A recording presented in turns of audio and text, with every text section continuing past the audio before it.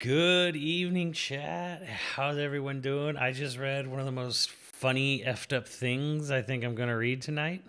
I'll just share all this with you as a sort of teaser for the Game Awards. And and it was about Todd Howard.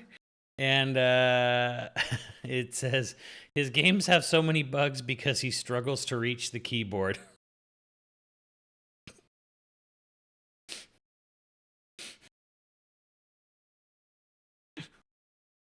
Damn. Ow. Ouch.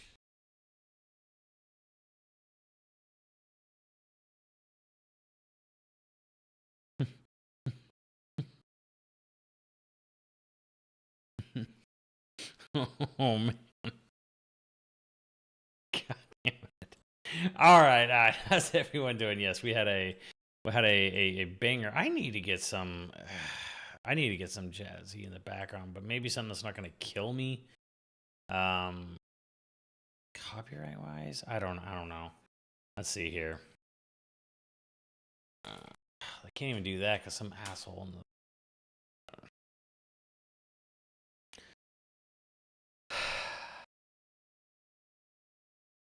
let me see.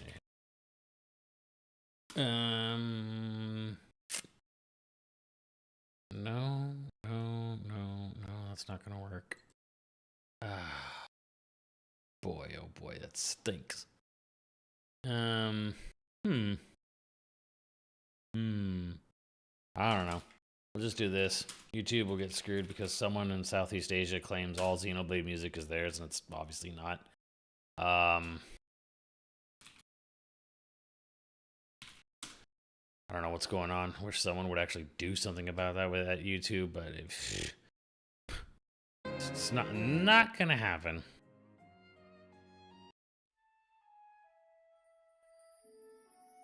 So, whatever. It is what it is. He might be small, but his wallet is fat. Fat with the blood of sweat and tears of all the devs he's laid off.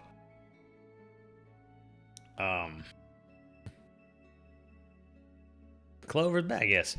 Anyways, I guess before I get to, I guess I can't really do this for any other way, can I? Maybe I could just show an image, right? I can show an image. I guess have an image just plastered back there. I don't think that's going to be a problem.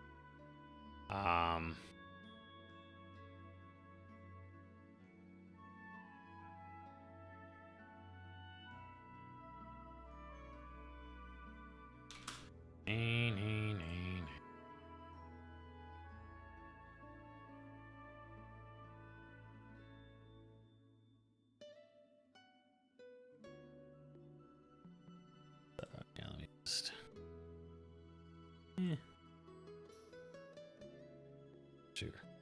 Sure. And let's put that in the background and just have it there. Yeah.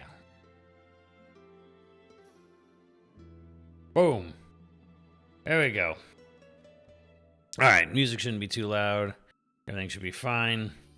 JPEGs are fine as long as I'm running footage. There you go.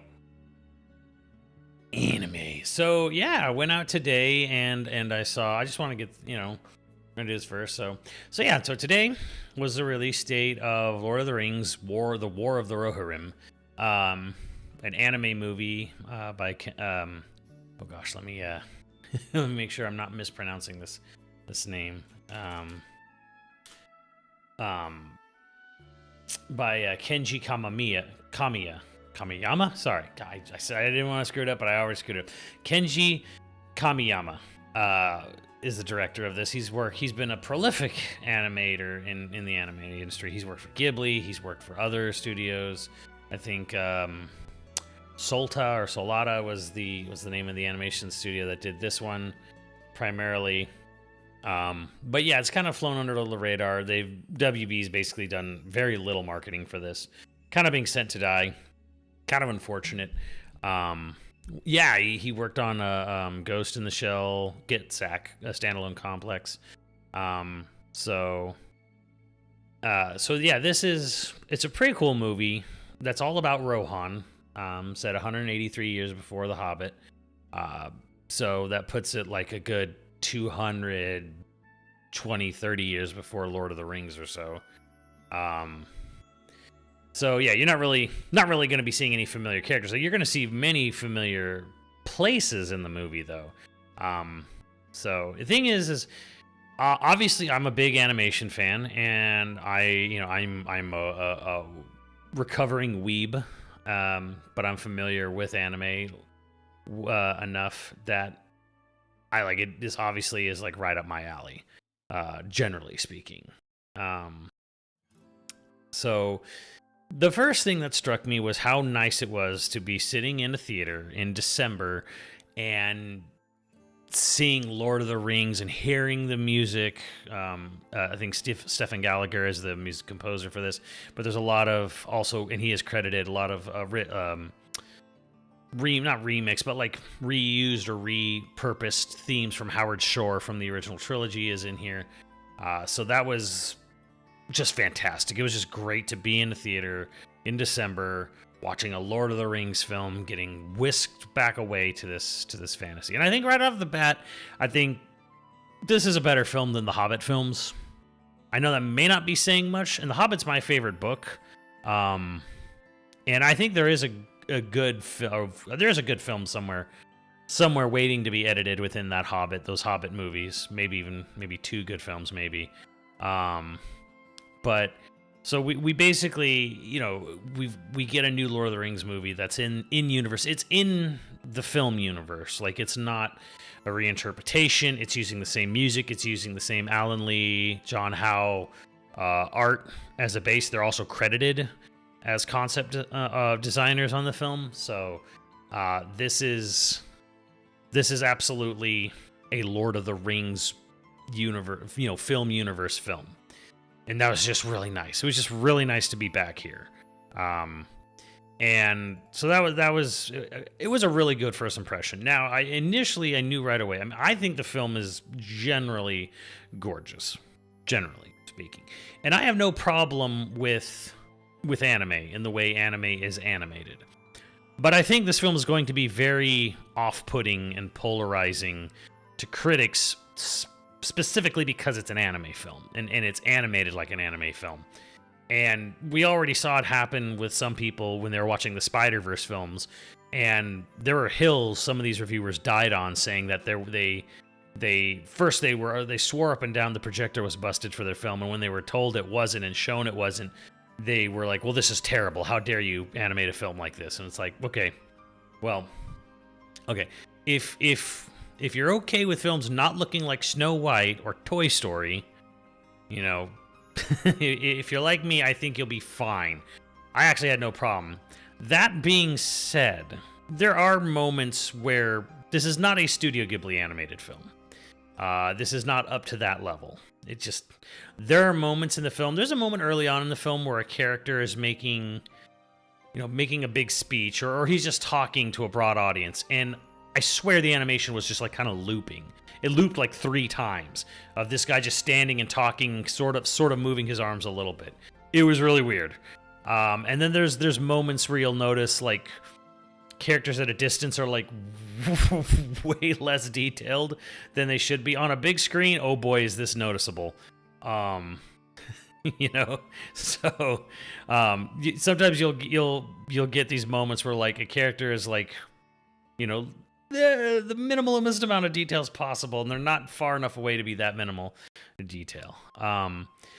Film was made in with the English dub in mind, so it is lip synced to English. You don't have to worry about this being like a film where, that's the other thing too, is you'll notice with the script and the dialogue, it's not paced like an anime, and it's not paced like a translated anime. This is not a film that was like translated into another language. It's like they recorded the English lines first and then they animated to that.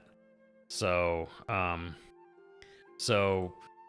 yeah, it's definitely not in that sense. It's not like an anime film where like they're sort of fitting, translating a language and localizing it and making it like work in English, and then also at the same time trying to match lips, lip syncing and timing. It doesn't have that problem, not really. So that being said, yeah, it is. I think generally though speaking, it took me like less than a minute to just be like, oh yeah, we're back, baby. And even though it is, yes, it's animated, but like, again, they do a really, really, really good job. And again, just to the strength of the original film designs, like Edoras looks like Edoras. Helm's Deep looks like Helm's Deep. Like things look 100% the way they're supposed to. So that's fantastic. So that, all that being said, like, so how is the actual story? Well, the story, this is based off an appendices, a very brief bit of writing in appendices A from Lord of the Rings that Tolkien wrote about the kings of Rohan, and it was really more of just a sort of like there was this guy and there was this guy and there was this guy, and they just took a story where the King Helm, he had 2 sons that were murdered in battle, and then he had a daughter who disappeared. And they're like, okay, well, there's a story there. So they write a story based on a very brief description of what's recounted, or what was described in a Tolkien appendices.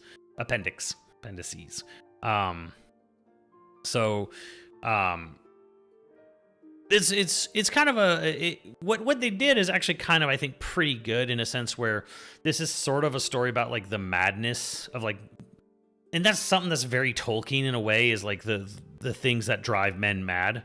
And this film is about the madness of grief and war and like adherence to honor and stuff like that, and kind of family, a little bit family, not really, but yeah, I guess I could say like, yeah, just all that stuff in their family, grief, war, madness, all that kind of general stuff. There's some really, it's pretty decent stuff here. It is kind of like fascinating to watch what starts out as basically these people are all sort of allied. Like, it's about the all the different kingdoms of Rohan, all the different areas of that area, of that part of Middle Earth.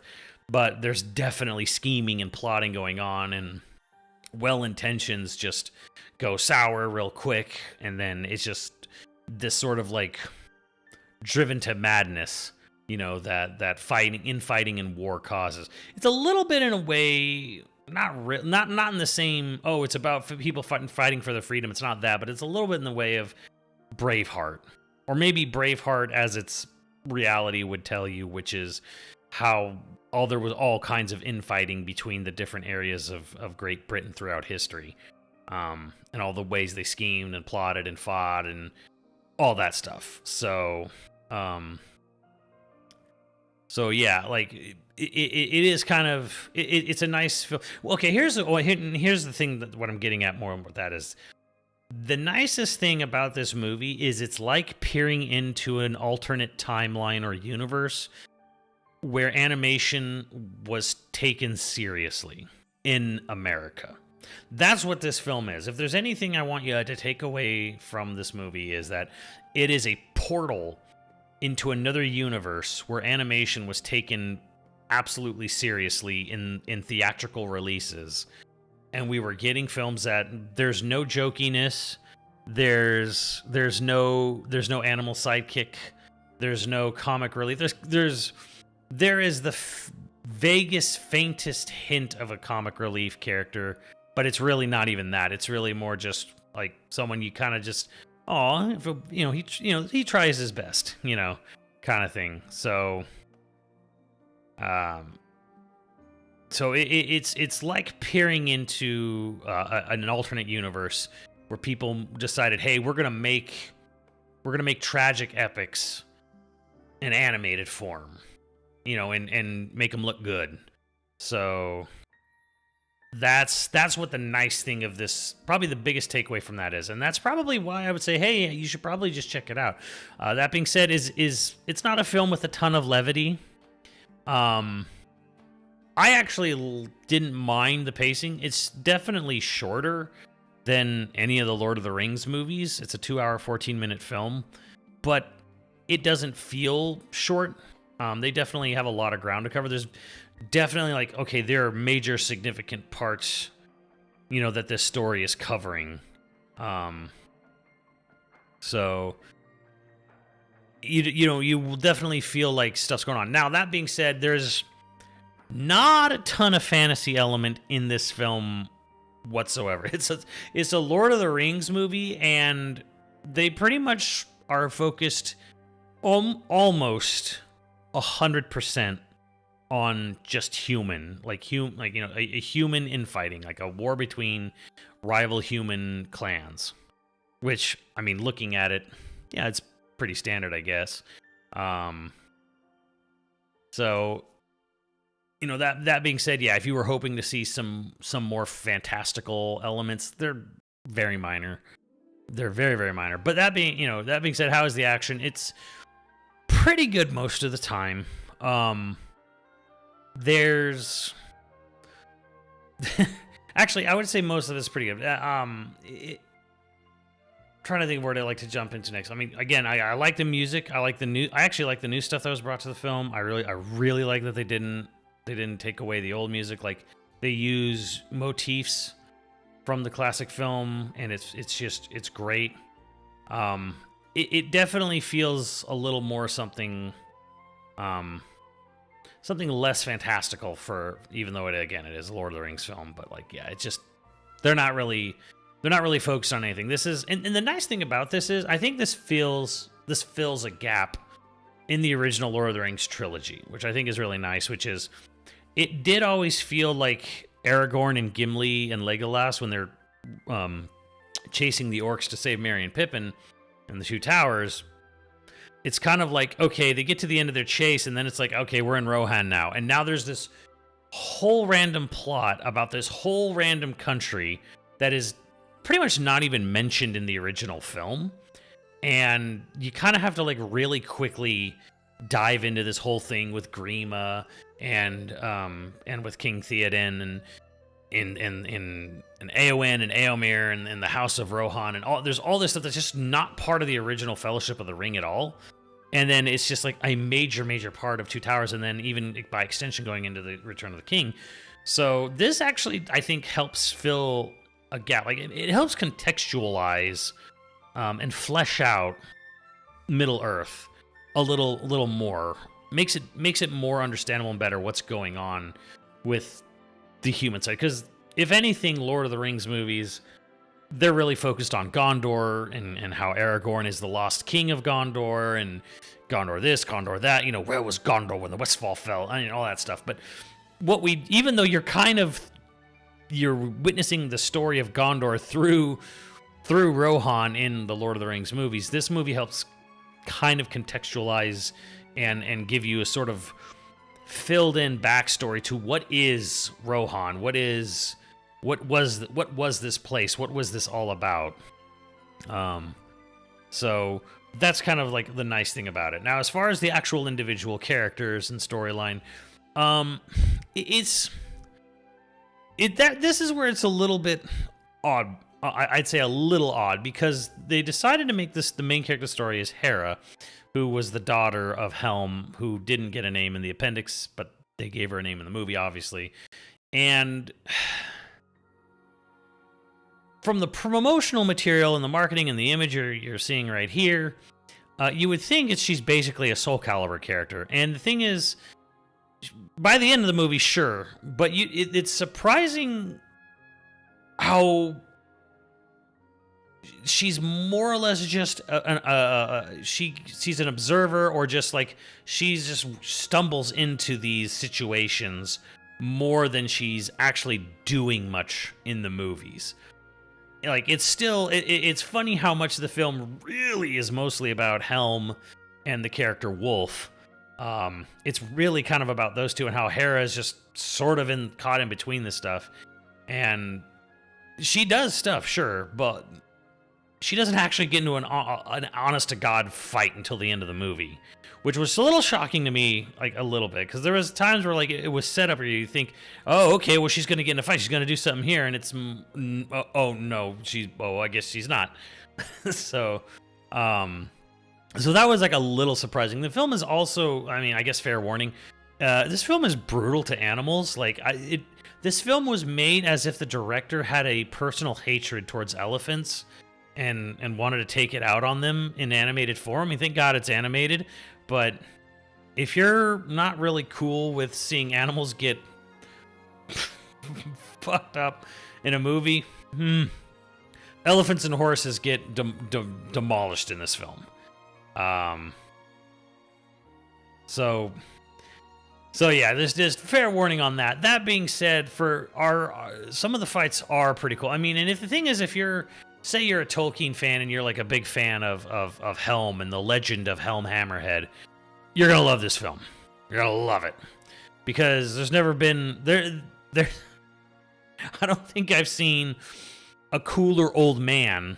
And frankly, there was a really cool character who's a shield maiden of Rohan, also in the film. But like, you've never seen a more badass old man in an anime. Like, I haven't. Like, unless it was like for some like almost like Joker or something. But I cannot, like, you know, if you like Helm Hammerhead, you can't believe the justice they do to this character, because good lord. good lord. This man's the cool factor stuff this guy gets to do. It's almost like, I don't even know, you almost wonder why Hera even was the main character sometimes, when it's like, okay, well, they give all the badass moments to Helm Hammerhead. So a little bit of that going on, however you feel about it. And yeah, the villain is, at first they try to like maybe bring him out as a sort of somewhat sympathetic, you know, he had a tough life or whatever, or, you know, oh, he kind of got a rough deal. But then it's like, he can't let go of it. Like, he's just like, he is just consumed by his hatred to such a petty degree that he goes from like, oh, maybe he's he's unlikable. No, he's a piece of shit. So he's just like, they never really give this character any chance of sort of redemption or sympathy. It's just kind of like, it's just immediately presented like, oh, maybe there's something to it. No, he's just an a-hole. But yeah, that being, you know, as far as like the characters and stuff goes, it's it is kind of Tolkien-esque in the sense of that Hera tends, I think unintentionally, I don't think this was the intention of the filmmakers at all, but I think unintentionally becomes more of a Frodo and Bilbo, where Bilbo, he's watching crap happen during The Hobbit. He just kind of stumbles into things. Thorin Oakenshield and Bard the Bowman do all the heavy lifting when it comes to fighting and action, and Bilbo's just kind of like, oh my god, he's just running for his life, fighting for his life. Frodo's kind of the same way, where, that's what I like about Frodo, but it's intentional with Frodo. Hera here is a little bit like, she's important to the story, and she's obviously, the movie's technically centered around her, and she does important things, obviously, but she seems to be more of just, I'm just sort of a victim of circumstance most of the time, more than I'm actually doing anything.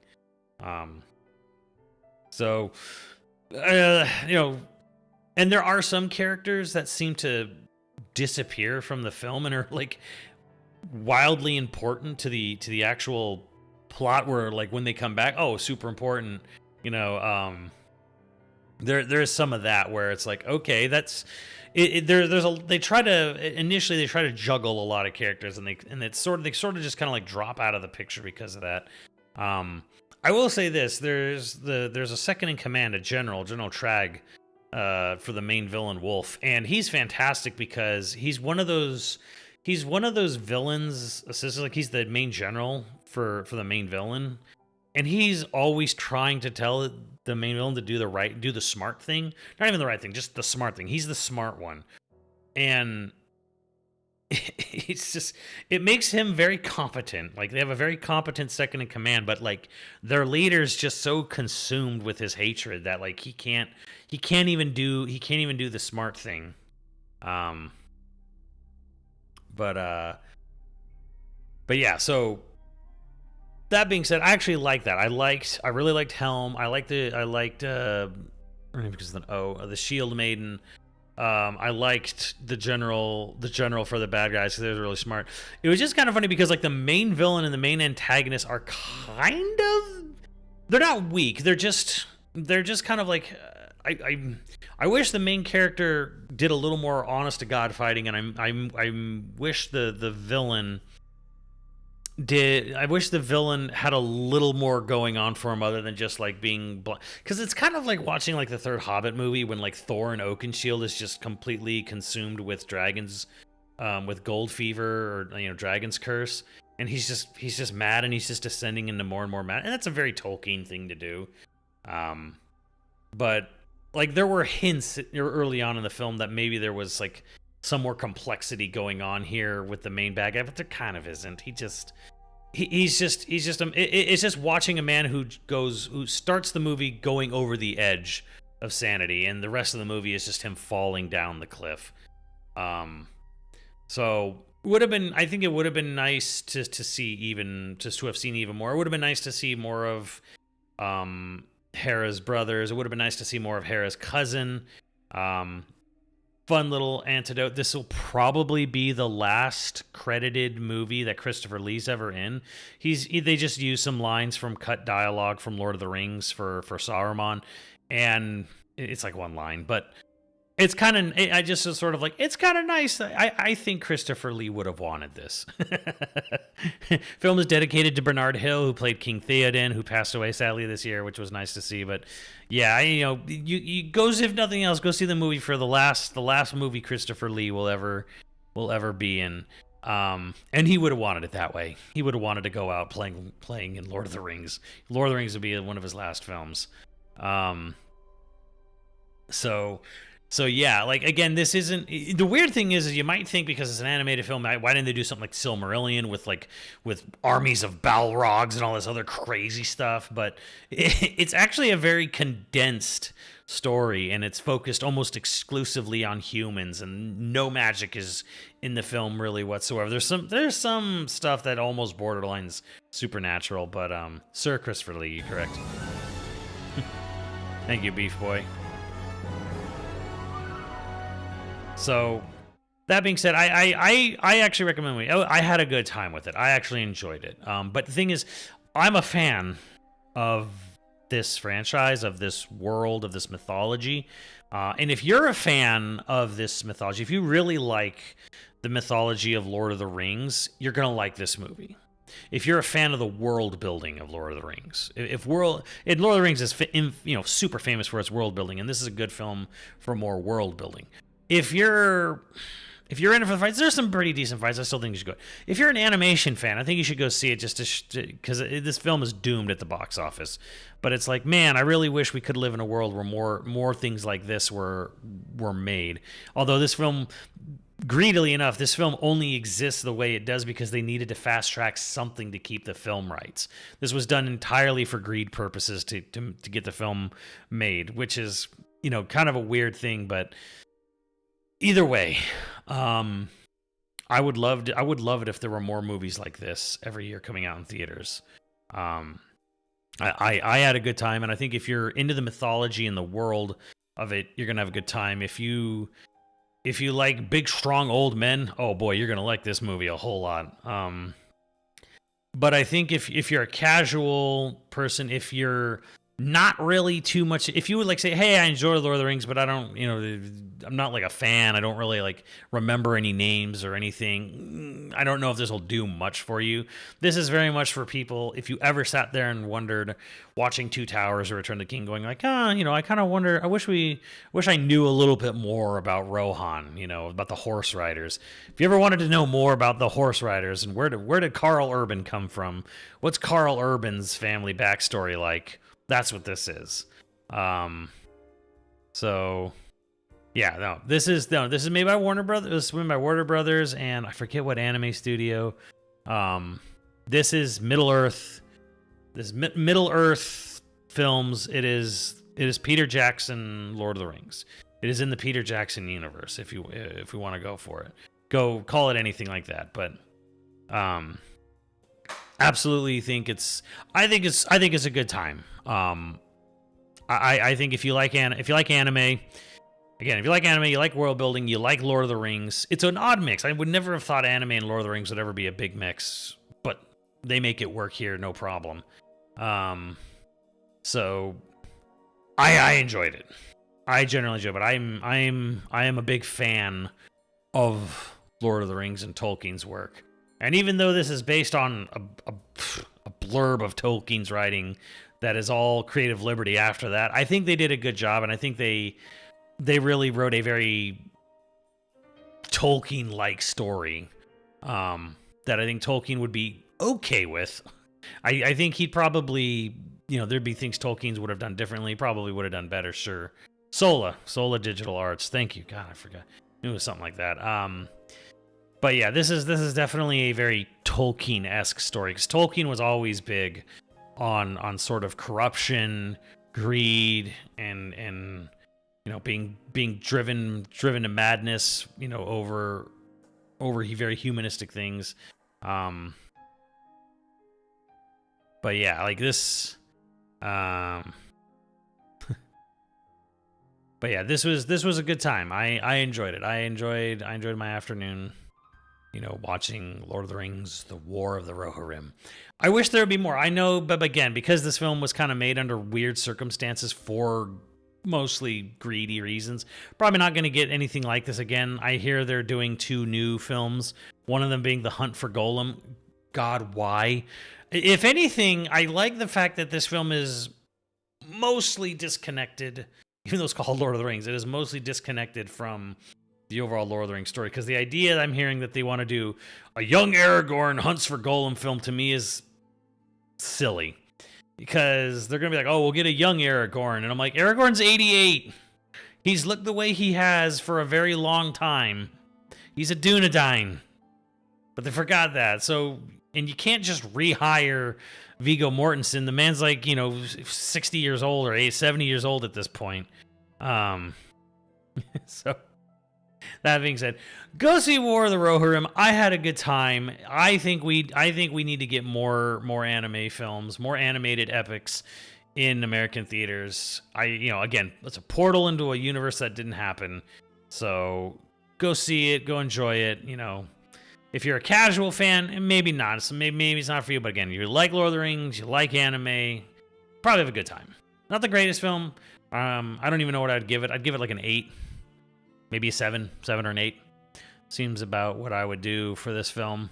It's probably not like super rewatchable like Lord of the Rings, because it doesn't have a very simple, fun, easy to follow hero's journey storyline. It's about backstabbing a-holes the whole way through. But that being said, I had a good time. I hope you do too.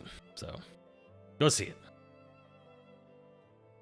Well, I'll ask you, what's a question you didn't understand, Nico?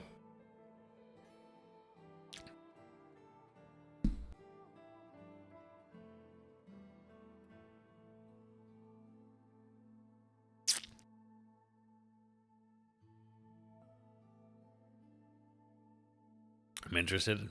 Yeah. Hunt for Golem takes place during Fellowship. That doesn't even make sense. What are they going to do? CG age Aragorn and Legolas? Oh my god. What are they doing? Stop.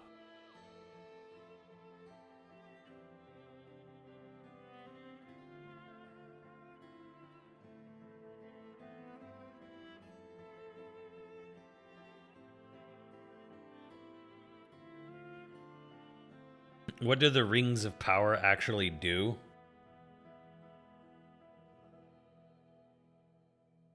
That is given in detail. But the whole point of them is that Sarah Brimbor forged, like, was Sauron told Sarah, like, this elven smith to forge rings of power for men and for dwarves. Yeah, it does kind of depend on the wearer.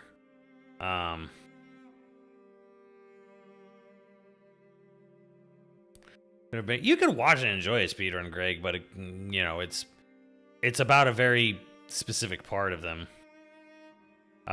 Very specific country within Lord of the Rings and sort of their backstory, their Braveheart-ish backstory. Hobbits like to hide. I don't think that's actually true, because, well, I mean, Smeagol is a halfling river person, so I guess you could say Smeagol was kind of a hobbit too. But the idea was that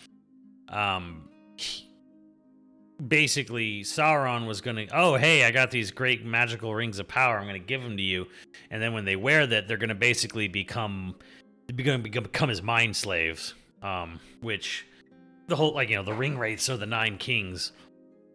So it's more like influence and power. During the Silmarillion. Well, Silmarillion's not really a single story. Silmarillion it's like a history book. Yeah,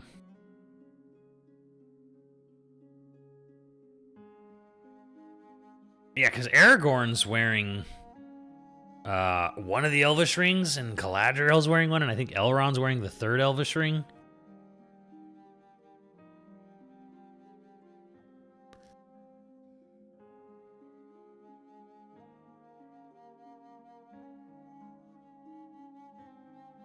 Gandalf. Is Gandalf wearing one of the Elvish ones?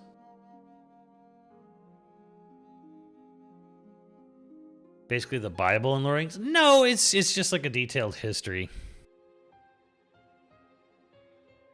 Yeah, because Gandalf says, I am the servant of the secret fire, forged in the flame of Andor. That's what he's telling the Balrog. That's why he tells him that.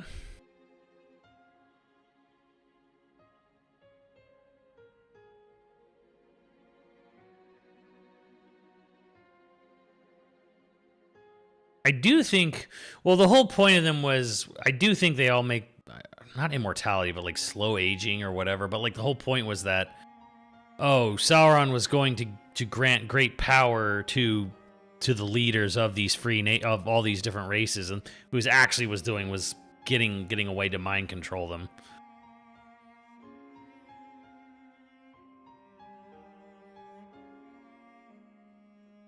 Passive buffs.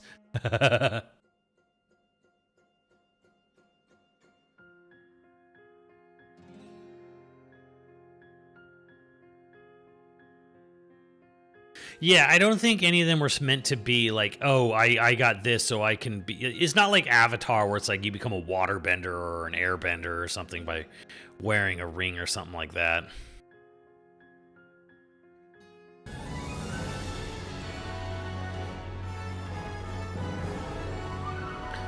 Frodo got really hooked to the ring. Well, that's the One Ring's influence. The One Ring basically is like a psychic, like it corrupts your head. Like that's the whole.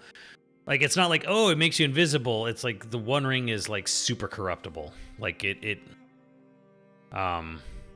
there's a good scene in like Two Towers Extended where like Denethor is telling Boromir like, other men are weak, but you are strong, like strong-willed, strong-minded.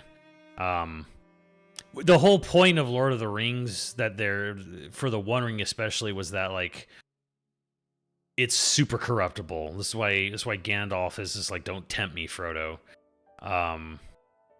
because like it's like an intoxicating power kind of thing.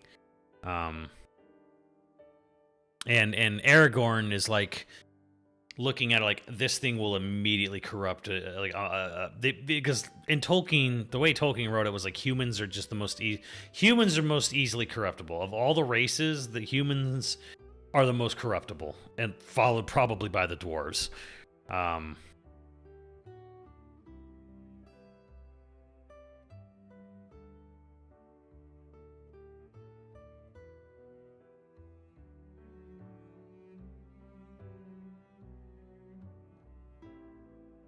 So like the whole thing of and the whole point of Lord of the Rings is just that like it's just a guy who's not greedy, he doesn't want much, he just wants to live his life in peace. He's the guy who's going to save the world because he doesn't care about power, he doesn't care, about money or gold or anything. Like it just doesn't, like I don't care. Like I just kind of want to like live in my hole in the ground and leave me alone kind of thing.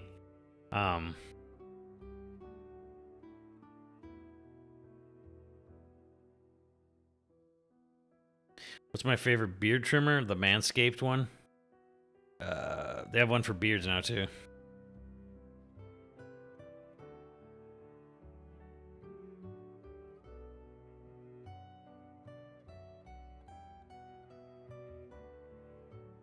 Whole bunch of new characters, you say, in Astrobot. I'll have to check that out.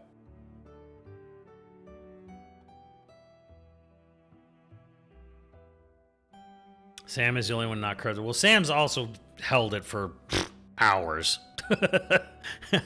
Sam didn't hold on to it that long. We did hold on to it, but not long.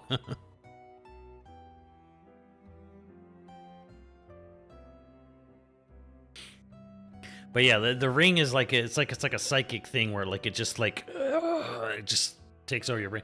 And that was here's the thing I actually, because I just rewatched all the extended editions too, and I can't believe they didn't put this in the movies. So in the movies we see Denethor, father of Boromir, the steward of Gondor, and how fucked up he is, and he prefers Boromir over Faramir. He sends Faramir on a suicide mission to die. He tries to burn himself alive.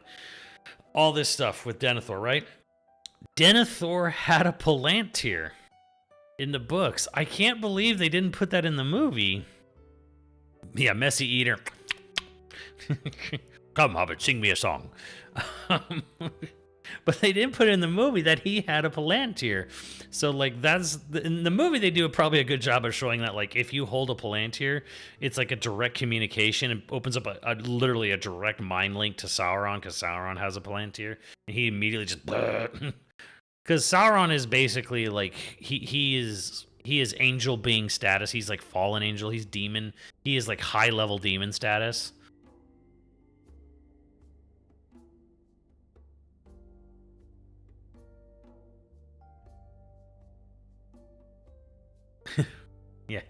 Yeah, so yeah, Denethor had his own Palantir, and they find it after he kills himself.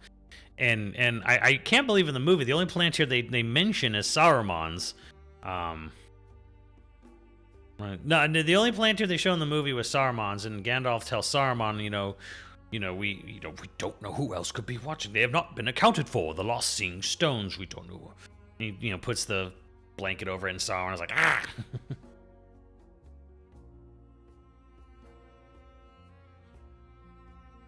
Yeah, there's a scene where Aragorn goes and touches the orb and shows his blade, but it's still wrapped up. It's still wrapped in the blanket that Gandalf put it in. The same one that Peregrine took. Opens up to look at it, so it's like, oh, it's just that one, I guess. Yeah, Frodo gives into the corruption at the end. He's had it too long, and he gets to the end there, and the ring is also like semi. The ring itself is like semi-conscious. It's self-aware, kind of. So the closer it gets to its own death, it's like, no. Yeah, and then Gollum bites his finger off and falls in. Sentient, yeah. The ring is like semi-sentient itself.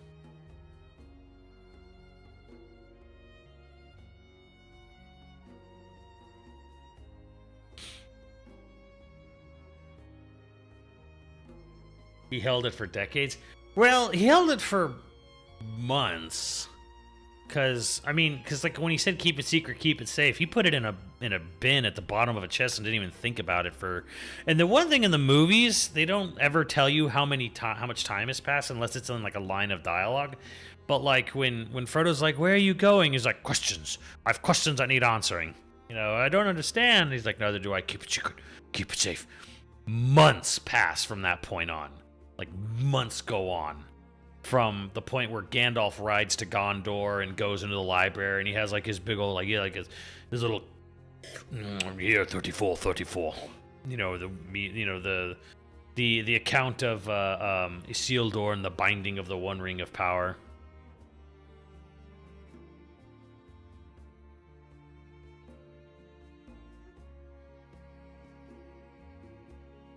Yeah, I get why they can't do that, but they don't even mention like a passing of time, like 9 months later, and at the Green Dragon Inn and Merry and Pippin are dancing on the table or whatever. They never do, like they never even put a little blurb of like time, how much time has actually passed. Gandalf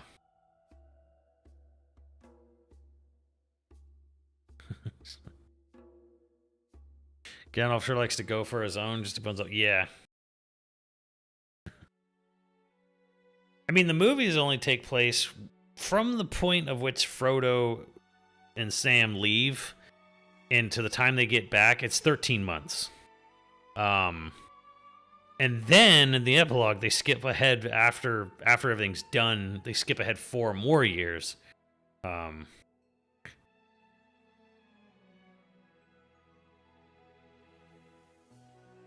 Yeah, the War of the Ring is only like it's 13 months. It takes the whole entirety of Lord of the Rings is 13. Well, from the point when Frodo sets out on his journey is 13 months.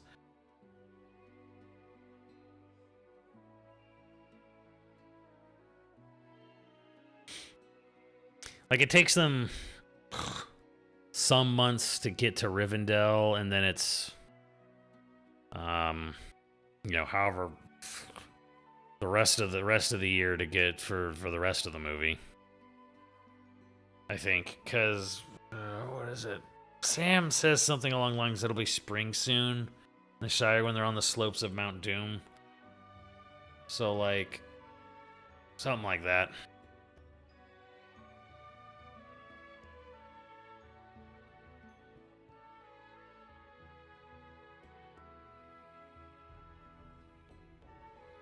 And and Saruman's scouring of the Shire, which is not in the movies, which I understand.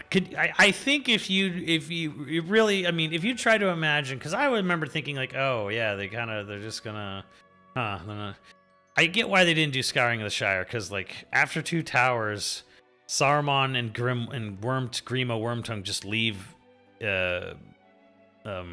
Isengard. And then they go and they take over the Shire, and they set up this authoritarian dictatorship in the Shire. And then Sam and Merry and Pippin have to lead this insurrection, lead a rebel uprising to take back the Shire.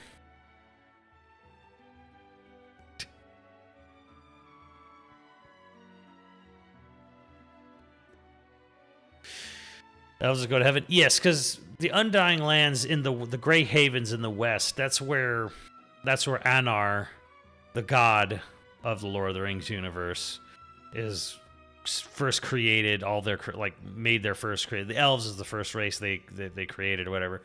And Gandalf and Saruman and Radagast and the two blue wizards who will forever be unnamed and unknown. You know, they were sent to Middle Earth to find Sauron. Well, to Murgoth or whatever. Because there was this basically Satan-like character, and was it Murgoth or whatever? Anyway, Sauron was literally just a follower, disciple, a general of an even more powerful evil chick, Morgoth. But anyways, Undying Lands is like it's across the sea, but it's also implied that like you're crossing dimensions when you get to the Undying Lands.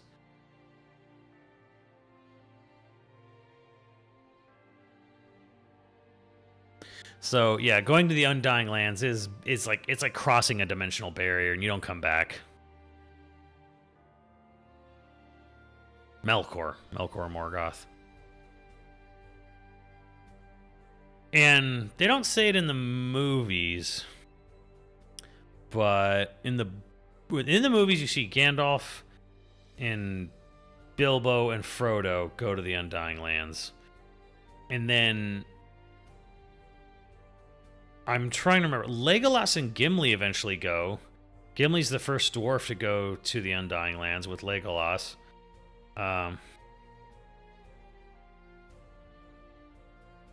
And Merry and Pippin, I believe, die and are buried in Middle Earth. Aragorn dies in Middle Earth. I know that. That scene with Arwen, standing over his grave, is supposed to be kind of like, yeah, that's kind of eventually what happens. She eventually outlives him. And then I can't remember if Sam went or not. Sam becomes the mayor of the Shire. Yeah,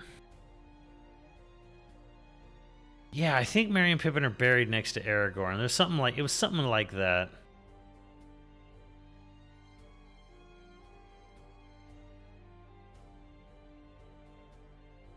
I think Sam goes too.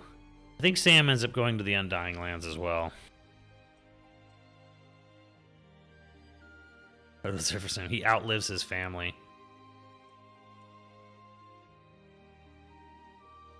He can go rejoin his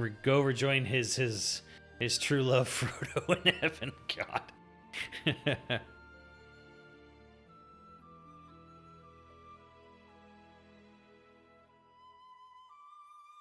Sam outlived his family. How? Well, he did have possession of the ring for a time.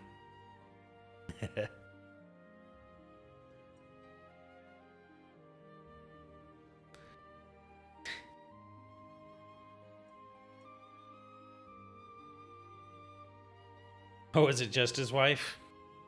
Hell is his wife, so he just is like, fuck it, I'm dying, I'm going to heaven, whatever. He pieces out of life. That makes sense. So, movie good? Yes, movie good. I would go. I recommend go seeing it.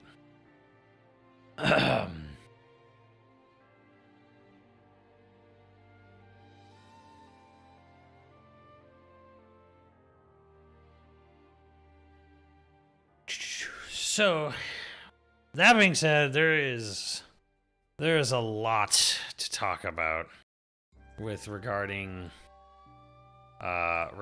this Game Awards.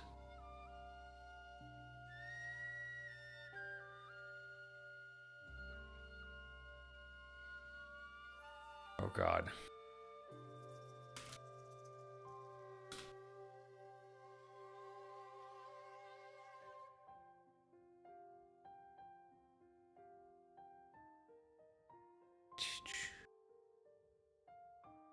The hell is this?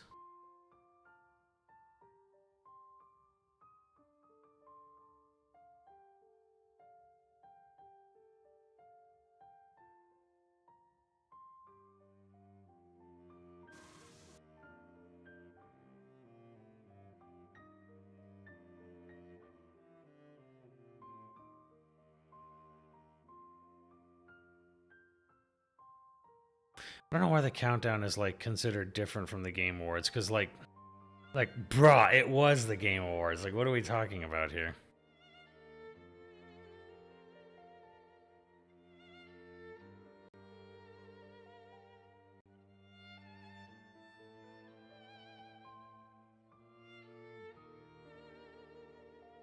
Use Old Spice. Total body.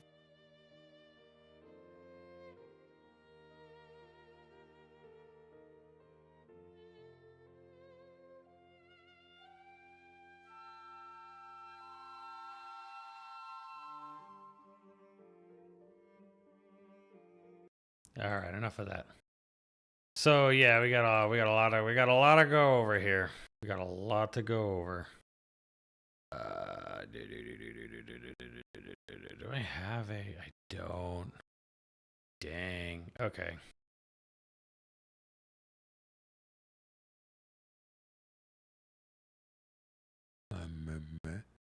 Meh.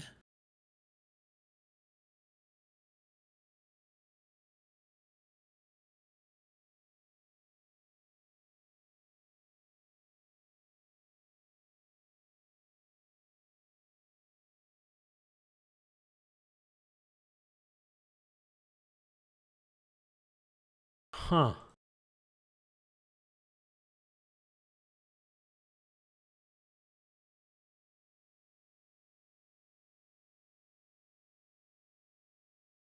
What's going on? Desktop one's not capturing? What the fuck?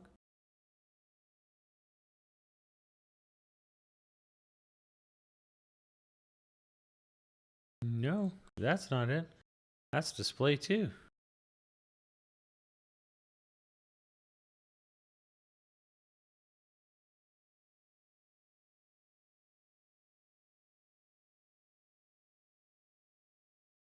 Doesn't want to work. Okie dokie, R2 What the fuck? Huh. Why is that? Now, why is... You know what? Fine. Oh, I think I know. Maybe no. Oh. I don't fucking know, man. I don't know. I don't know what's going on anymore. I'll just blame XSplit. All right, so let's talk about the Game Awards 2024. And this was probably their best show they've probably ever had. That being said, probably a little bias on my part because hey, it's just a lot of things I personally would be interested in playing, getting announced and whatever. But I think it was just an overall a very good show. Now people have misconstrued this forever, and the thing is like I don't hate the Game Awards, and I don't even personally hate Jeff Keighley or anything like that. But I have criticisms of the Game Awards and how they're handled and how they're run. A lot of it's kind of not even really in Jeff. It's kind of out of his hands, and I still have them. I still think that what gets announced, what is and isn't eligible, is I don't think consistent. I don't, and I think that and I know from firsthand accounts that the judging outlets, the judges panels, do not play all the games that they vote on. But there's really nothing Jeff can really do about that because it's just like the Oscars. No matter what Joseph wants to believe, it is the Oscars for all intents and purposes, and you are dealing with groups of people who are making decisions on the nominees and winners that are not actually playing all the games in their categories. So that being said, we had the show went smoothly. It had the best use of the Muppets ever by far. He will never outlive this use of Statler and Waldorf. That's great. I do think there are things that could be done. I do think there's more that could be done as far as presenters and what have you. Again, Jeff seems to really love having big celebrities give awards, and as much as I enjoy the sort of don't give a hoot about anything attitude of Harrison Ford. Again, why is Harrison Ford there? I don't care that an Indiana Jones game just came out. That's just marketing tie-in because the game isn't even eligible for any awards this year. So we don't need him. Snoop's fun, but it's like, and Snoop does play video games, but like just having Snoop come on stage and play a medley of Snoop's greatest hits over his career, what does that have to do with video games? Why isn't this a video game segment? Why couldn't this have been done for more time to for the best, do a medley again for the games nominated for best soundtrack? I have issues. I have serious issues with the Hollywood and music industry chasing that the Game Awards still does. We don't need them. We don't need them there. Okay, you don't need to spend money to put them there. Like, it's this weird sort of like, we want to be taken seriously, and it's like, you already have multitudes more people watching your show than the Oscars. So let's stop trying to be Hollywood when we're already bigger than Hollywood from a viewership perspective. To stop chasing them. It's just weird at this point. Like, I don't understand the celebrity flexing. That's the part on Jeff I can actually say, where it's like, stop chasing music celebrities and movie celebrities and just stick to the gaming stuff, man. So yeah, those are still things I think could be improved, but I think overall it was a good show as far as just it went off without a hitch, had a lot of good announcements. It was run well. There are the issues I still have, and I don't know if they're ever going to get fixed or anything. But yeah, there is definitely parts where, you could trim some of the fat, you could trim some of the pandering to other celebrity, gawking that you don't need. So that's not changed with me at all. But that being said, let's just let's break it down. Let's go back in and start with one of the biggest, most beautiful announcements of the night. God almighty. It's like you moved 2 seconds. I need to give you an ad.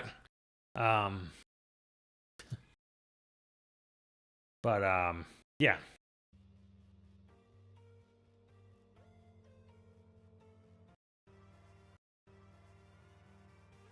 What is a fast forward? Is it K still on? No, that's pause.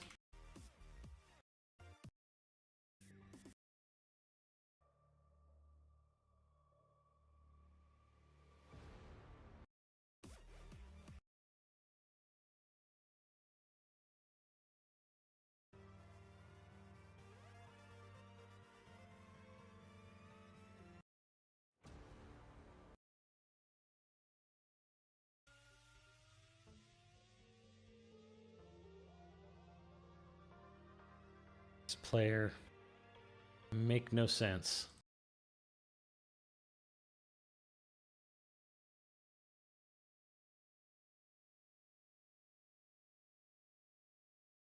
Okay, so this is all screwed up. Okay, it's just screwed up. That's great. Wonderful.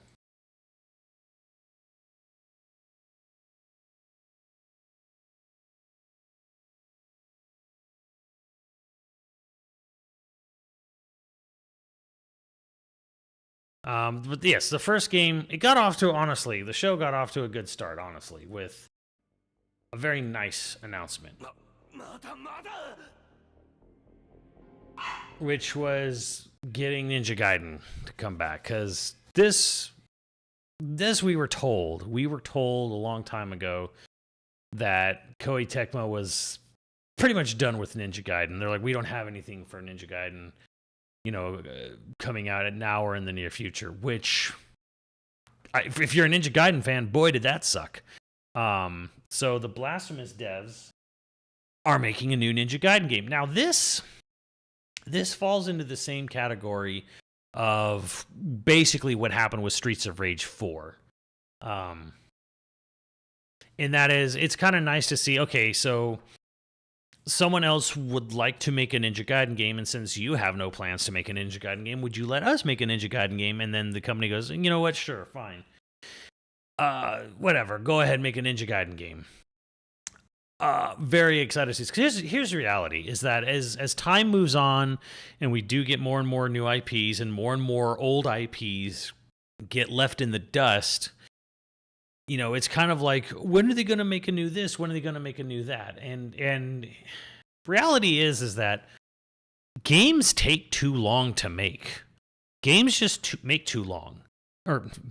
Games take too long. They take too long to develop. We're in a stage now where if Team Ninja wanted to make a new Ninja Gaiden, it would take them 3 to 4 to 5 years. Anywhere between 3 to 5 years to make one new Ninja Gaiden game. And so that's basically impossible for these companies to maintain their legacy anymore, because games don't take 6 months, 9 months, 12 months, 18 months. They don't take 9 to 18 months to make anymore. So if we want great new games from older franchises to keep happening, this is the way to go. There's many great indie devs out there, and there's many people laid off who could probably form a proxy studio the way Moon Studios operates and make you a really cool new version of a classic game. This is the way to go. I mean, yes, they've made fantastic, well, at least 2 fantastic 3D Ninja Gaiden games, and that's cool. But Team Ninja has obviously got many other franchises now. It's got, just to say nothing of like Neo and helping out in many other things, Stranger Paradise and what have you. Wolong. So this is the way to go about it.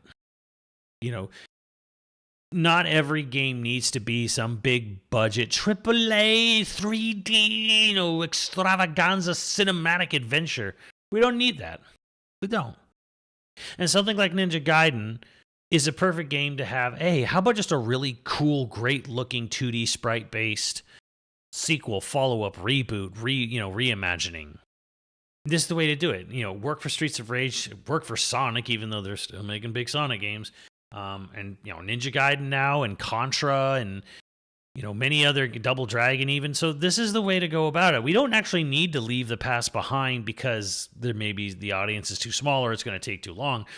How about you find a really talented indie developer to just make a sequel or spin-off or whatever to a classic IP because they loved it in the past and they'd love to take a crack at a new one. So this is the way to go about it. And in a proven developer, the Game Kitchen, a beautiful art style, D-Slugs, working on, obviously working on the character. I already talked about it on social media today. So this is the way to go about it. I think this is a perfect way to keep the flame alive for some of those classic old franchises. Give it the DuckTales remastered or Strider treatment if you can't even do pixel art, because both DuckTales remastered and Strider sold 1 million units each. They sold more than their original games did. So yeah, this is the way to go about it. So really good start to the Game Awards with Ninja Gaiden. Hi-ya! Some of you will understand me there. Tekken 8 won Fighting Game of the Year, which is good. Good to see.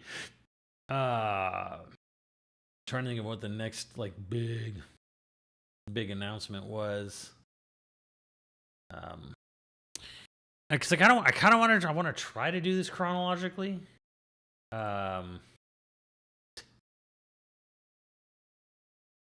Okay. Hey, thank God for the comments.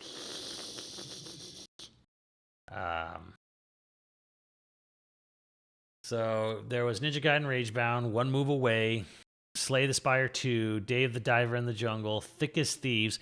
War Inspector's back and it's a multiplayer game.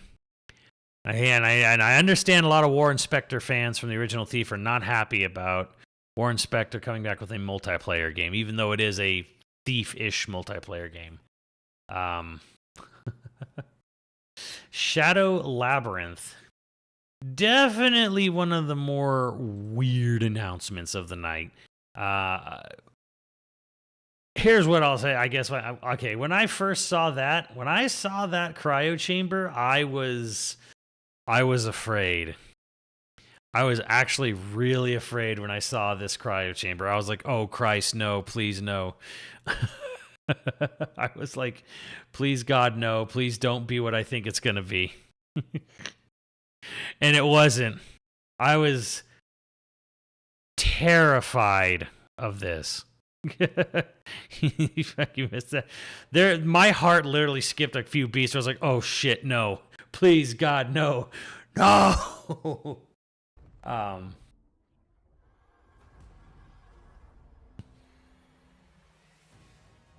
But it was okay. It ended up being Pac-Man.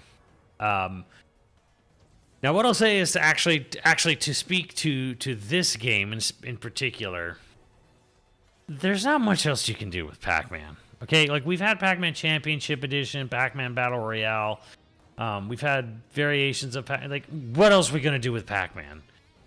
Now, does this look a little crazy? Maybe a little edgy? Maybe. I hope it's not the Bomberman Act Zero moment for Pac-Man. But and it's not even called Pac-Man. It's called Shadow Labyrinth, which is nice. But this is cool because I don't know what the hell else you're gonna do with Pac-Man.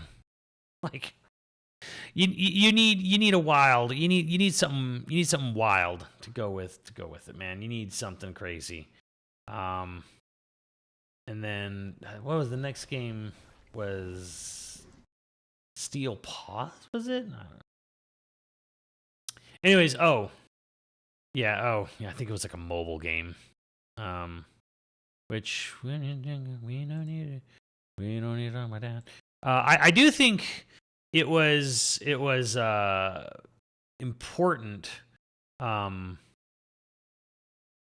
that his name escapes me, the man who helped build a website to get all these fired employees jobs again.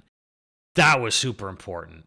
There was a couple moments where they were talking, people talked about that, and some people were saying how salty and mad Phil Spencer looked. How he didn't even clap for Astrobot winning. But it's kind of like, Amir, thank you. And it's kind of like, yeah, dude, I mean, you definitely shouldn't be saying anything irresponsible, directly or indirectly, for so many people getting fucked over. Like, yeah, it's almost like you need to not be here, which would actually be a wonderful thing if the Game Awards just became so developer focused and pushed all them out. But I mean, again, like fucking Todd Howard sitting there jumping up and down trying to be noticed. Notice me, senpai camera. He's dressed like fucking Sully from Commando. But yeah. But yeah, it'd be great. It'd be great if the publishers get pushed out of, because I think they used to have a Publisher of the Year award. I don't remember if they did or didn't, but they need to get like the more publishers get pushed out of the Game Awards, the better.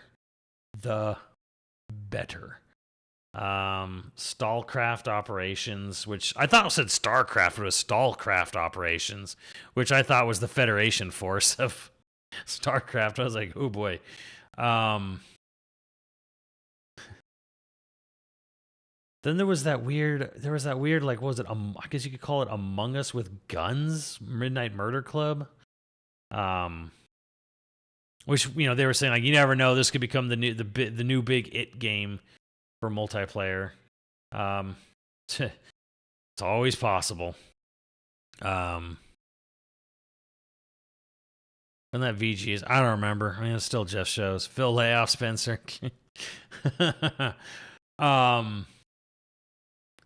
Yeah, and then I'm trying to remember everything they had. There was a game called Kiora, was it? I'm clicking through.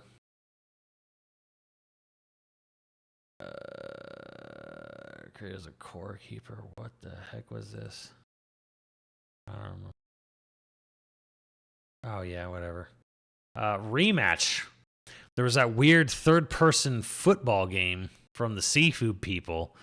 Here was sort of just a nice surprise that just kind of got lost in the mega Omega level announcements. I mean, it looks like Sifu, like really, really looks like Sifu. Yeah, the Muppets were 100% the best part. Everyone was like, I can't believe Jeff let them say that. I'm like, you know what? I hope Jeff didn't. I hope Jeff didn't know they were going to say the things he did. They probably did, but Sifu does it. I think this looks cool. I actually think this looks like it could be a really, really fun multiplayer game. I am actually super on board with a really cool third-person direct, like in-your-face soccer game. I think there was a Saturn soccer game that was third-person, if I remember right. I don't know if it was any good, but yeah, this actually, I think, and the name was great. Online football action. Rematch was kind of like, yeah, it kind of got lost in the sauce, but it was a very cool-looking game.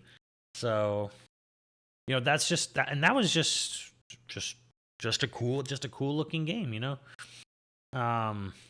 Celeste 2, which nah, I mean, whatever. It's a PC-ass, CRPG ass, PC ass game. I think I'd rather go to sleep, take a nap, take a nice long nap. I think the funniest thing about this 5-hour long Witcher trailer was that it said it was on an unannounced GPU. He went over a cut joke on the Easy Allies podcast. What was the cut joke? Zimbiazo, if you remember. Because shocking, he let the ones he did go through. So they said unannounced, which to me means, okay, so it's beyond the 50 series? Because they've announced the 50 series. They announced that there's going to be 50 series GPUs, so this is a 60 series? Total next-gen game.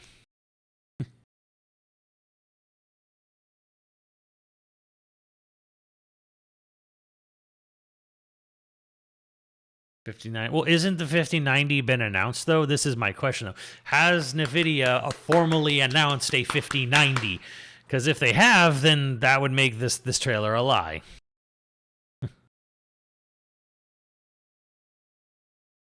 $5090 has not. So, okay, so 5090, then, what they announced the 5060, 5070, 5080? They haven't announced anything officially. It says the 50. Has any of the 50 series been formally officially announced? Just 50 series. Well, I mean, it still could be beyond 50 then, though. I don't know. Super Dragon, Super Duper Mega Ultra TI. This could be a 5070 Super for all we know.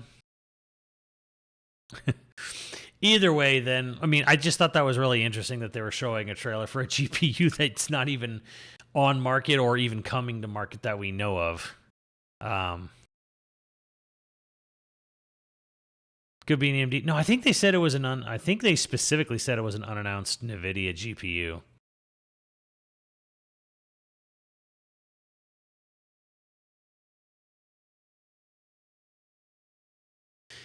It was something about Waldorf not being married anymore because he took her to the Game Awards.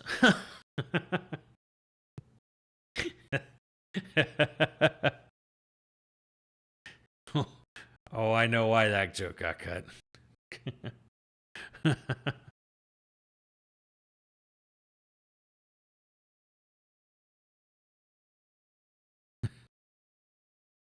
Finance has been announced at the start of 2025. NVIDIA got their press conference ready. Okay, so we're looking at like a 5090 here in all likelihood. Which they're pulling a they're pulling a cyberpunk on us, where they're showing a game on hardware that you can't even really own. So the next CDPR, no. So okay. CDPR absolutely said in the fallout of Cyberpunk's botched launch that they were going to go back and do a new Witcher game. That Witcher 4 was going to be next. and they laid out sort of a roadmap. They kind of had to go really transparent because of how badly development of Cyberpunk went. And the thing is that I'm wary. I'm wary as all hell about they're doing what they have to do. They're doing what they have to do, which is apologize. Like Old Spice. They gotta apologize for for how Cyberpunk turned out. But the thing is did they actually learn anything? Or did they just or did they just get their hand caught in the cookie jar? Like is development, is work-life balance, is development going to go better for the company? Are things going better for the company? Or are we just or was it just sort of like, you got me? And we won't really know, I guess, but the thing is, okay, I know this is a big game.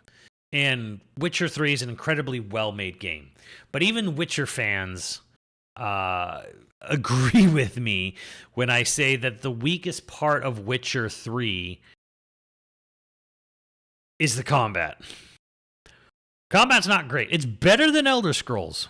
That is the height of that is the highest of praise I can give combat in Witcher 3, is that it's better than Elder Scrolls combat, but the combat still kind of sucks.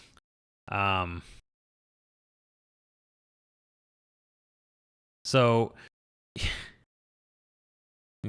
well, the thing is, we didn't see any. Here's the thing, Game Prodigy. When it comes to Witcher 4, we didn't see nothing. We'll get to this, but yeah, it's going to be a very big game. And I'm just going to say this now. I'll say it for Witcher, and I'm going to say it for, I think it's Intergalactic. I am not going to comment on anything about the fuckability of a character design in a big ol' in any video game, because I believe that using that as a metric for whether or not you like something is so vapid and stupid. I do not even want to entertain any sort of discussion on it. I think if any of that bothers you, don't come to my channel. Don't go to Max's or Kenny's or Steve's. Like, if you have that thought in your head, let it go. It's too stupid. It is just way too stupid of a conversation in any form of any type that I will shoot it on site, and it will be shot from site on all of your video games. Like, don't bring any of that shit here, because it's too stupid. It's just too stupid to even talk about. So don't care. Like, don't give me, like, I talk all the time about character designs and like ugly, like Rumbleverse is ugly and it killed Rumbleverse, yes, but you know exactly what I'm talking about when it comes to shit like Siri and whatever in Witcher 4. Like, you gonna whine about a thing because those reasons? We're not gonna discuss nothing. You'll just be gone. You will just be shot. I think a Witcher 1 remake is still happening. Yeah. But yeah, anyways, Witcher 4 ain't coming out for like 4 years minimum. So yeah, anyways, this was really funny because I saw this and I went, and Max was like, "Oh yeah, this is FromSoft." And I looked at the bricks and then I looked at the slope. I looked at the slope right here and went, "Oh shit, that's an asset. That is an Elden Ring asset. That is a Dark Souls Elden Ring asset." And I was like, "Oh yeah, that's totally a FromSoft thing." Like, I actually looked at the bricks and I would say, and I was like, "Oh yeah, that's totally from their games." So yeah, this was Elden Ring Night Rain was announced. I have seen that slope for 5 years.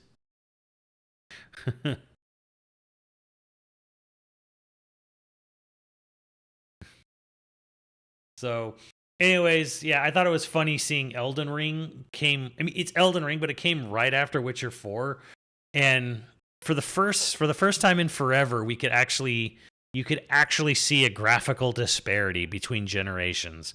Like things actually looked a generation above and behind. so so I saw the breakdown of what it is today, and I couldn't be more interested because like I already don't like Souls like combat, but the thing is you have pre-built builds. Pre-built builds. I was trying to think of something else besides build, but you have pre-made builds that you select. Like there's like 8 of them. So it's this weird survival mechanic game. Survival, battle royale, RNG, what have you. And you use pre-made builds. And it's like you try to you basically have to survive for 3 days or whatever, and like the map shrinks. It comes in, and then you have to like fight a boss if you survive the whole time. Survival roguelike, basically. And this is where I was just kind of like, oh, I really don't care, because I am so over from soft Soulsborne combat systems. And the fact is the most interesting thing about FromSoft, Elden Ring, Dark Souls, Bloodborne is that you have this insane customization in the build you're making.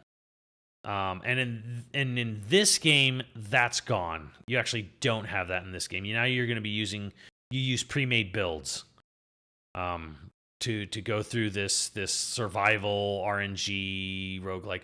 You get like this shrunken version of Limgrave, and you have to run, loot, build up your loot as much as you can, and then fight a boss at the end of like 3 days or whatever.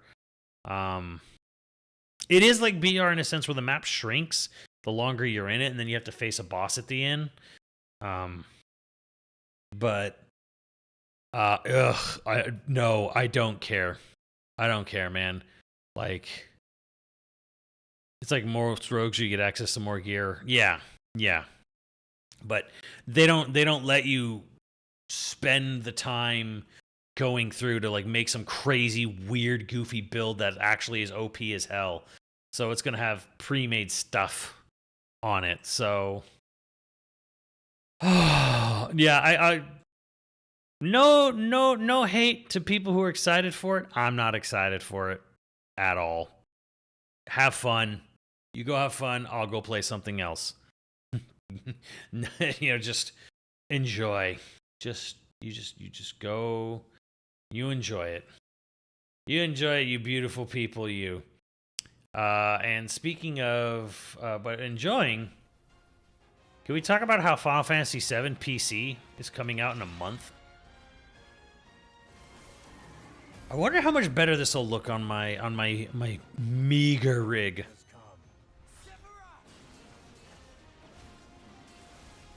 At last, our long-awaited reunion.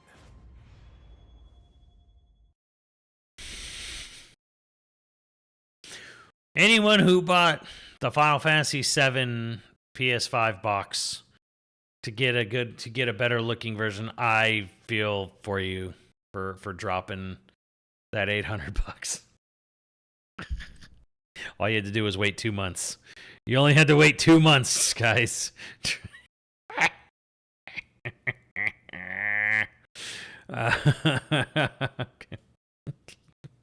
Bait and switch. So. Okay. No, yeah, so PS5 Pro is really worthless now. Since the game that takes the greatest advantage of it is now going to be on PC in a month, so I'm sure other games will make it worth it in the coming down the road, but for now, unless you don't have a PS5 at all or a Series X at all, really don't need to get a PS5 Pro for a while.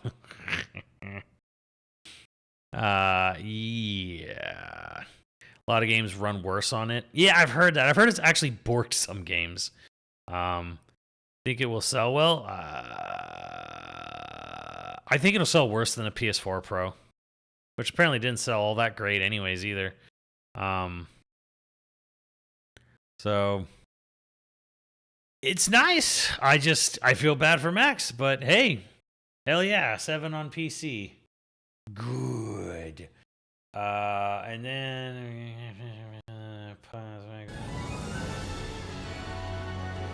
Dude, Man, God Person. Now here's a here's a guy thing. Yeah, here's a game that. What's up, KY? Depends. I have a remake save file. Wow. I mean, Square could have done it if they thought about it real hard. They could have worked something out, but it would have needed like an online Square Enix account or something in Cloud Save or something or other. What's up, Side Realist? So this one actually kind of annoyed me. Not because I'm not excited for the game, but the fact of the matter is we heard about Ueda working independently, going third party, what have you, years ago. We heard about this years ago. And to get such a nothing burger of a trailer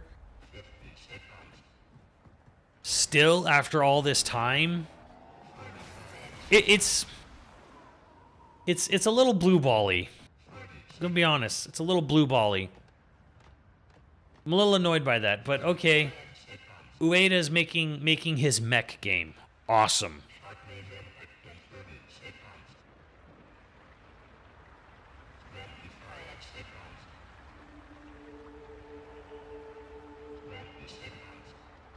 Is it Sony game? No, this is third party. This is, I think, Epic is publishing it or something.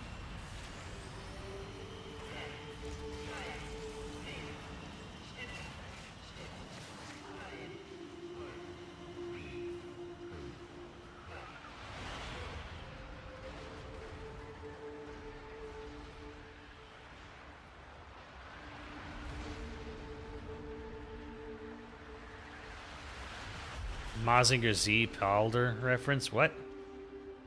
You mech heads think everything's a reference.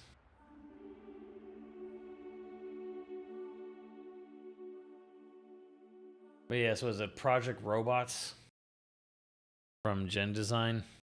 But anyways, yeah, that's all we got on it. And that actually annoys me because it's been so long that this thing has been known about, or at least even announced, like, hey, he's doing a new game, it'll happen. But to literally show us nothing, I'm a little salty. Not because I'm not excited for the game, but because after all this time, all we got to see was a cinematic short teaser. It's like, fuck, you might as well not have shown it at all, man. Personally speaking. Like, if it's still that far away, forget it. Outer Worlds 2 with another self-aware trailer. And then, again, this game, I'm going to say right now, this game looked nice. This game looked really nice. From It Takes Two to A Way Out. Getting a new co-op action platformer game. Looks great. I mean, I like the frankness and honesty of Joseph Fares. Even if, even if he is, even if the Game Awards is basically Oscars. Okay, you better get ready, because I'm about to show you Hazelight's next co-op adventure called Split Fiction. And let me tell you this, get ready for a ride. You ever think he ever gets bored of split screen? You play as Mio and Zoe, two aspiring writers that hopes to get published by a new tech company that can simulate their stories to life. I can't do this. Please calm down. It's time. You can't shut. No! Accidentally, they end up in the same simulation. What are you doing in my story? Something bad is going on here. And there, they find out that their stories are about to get stolen. Is he niche? There's one other game, I forget what it was called, that's also co-op split screen like this. And in order to But this looks like a lot of fun. Me and Nadia will have a blast playing through this, I'm sure. But the thing is, they're strangers, and Mio writes sci-fi, while Zoe writes fantasy. So you will forever level in the game jump between a sci-fi world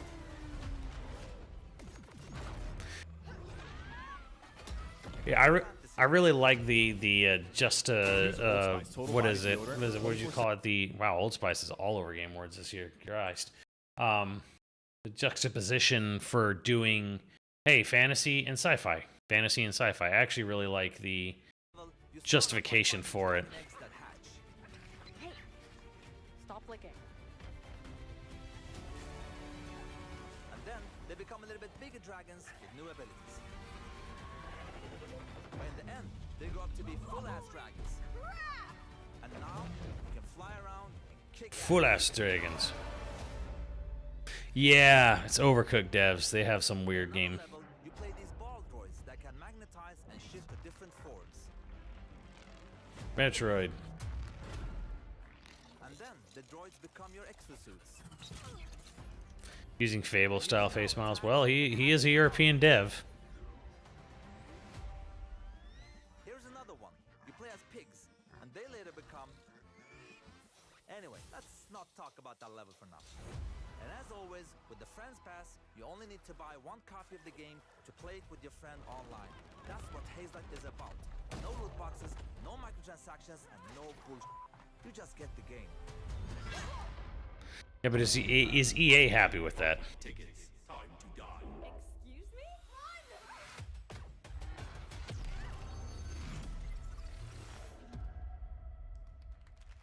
Have a random player matching option? I couldn't tell you if it did or didn't have random player matching.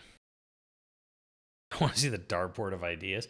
I don't know. I think it's kind of cool. Like the idea is that it's like Total Recall, where you go to a publisher, and you're just like, I have all these great ideas. I just have no way of like writing them out, or I don't have time. So you go into a little like thought bubble, and like it visualizes what's in your brain.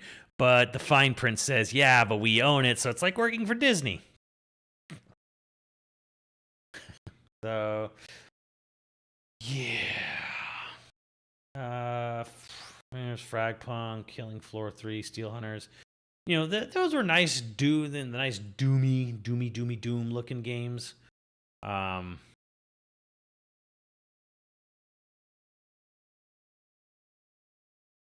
our idea. I made this.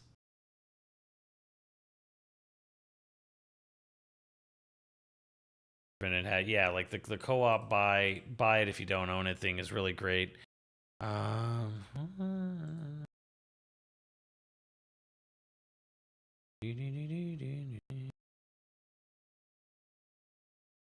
about Fragpunk.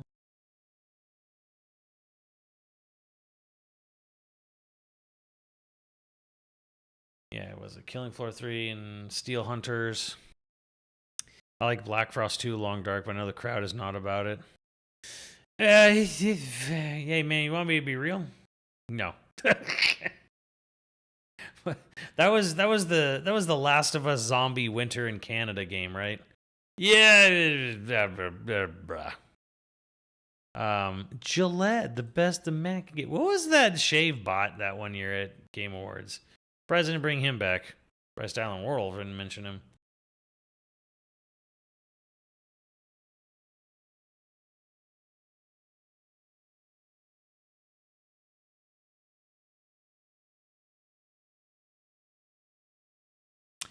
But yeah, I guess I don't need to comment on every game that was at the Game Awards. Let's just break it. Let's just skip ahead. Clive is in Tekken 8, which again, that's cool, but it's not gonna get me to play Tekken. I liked Final Fantasy 16 well enough, but yeah, Clive, whatever, cool. Some Soken music now taking it. Sure. Cool. But the most important announcement was Virtua Fighter is back. So everyone was convinced that actually not everyone, I should say. Max was super convinced that when VF5 Revo was announced, that meant that meant new Virtua Fighter is years away, years off. It's far away now. No, no, no, no, it's back. It's back, baby. Obviously, the test that was VF5 Ultimate Showdown went really, really well for Sega. And yeah, super happy about VF. And even though this is a very, very brief teaser trailer, I mean, here's Akira. Akira actually looking unique. Great, he's got a beard now. I love the fact that Akira's getting a redesign. Yeah, I love it. This Virtua Fighter is back. Sorry, Joe Nurse on me going around. Head to the festive vibe. Have bar to chill out. That sounds like something for that is what Day of the Devs does do, KY. That is what Day of the Devs does do, and it works for them, which is why it should be happening here. Sarah, well, it's not even Sarah, it's Stella. He said it. He said the thing. Actually, what did he might have actually said something slightly different there.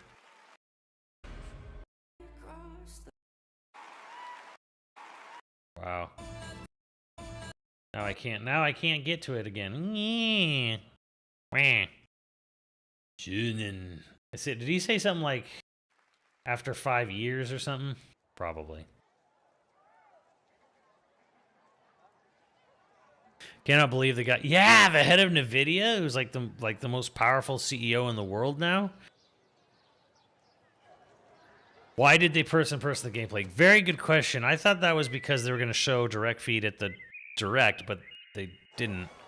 Which was that okay? Not showing direct feed at their VF Direct was a huge fucking mistake on Sega's part. I have to admit, as much as I'm enjoying these Sega announcements, by showing this and then saying, hey, a VF Direct is coming after the Game Awards, and then not showing actual footage is a huge fucking blunder on their part. That is a huge fucking blunder.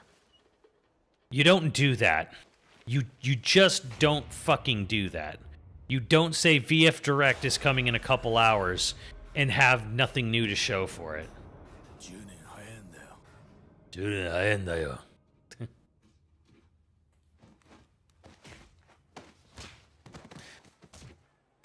Lot of motion blur in that person-to-person gameplay there, but that was a very stupid idea not to show more actual footage.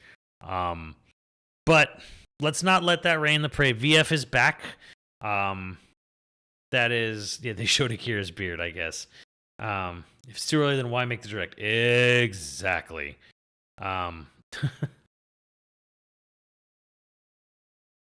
But yeah, like wonderful news that VF is back. And I couldn't be happier. I don't like Tekken. I don't like the way Tekken plays. I think the most exciting thing about VF being back for me was from the direct, where the producer on the project said he wanted to focus on innovation and realism. So what that says to me is that they don't want to do air combos and air dashes and super meter. It sounded to me we're not doing meters. We're not doing meters. Thank God. Thank God. So yeah, it sounds like they just want to keep it to what the heart of VF is, which is a more grounded, realistic fighting game. Yeah, no fireballs, no, none of that bullshit. So, what year does VF take place in? It doesn't matter. It doesn't matter. So, yeah, it sounds to me like they really just, this is just reboot. This is like we're making Virtua Fighter is back, and it's Virtua Fighter. They do want to, obviously they're going to want to innovate, and there will be something to it, but yeah, I can't stress enough how excited I am. Unfortunately, there's really not much to go on here other than they actually were pulling people from other parts of Sega to come in and work on VF again. Fantastic. I love that the COO is sort of committed to sort of bringing back the Sega IP, which I almost can't believe the words I'm hearing where I'm like, someone at Sega's like, we have all this rich IP, we need to do something with it. And it's like, finally, because they've been such a Yakuza and Sonic dev for so long that it's like, oh man, it's just what a wonderful time. I just pray it works out for them because, man, we gotta get those classic Sega IPs back, man. Because people don't know this. People really don't. They really don't. Even if you were, a wee lad, I'm in kindergarten, the fourth grade, and Sonic Adventure 2 Battle on the GameCube was my fourth Sonic game I ever played. Even if you're that old or that young, you don't really know this, but Sega IPs, like the amount of Sega IPs that existed once upon a time from that company, absolutely rivaled Nintendo. 100% used to rival Nintendo. They were neck and neck. For every franchise Nintendo had, Sega had an answer. And then some unique, from each side. So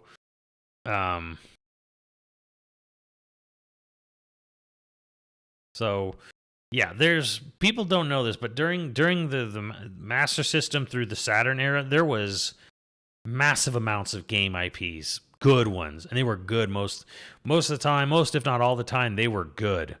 So yeah, people don't know this, but Sega used to have the greatest stable of IPs in the business once upon a time. They've been a shell of their former self for decades now, but they really did once upon a time have those IPs.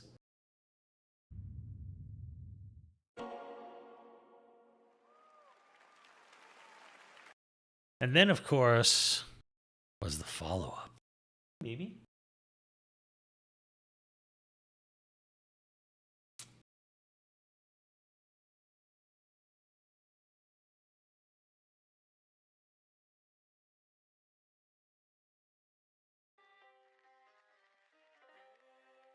So interestingly,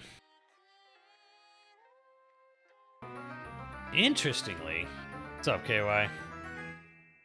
They're back on his feet as shit. Yeah, to train super. I hope they're not using a NVIDIA AI to train bots in VF. That sounds like a nightmare. Look, man, we already got enough killers in VF. We don't need killer AI as well. So, I'm really shocked this wasn't like a Dragon branded game.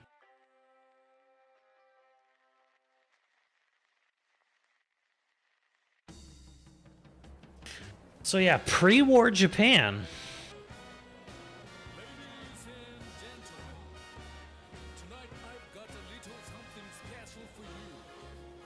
Which I immediately saw this and I'm like, oh, I've seen the footage from people showing pre-war Japan. Look at all the smokestacks and industrial era shit back there.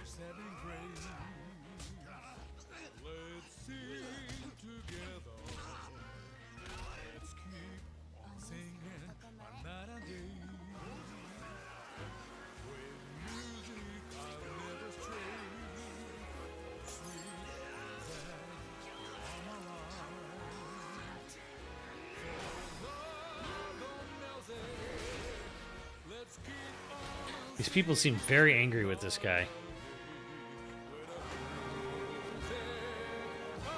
Okay, is it just me, or does it seem like the main character is either the actor or the son of the actor who played Segata Sanshiro?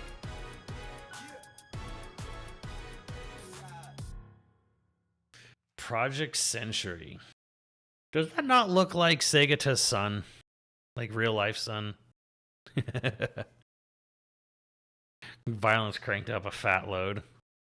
Yeah, they're definitely not pulling any Kiryu doesn't kill shit in this one.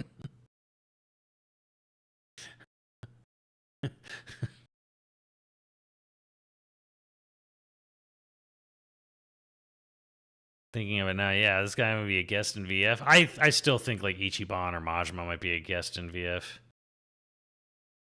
This guy definitely kills. Thought it was a Judgment period game. Judgment takes place in modern times. This is 1915, sir. 1915. Judgment does not take place in 1915. But yeah, like it's not called Like a Dragon, but like it definitely looks like it plays like a violent, like a more violent Like a Dragon. You know, Fist of the North Star was like a hyper violent Like a Dragon. I hate that name. Just call it Yakuza, goddammit. The Life of Sekita Senshiro.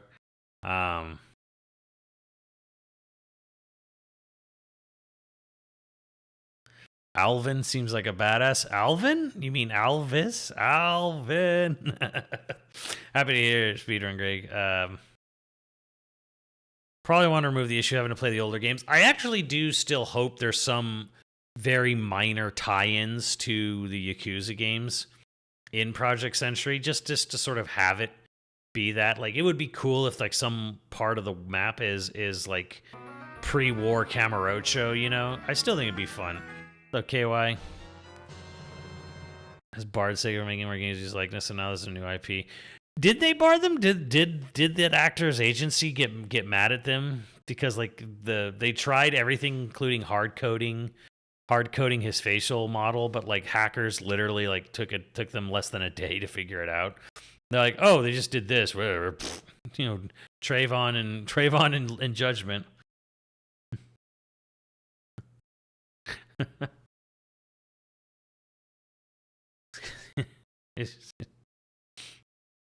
That was going to be Yakuza but VF universe. That's because like they has like a just the sort of similarity between the area of that VF trailer and this. Agency was mad that they thought they should be getting more money. Well, forget it then. All right, fine. You won't be in a game anymore. Hackers were messing with Judgment. The thing is, the thing is the whole facial model thing with Judgment was like you were asking for modders. You were daring them at that point. Whereas Virtua Cop, I don't know, where's a light gun? So yeah, I'm all in on Project Century. Obviously, I like history stuff. Be cool to see a turn of the century Japan, you know, before all the shit they got into. Although that actually makes me think now. Hold on.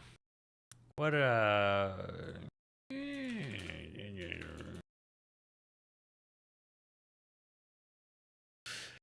this is just after the Russo-Japanese War. This is like 10 years after the Russo-Japanese War. So they just got sent out of Russia by Teddy Roosevelt. So they're probably still looking for ways to acquire oil or fuck up the Philippines or something.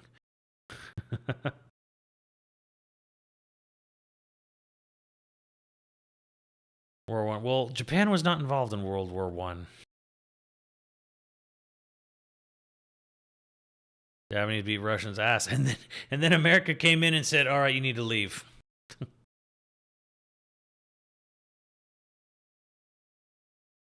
But yeah, Virtua Fighter Back Processor looks great. Here's one. Okay, can someone explain this one to me? Because apparently the fandom is really not happy about this, and I don't know why.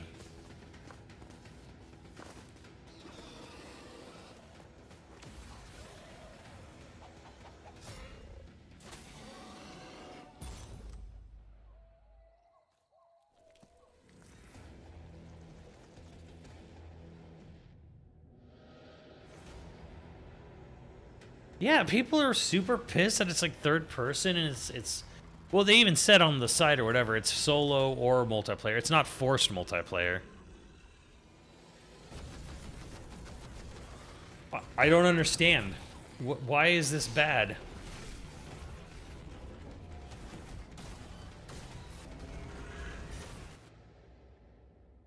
Like, help me understand. You're Native Americans. You're using bow and arrows with high-tech weaponry and shooting dinosaurs. Like, what? Why are you mad about this?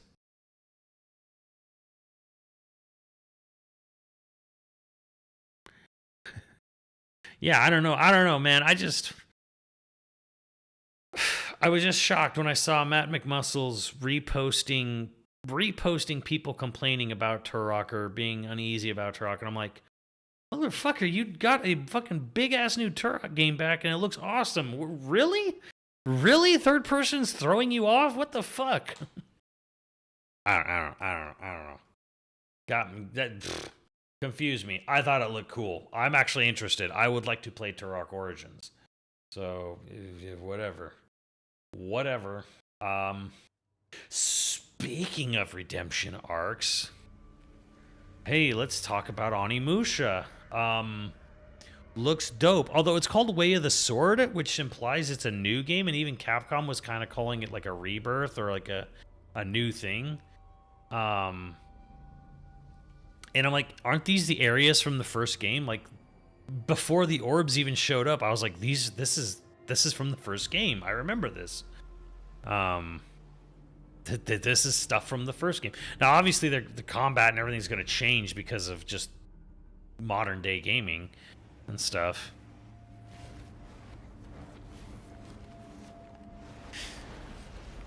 What kind of game was it? It was like Resident Evil with a focus on melee instead of guns.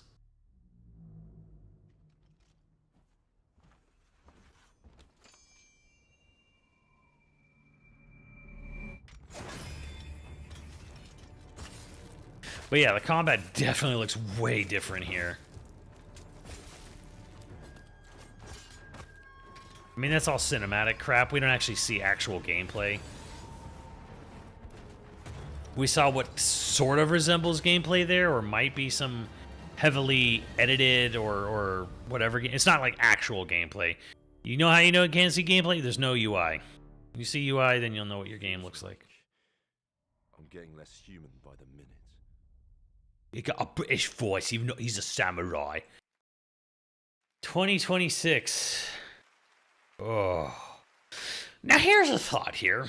It's for PS5, Series SX, and Steam. And when is Nintendo going to announce their fucking shit so that these 2026 and beyond games can be part of the deal, part of the sizzle reel? Because Nintendo's basically making this by being the little fucking turtle in its shell. It's kind of sitting there and saying, like, it's letting everyone think no one's making games for them anymore. January, February, they're going to show a lifestyle trailer. You are not going to get your blowout. You guys are misunderstanding what is likely happening in January, February, which is a trailer of people walking around town, skateboarding, taking it to their family's house and playing with some Joy-Cons. You're not getting a blowout in January. Like, you're not going to get game announcements in January. So my question is when is Nintendo going to actually get the ball rolling here? Because it's starting to feel like, okay, do you want people to be excited for your thing or not? Because this isn't coming out for your current system, obviously, and you can't advertise it for such, and they can't say they're making it for a system that's not announced. So you're basically presenting yourself. Here's the Game Awards watched by 100 million plus people, and nothing is coming out, or very few things are coming out on your system because they can't literally talk about your next system that you know is fucking happening, that is being shown and leaked and revealed and all these other places on the internet. But stick my head in the sand, it doesn't exist. There's part of me that's just kind of like, you've played the long game long enough. Enough is enough. Just show the damn thing already so we can know what's coming for it. Now it's less about, like, I want a new... I don't even care when it comes out. At this point, because we're talking about 2026 games, the fact that we're talking about Onimusha and other games coming for 2026 and beyond, now I'm just kind of like, all right, enough is enough. just announce the dang thing. Just give a broad release window, like a season or something. I mean, obviously they can get away with it, but from a consumer standpoint, from anyone who buys anything, anything that's not made by Nintendo, it's a little annoying because I would like to see what you're doing. And I'm sure some of these third-party companies would like to say that this is also happening, because as cool as this is, this almost means nothing for Japan right now. Their home country. They might not just have any games ready. Oh, they do.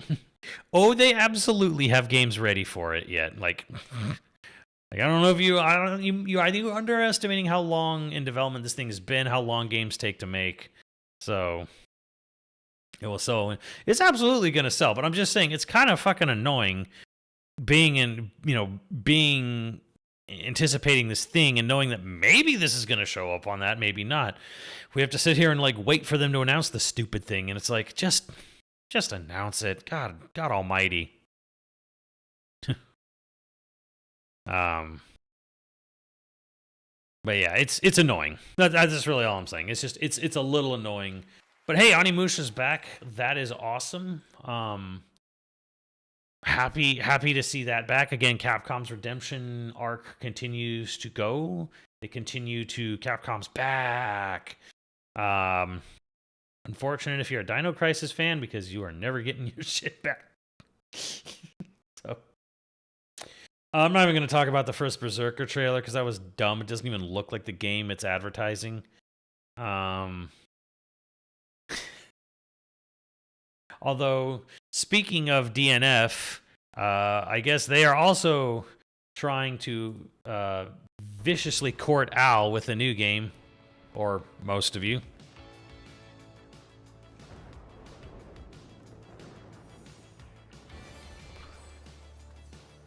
The era of Hoyoverse is upon us.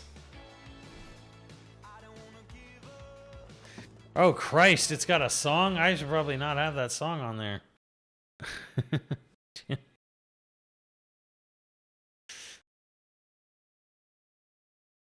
It's so anime. Kind of said they're going with the Hoyo style art. I mean, the problem with this is that it's not bad, but it definitely looks manufactured to sell rather than we have this cohesive style. Oh, this tells me a lot about, like, say, a character, or like, oh, there's something interesting going on with this backstory, or what's the story here? And it's like, tits, like skirts. That's basically it. So $1 billion a year gets you a lot of copycats. Well said. So yeah, I don't know. The thing is that here's the thing a lot of people don't understand about me, because they're like, you play Xenoblade, I'm like, yeah, I do play Xenoblade. You know what's funny about every time something like this gets shown, and people are like, that's a Simmons game. That's a game for Simmons. Simmons will like that. He plays Xenoblade. That tells me you haven't played Xenoblade. Like, it's kind of funny and ironic when people try to throw that down, and mods, please feel free to smash them in any channel when they do. Like, it's a personal favor. Just give them a smack. Smack them. But it's funny. It's like, you clearly have no idea why I enjoy Xenoblade, because it has fuck all to do with these character designs. So, and if you'd play Xenoblade, you'd know that. Open hand ass. I'm a refined customer. Little bonk as a tree. Does look like, I mean, it's probably gonna be a live service game. Let's be real. That's got live service written all over it. And throws about 100 now. Double Dragon arrives. Solo leveling arrives, which me and Max were just like, what is this? Last of Us 2 is on the walls. On 0. Oh my god, here now. Boy, oh boy, oh boy, oh boy. Here was a frustrating trailer.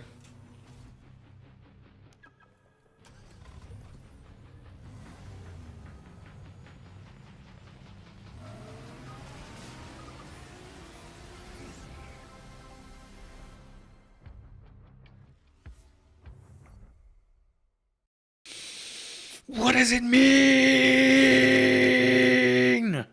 We didn't know what it's about, who's in it, what's involved. Now on the website it says land, sea, air, space, and time, but is it IPs? Is it just Sonic? Is it other Sega IPs? Is it Sumo? Is Sumo making it? Is Sumo not making it? Who? If it's not Sumo, who? Who? What? Why? Tell me. We need answers so bad. I'm so mad about this one. PS4 Xbone. Well, it's on Switch as well, so obviously this is not going to be a big, high budget, high graphical game, but does please tell me, please. My God, $300K well spent, Sega.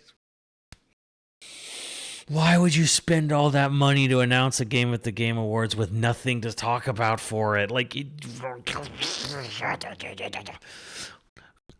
Should I be excited or not? Because Team Sonic sucked. Team Sonic Racing was ass, but Sonic Transformed, Sonic and All-Stars Racing Transformed, still one of the best kart racers ever.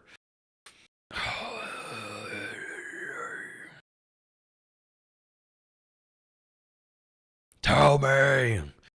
So, yeah, that was a hyper frustrating announcement because I want to be excited, but we have no idea who or what's making it. Yeah, and Sumo got bought by Tencent, which doesn't mean they can't make a game for Sega being owned by Tencent, but Sega's still, there's plenty of good there's plenty of good racing devs within Sega, but that was... Sega, please. I want Sonic transformed. I want more characters from more IPs and more worlds. That's what I want. Give me what I want. Give me what I want. You know what I want. I've been asking for it for years. You're going to give me what I want, or I'm going to continue. Oh, did we get rid of the gimme what I want, Al? I think we did. Damn, it used to be on our soundboard.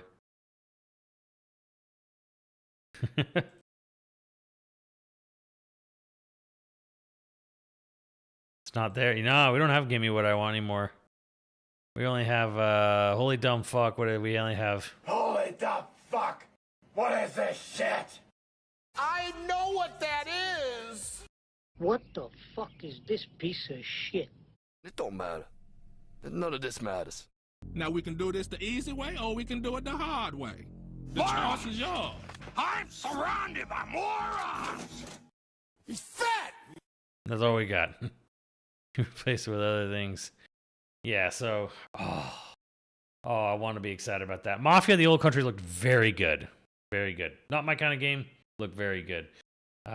Infinity Nikki, that was beautiful level trolling on Max's part. I'll give him that. And then I'm trying to remember what this one was. What the heck was? Oh yeah, the game, the Telltale Games game. And then, hell yeah, one of the best announcements of the night.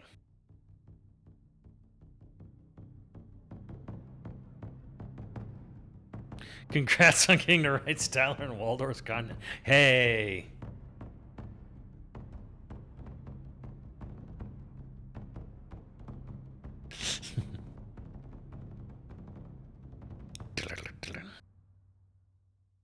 I want problems always. That's a Kenny soundbite right there.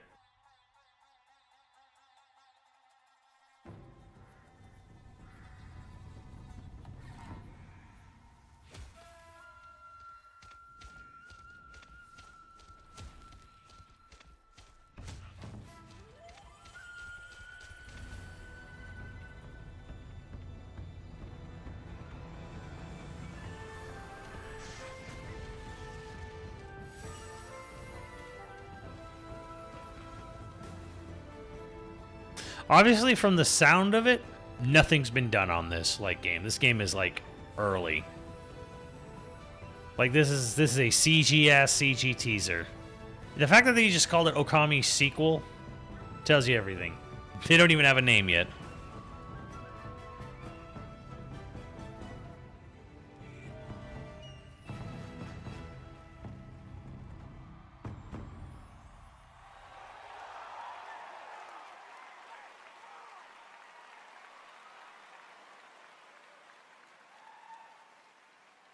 Oh my God, what an amazing moment. Together again, Takeuchi-san and Kamiya-san and his new studio that we're also announcing, Clovers. Production is just about to begin on the Okami sequel, and I am beyond honored we could share this very special announcement here at our 10th anniversary celebration. Yay. So, okay. Here's some big news. Platinum's dead. So, as been kind of revealed today, and from sort of like people noticing things, Kenji Saito, who directed Metal Gear Rising and Transformers Devastation, originally Grand Blue, left. He's gone. So your Rising, Transformers Devastation director, gone. Takahashi Tara, who was the lead, the lead director under Taro on Nier Automata, the Astral Chain creator and director, he is left. The guy who created Bayonetta Origins has left. The director of Anarchy Reigns has left Platinum. So Kami is gone. Mikami left a long time ago. Mikami's gone. Kami is gone. Yusuke Hashimoto, who directed Bayonetta 2, is gone. Kami is gone now. Kami's been gone a year. Saito's gone. Tara's gone. Bayonetta Origins director gone. And an Anarchy Reigns director is gone. Platinum's dead. I'm sorry. And that sucks. And apparently even more of them that we're not as super familiar with were in the pictures on Clover's website, according to JP Kellums, who used to work at Platinum, who's kind of a douche, but he did work at Platinum for a while, so so Platinum's dead. Pour one out. Inaba is left, and he's the problem. Kami has said it straight up that Inaba felt like games were not art. Games were commercial goods to sell to make money, and there wasn't artistic value in video games, more or less. I'm paraphrasing a bit. So Platinum's gone. Inaba's burning desire to jump headfirst into live service games effectively killed the company. So, bye. What happens to Platinum IPs? What IPs? Their mobile game, Wonderful 101 that they bought off Nintendo. You have to, you have to ask me what I have to ask you when you say what happens to Platinum IPs. Astral Chain. Nintendo owns Astral Chain. What are you talking about? Stop speedrun, Greg. What Platinum IPs? There are no Platinum IPs. Bayonetta? No, Platinum's never owned Bayonetta. Sega owns Bayonetta. Bayonetta's always been a Sega IP.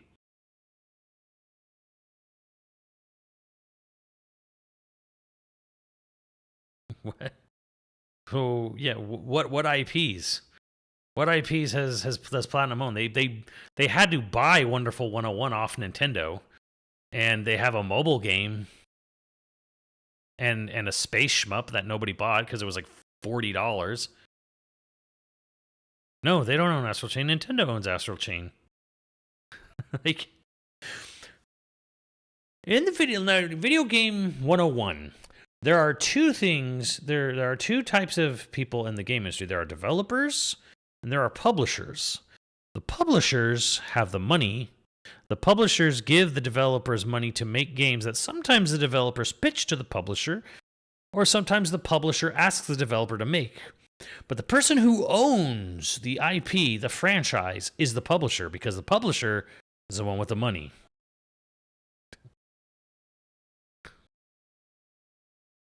So, what IPs?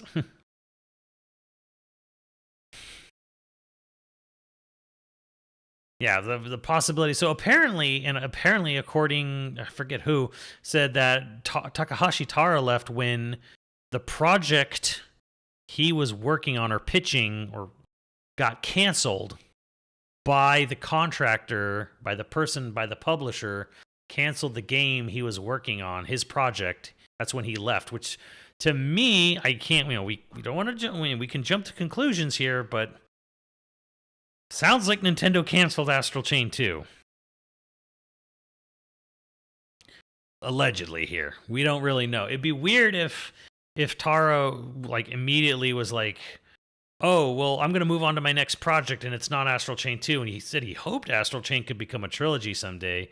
But yeah, apparently Nintendo is probably not interested. Other people were saying that they were under the impression that Platinum is making a game ready for the launch year of the Switch. And if that game was canceled, then they're probably dead in the water. Astral Chain sold over 1 million copies. Astral Chain sold very well for what it was. So there is a possibility that whatever game got canceled that Taro was working on may or may not have been an Astral Chain sequel. Maybe. Don't know. That game was never going to have a resolution.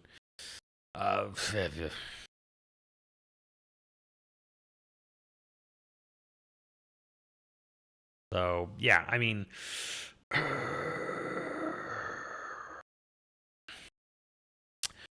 heard something about the Western release of Neptunia Trilogy getting denied by Nintendo, and all I can say is Nintendo did you guys a favor by denying Neptunia release because those games suck ass. And that's all I'm going to say on that. I've not played it yet. Well, I don't know. But anyways, Platinum's dead. Clovers is back. I love the fact that he calls it Clovers. So yeah, like there's really not much more to say other than Okami's great, although a little long. I don't think we needed to fight Orochi 3 different times. But what do you think Capcom offered Kamiya to get him on board? Money.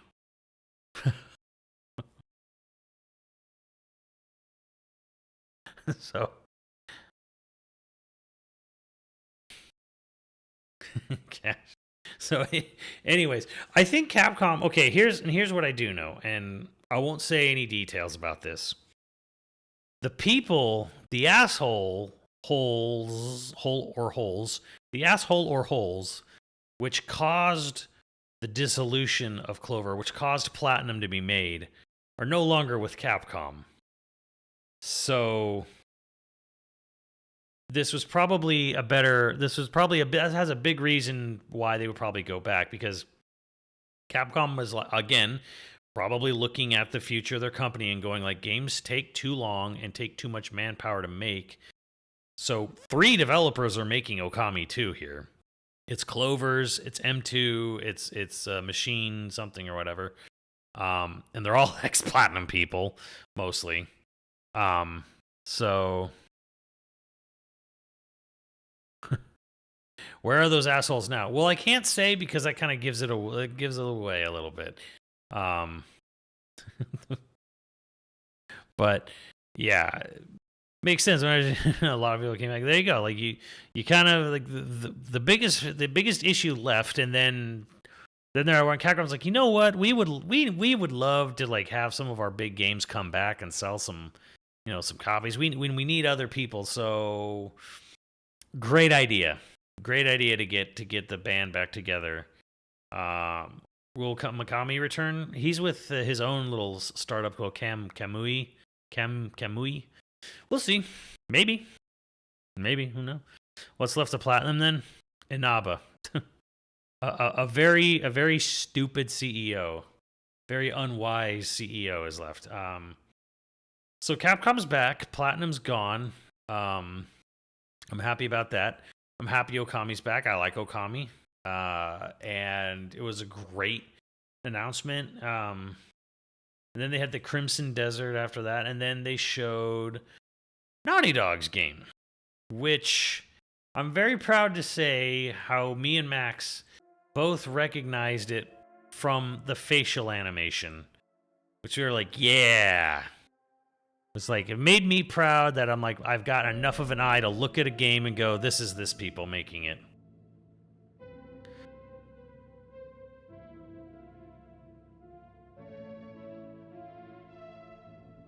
Where is it, Tsuno now? Oh, Tsuno said where he went. He's working with Tencent or NetEase? I forget. Tsuno already announced his new studio, and he's making a big AAA character action game.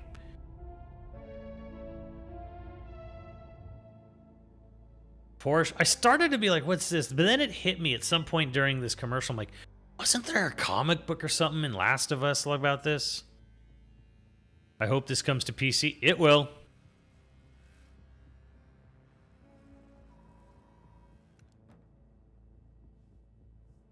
Yeah, I was looking at this, I'm like, yeah, like when we started seeing the character move, I'm like, oh, this is Naughty Dog. Yeah, Lightspeed Studios, yeah.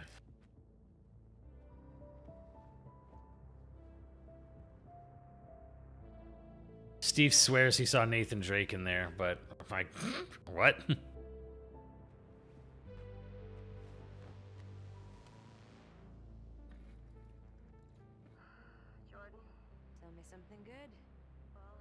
Yeah, that shot right there, especially, that is Naughty Dog written all over it. Excellent. How is that excellent? He's next to fucking Superior. No one has left that planet in over 600 years. Anyone who even flies close to it is never heard from again. Superstitions? No. Superstitions are the crazy rumors about what happened on that planet. These are facts. You worry too much. You know what I worry just the right amount. So I like the idea that it's, okay, you're a bounty hunter going after a target on a planet that's basically like a you know, it's basically like, hey, this island, you know, Siren Island from Ys 8 or something. And it's like, okay, you get trapped on this planet hunting down this high value target. Crazy enough to go there. He clearly is. He is clearly desperate. And so am I, so claim him or I will find another agent.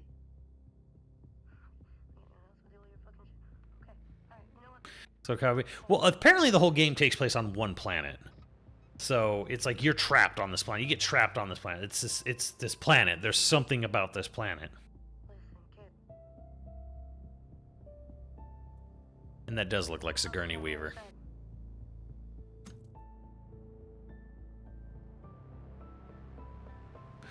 Druckmann said Bebop and Akira are inspirations. Good. I mean, if you're gonna borrow, you should borrow from the best.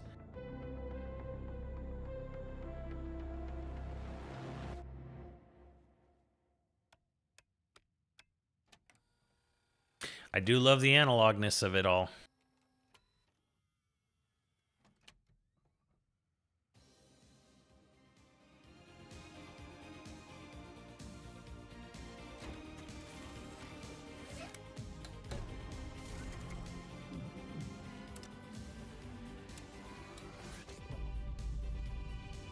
That's press talking, let's be real. Sure. I mean, you definitely see the Bebop in this.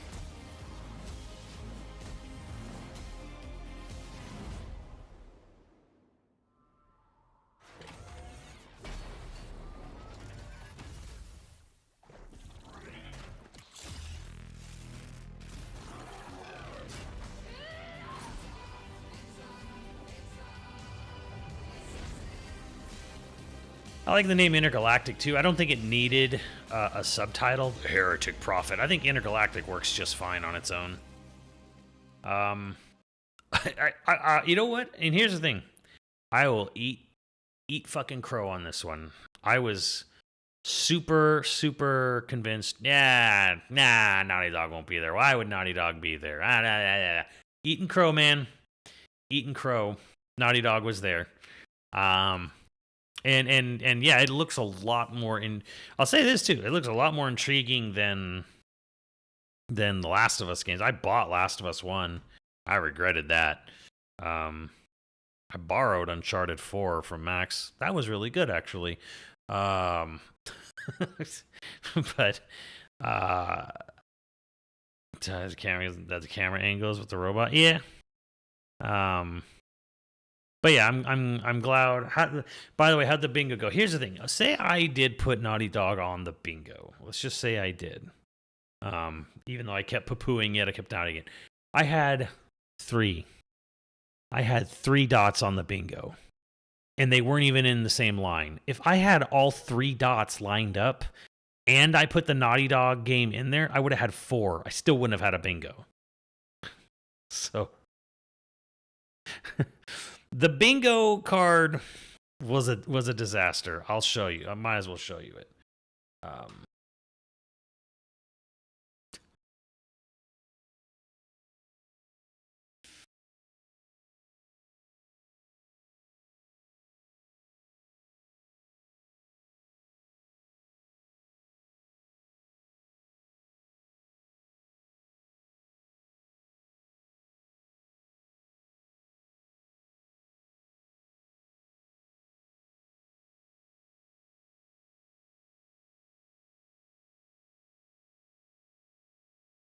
So here's my disaster of a bingo card for the game advertisements. And the only things that were actually there were the things they announced beforehand. Were literally the free spaces.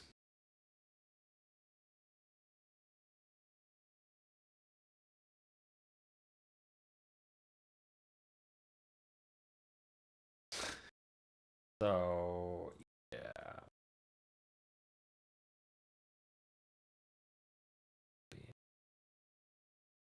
So we got Tekken 8. Oh, shit.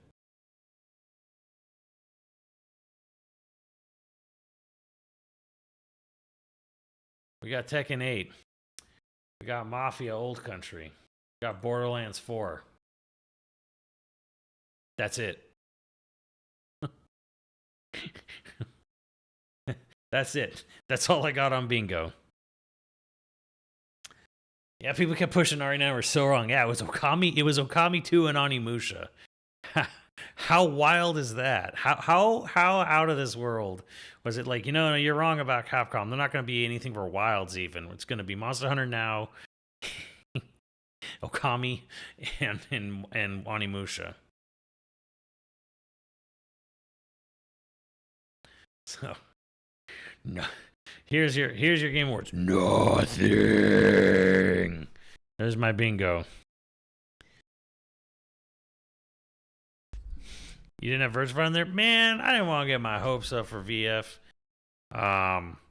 Here's the other surprising. Other than the PC version of Rebirth, which, okay, a port of a game that's already out. Square announced nothing.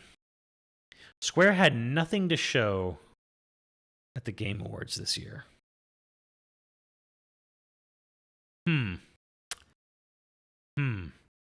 Astrobot winning. I believe I said I stand by what I said, which was I thought Rebirth was still gonna squeak by. But in my video, I said, Erdtree makes this weird. I don't know anymore. I think Erdtree could actually screw up Rebirth's chances and actually let something like Astrobot win. I should have stuck to that. I should have stuck to that assumption like harder, because like I could definitely see this happening with Astrobot because of the other two, but I still think Rebirth's quick. Yeah, should have stuck to it. Should have stuck to that. So Astrobot won, and I'm actually happy about that. I think that's great. I think it's sending a really good message, because I think what Larian's, I don't know what he was, whoever worked for Larian who gave the award, I guess the director of Baldur's Gate 3, what he said and what Nicholas said after winning, this was a very big shot across the bow to, I mean, it's not going to save their jobs. It's not going to change any pissant executive's mind, but it needed to be said.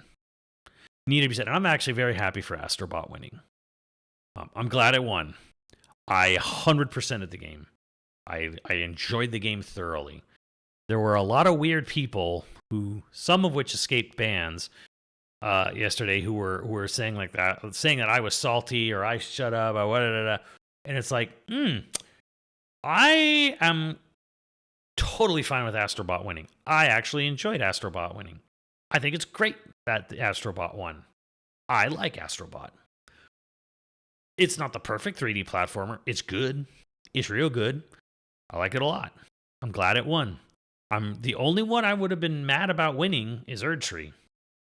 And not even because I don't think DLCs should win Game of the Year. It's not even that. It's just that you can't change your rules because you just happen to really like the DLC for this one game, when that was not the case for all the games the years before.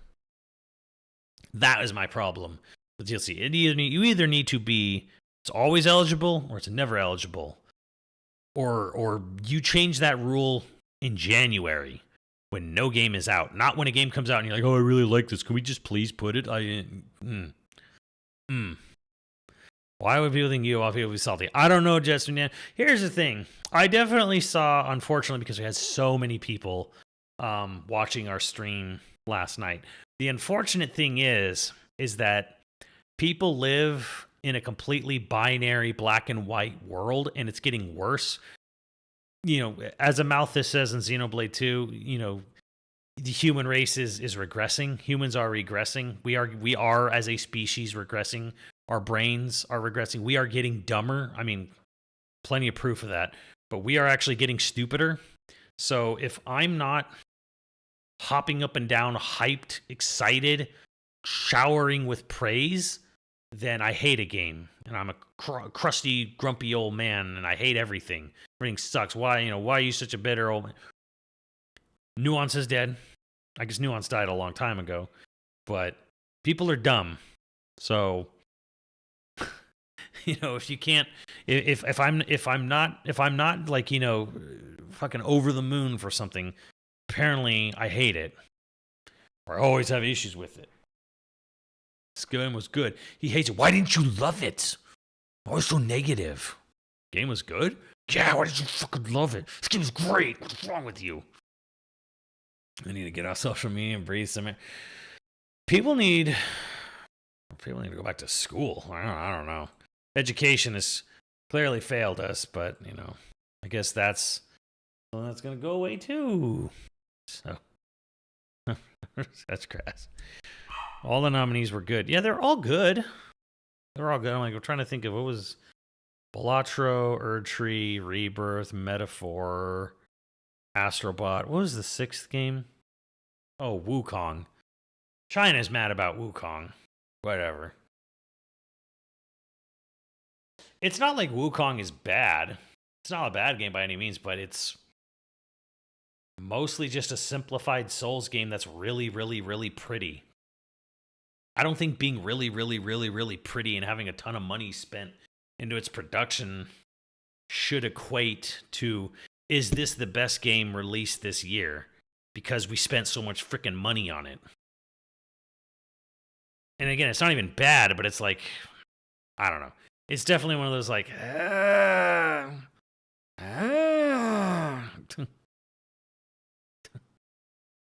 But anyways, I will be right back with some Indiana Baker and the Great Donut.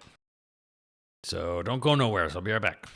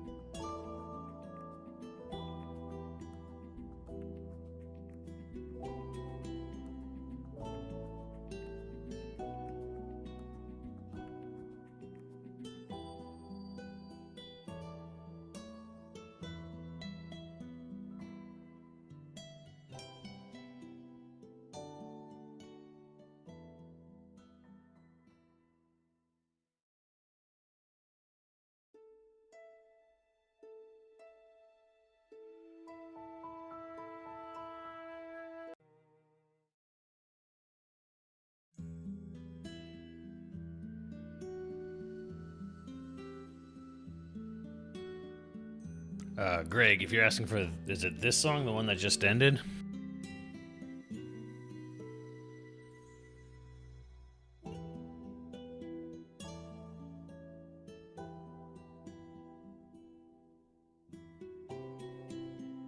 I can tell you. When was the last time I had an apple fritter? Years ago?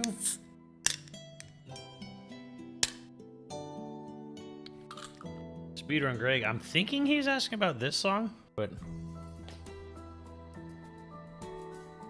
this is Fonza Mima at Night. Xenoblade 2.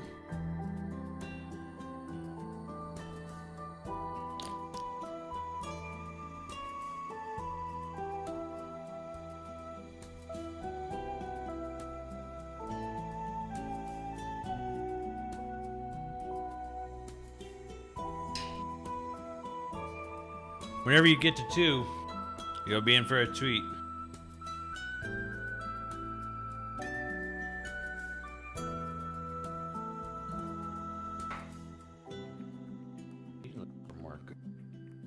Bomb.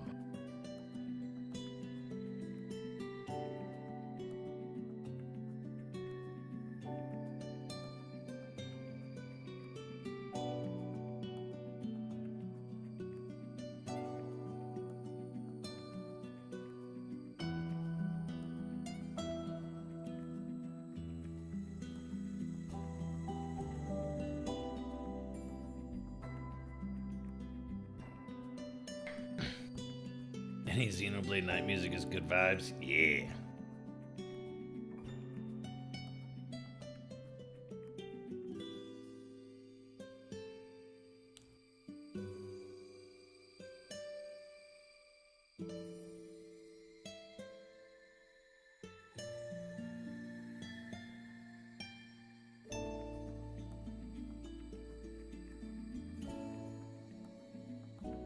Speedrun, did you get all the Xenoblade games? Or are you just starting with one?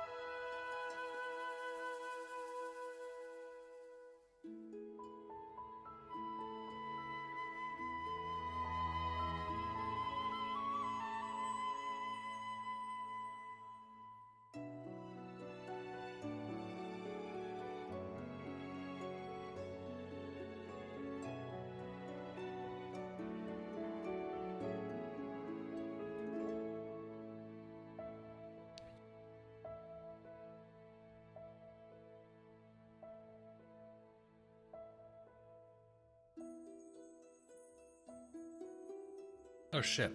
Indiana Jones is not on.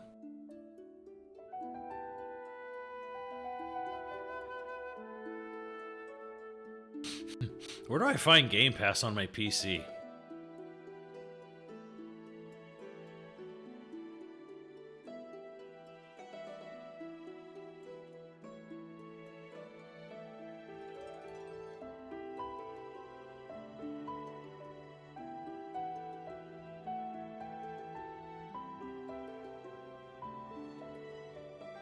Literally like just going through the store.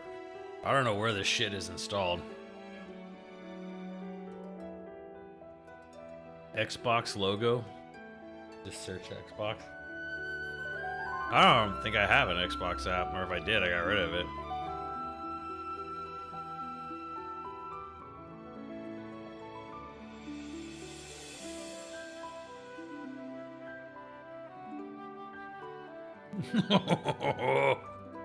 Yeah. Dan made his own Statler Waldorf joke.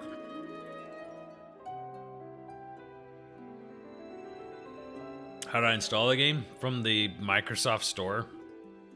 I found the game on the store. I'm just doing that.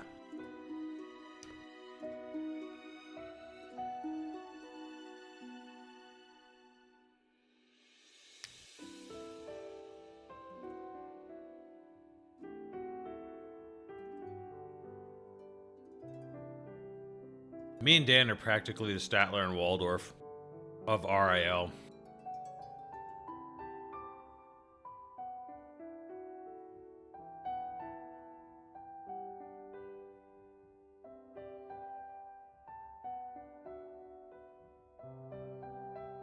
Should be in my start menu. Oh yeah, it is. Huh. No, with that.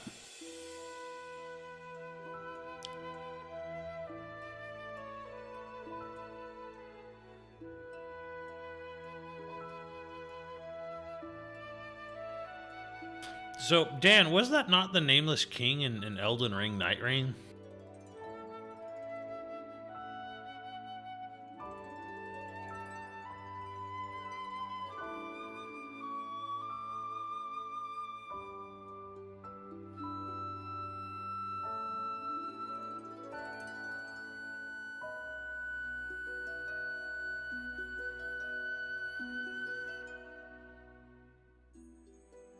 It was, I know, man. Why? How many times did you die to him? Firekeeper was also in there.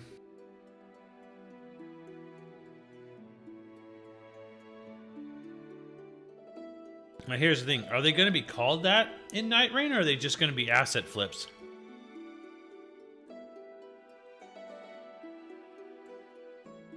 Other way around? How? Why would you beat him many times?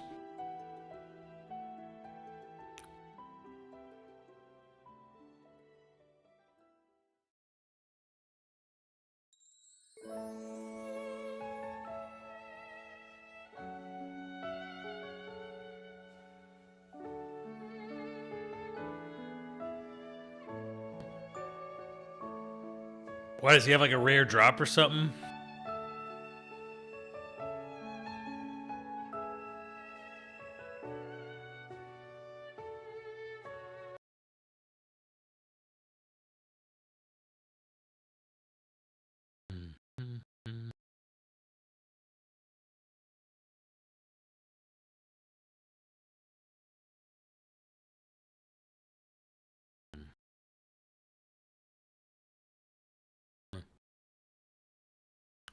Great circle.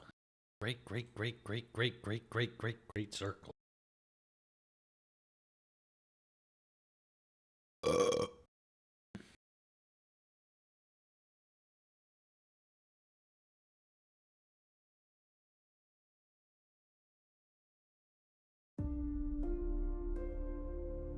Come with me and you'll be...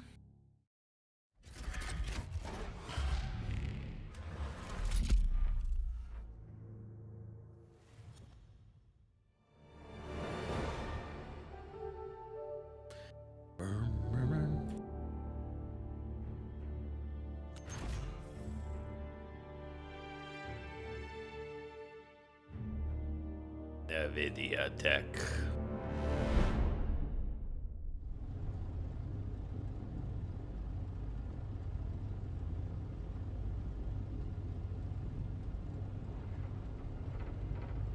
Really fun boss once you get his patterns down.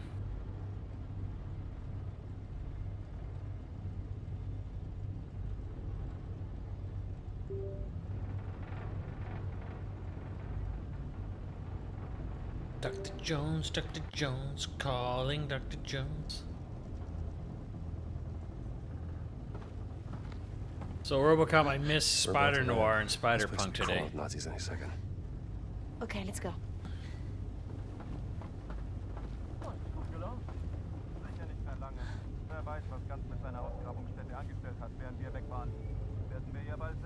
There's a service hatch in the back. Let's get out this way. So, what's your plan once we arrive in Giza? I have a contact who is expecting me. An old friend of my sister. Achtung, bereit machen zur Landung. Achtung, bereit machen zur Landung. Come on, we don't have much time. I'll read through this.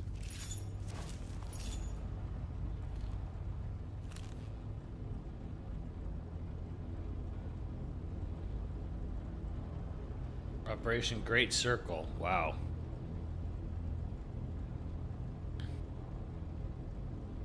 Commander of the operations, Emmerich Voss Adolf Hitler.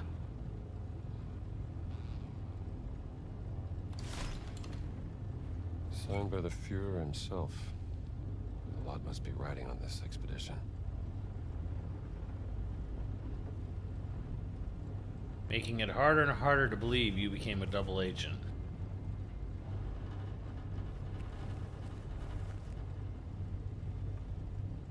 I've got German wine.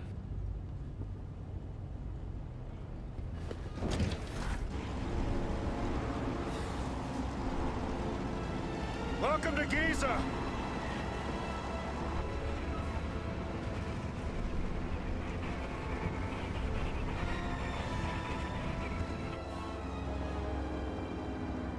Hey.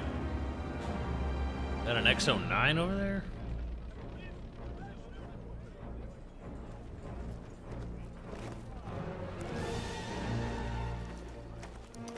Heil Hitler! Sind Sie fetter geworden? Zu viel italienische Pasta vielleicht? Ihre geistlosen Bemerkungen ziehen vielleicht bei den Schwachköpfen der Wehrmacht, Oberst Ganz. Bombast. Mich interessiert vielmehr, was Sie in meiner Abwesenheit mit meiner Ausgrabungsstelle angerichtet haben. Ich bin auf persönlichen Wunsch des Führers hier. Sie sind mir unterstellt! Finden Sie gefälligst die restlichen Relikte, damit ich sie dem Führer bringen kann, oder ich lasse Sie erschießen. Fällt Ihnen das besser? Möchten Sie das, hä? Jetzt amüsieren Sie mich aber, Oberst. So wie ein Dorftrottel die Leute mit seinen drolligen Marotten amüsiert. Und jetzt genug der Albernheiten. Bringen Sie den Riesen zum Reden, haben Sie es verstanden? Den Riesen werde ich heute Nachmittag eingehend verhören. Machen Sie sich mal keine Sorgen. Geben Sie mir Bescheid, wenn Sie unweigerlich versagt haben. Dann bin ich vielleicht so nett und zeige Ihnen, wie es richtig geht. Vielleicht sollten Sie sich lieber etwas ausruhen, bevor mich das Verlangen übermannt, Ihr ganzes Unternehmen niederzubrennen und auf die Asche zu pissen. Just spit on him? Die Reise war lang und Priester sind ermüdend. Fast so ermüdend wie Sie.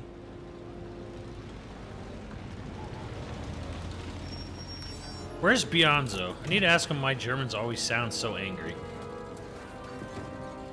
Fahren Sie woanders mit, hier ist kein Platz mehr.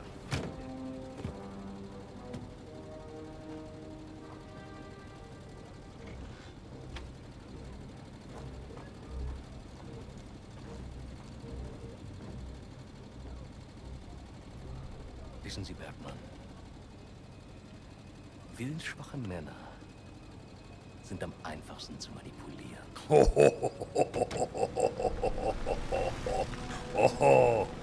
Oh, topical.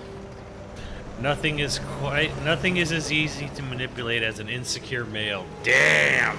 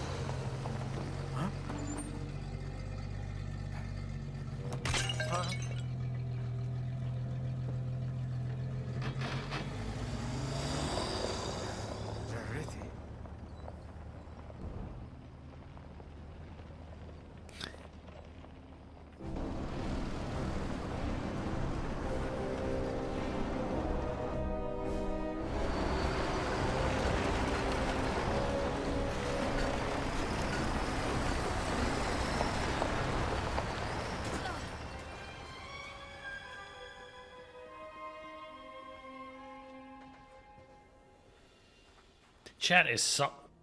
Okay, so how are we gonna find your contact? I was told to look for a blue tent in a workers area. Maybe we can get a better view Am I from where dropping that flag is. frames here or what? Come on, we should get going. Okay. Is Is Sala in this game, chat? CPU spiked there. Still spiking. I think we can see better from up there. Okay. Now it fixed itself. What is going on with this game right now?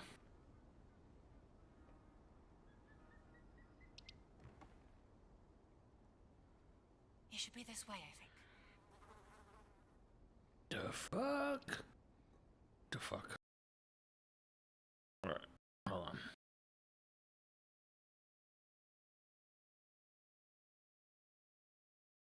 It's the game.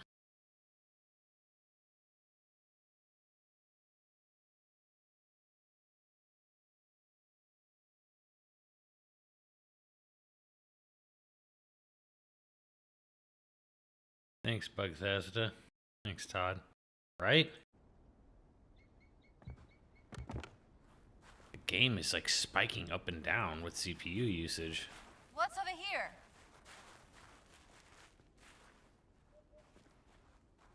Come on, we should get going. I wonder if I should reboot. No, because it's like it's going way up and down. It's not even like consistent. Is it this way?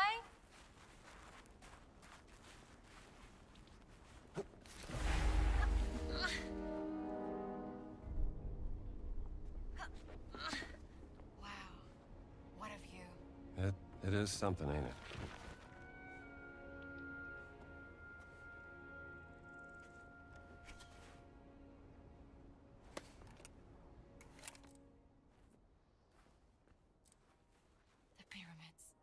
They're even bigger than I imagined. But until you see him up close. All right, let's go to the blue tent.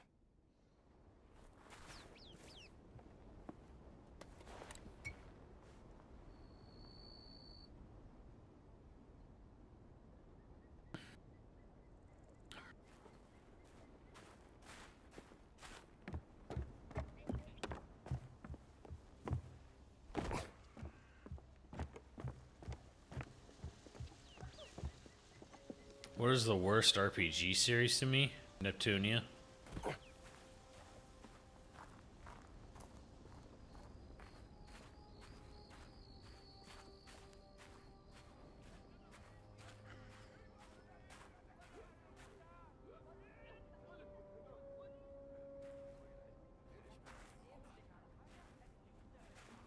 There are worse series than Neptunia? Oh. He ducked. Duck soup.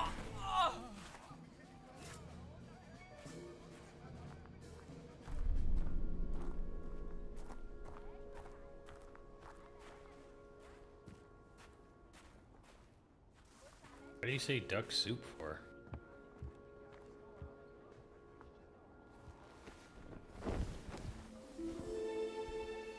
اتفضل ادخل.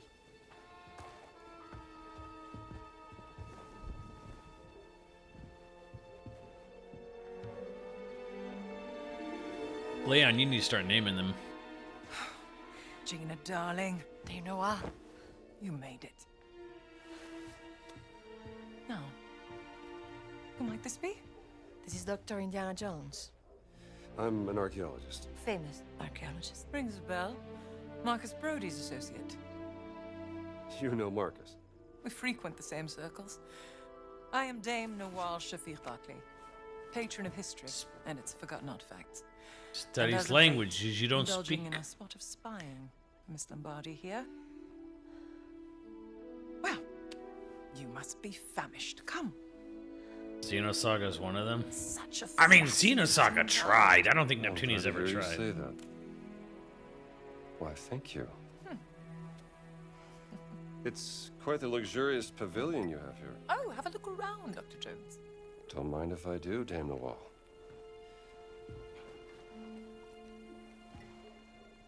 You have a very sharp eye for quality. Ah, just trinkets I've collected on my travels. So, this great circle, the Nazis think it's a conduit of some kind of power, correct? Boss certainly does.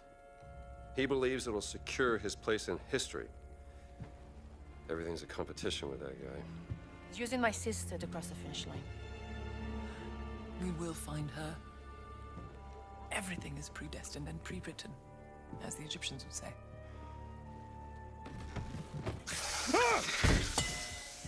Oh, mind feeding Osiris, Dr. Jones? I don't think he's hungry. Scared of snakes? Why does it have a rattle? Must be a problem in your line of work. Nothing would make me happier than feeding your snake, Dame Wall. We find Osiris's food right by his box. Give him just a little snack. That should be enough.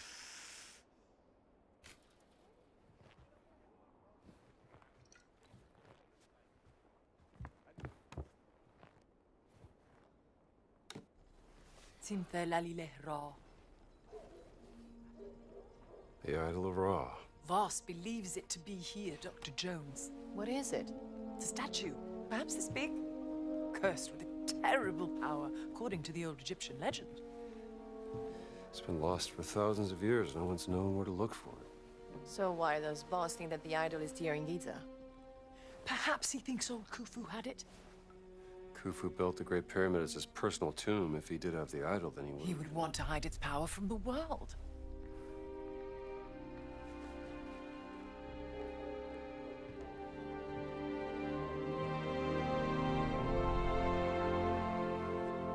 Power of the stone.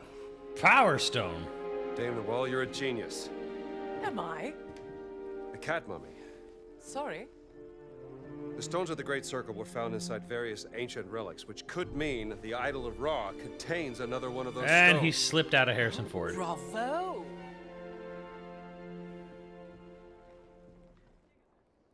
Have you spoken to Laura since Berlin? Oh, I tried to contact her once, but she said she was busy. $4,000 versus the $49 versus PS5. Is it worth the price? Just said it's free. Should done something like this. Are you going to only use your PC for video games? That's the question. Everyone forgets about that. With the PS5, I mean, are you just trying to play video games, or are you trying to do everything on this PC? The Scarlet Arrow. Dame Nawal, this is your yacht? Indeed. Maybe one day I will take you sailing, Dr. Jones.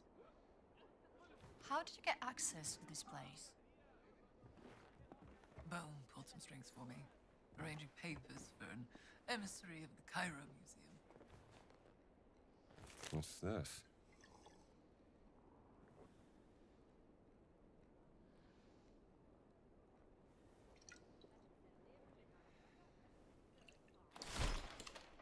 Huh. Must be from an old expedition during the French invasion. Just a little sketch I made. Keep it if you'd like. If I'm not mistaken, Marge was doing an excavation in Petra. Indeed. I decided to pop by for a visit. Ah, what a lovely lady she is.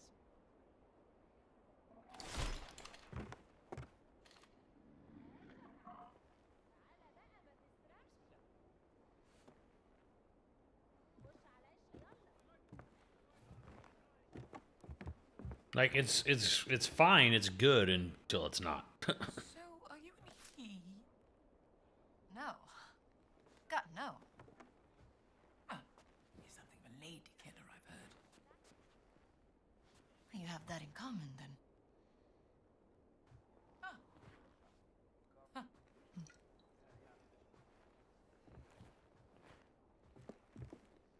Oh shit.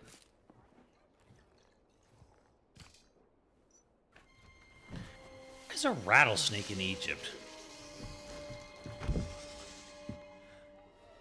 One of my spies smuggled this out of the Nazi compound, funding approval for some sort of experiment. Also, why are you feeding a rattlesnake a Signed by beetle? Adolf Hitler, the obnoxious little twit. Dr. Laura Lombardi. She's on the list of the participants? Couldn't find any description of this experiment. My German is a tad rusty. What did you get yourself into, Laura? She was so absorbed in her work when we lived in Berlin, she was never really present. She was like a ghost. She still loves you, you know. Well, I'm still here for her, doing everything I can, even though... Voss has an office in the Nazi compound. Perhaps we can find more information there. Why is a rattlesnake in Egypt? How do we get in? I can procure work passes. Though it may take some time, I'm afraid.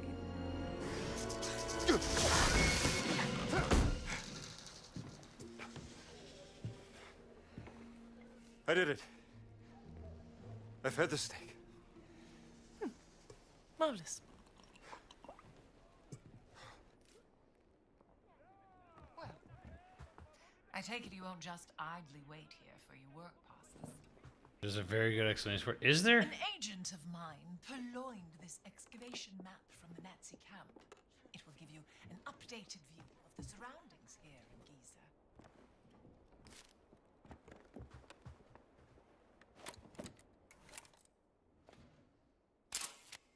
Osiris, Lord of the Dead. Charming.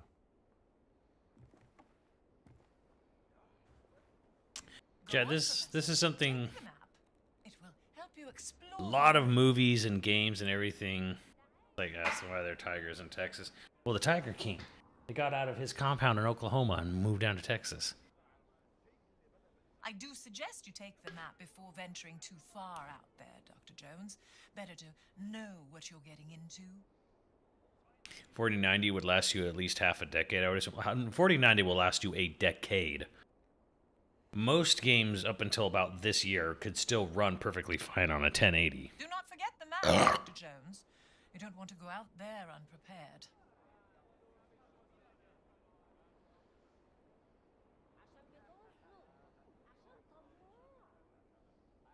How big is the gap and graphics upgrade? I mean, I'm not really sure what you're getting at here. The thing is that nobody's making a game with a 4090 in mind. Everyone's making a game that the vast majority of people have and can be easily ported between the consoles. Holy fuck, this game. Jesus Christ, if you don't do something when they tell you to do it, they get all fucking pissy. Shut the fuck up, woman.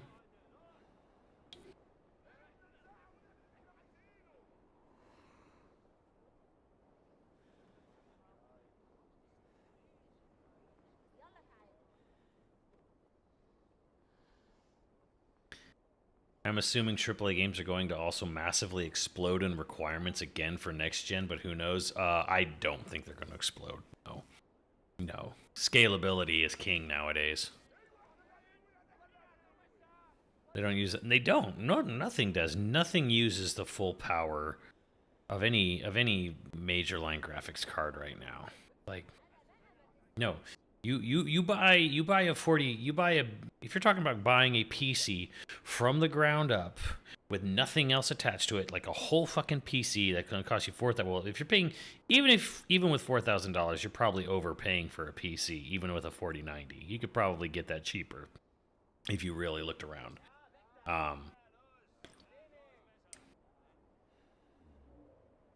But you're talking about a PC which can do literally everything you need to in your life versus a console which will play video games. Maybe stream Netflix. Aren't current gen consoles just glorified 2070s? Yes.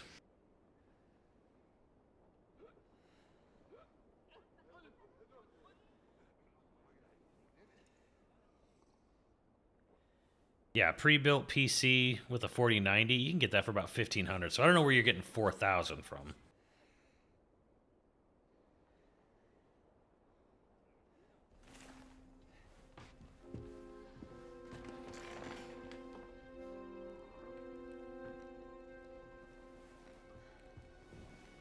I can use this to listen to the Nazis' radio communications.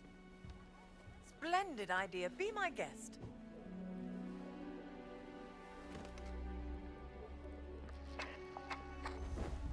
مدام نوال نازلين دمروا واحدة تانية. شكرا عمر. ربنا معك. So I'm on 3 to 4K. A 4090 is $4,000. I feel you're getting ripped off if you're paying $4,000 for a 4090. There'll be no trace of history left in this place. Perhaps there's something I can do to help.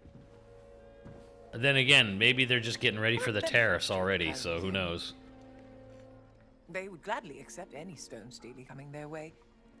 If you find any, bring them to me. The whole build, not I'll just the keep them card. safe and sound. As long as they end up in a museum. Where they belong. These are my notes concerning the stone steely. Perhaps they can be of some use to you. As long as they end up in a museum. Museums. I'll do my best. Is still stealing, Indy. You just said any museum. What do we have here? Helios or something.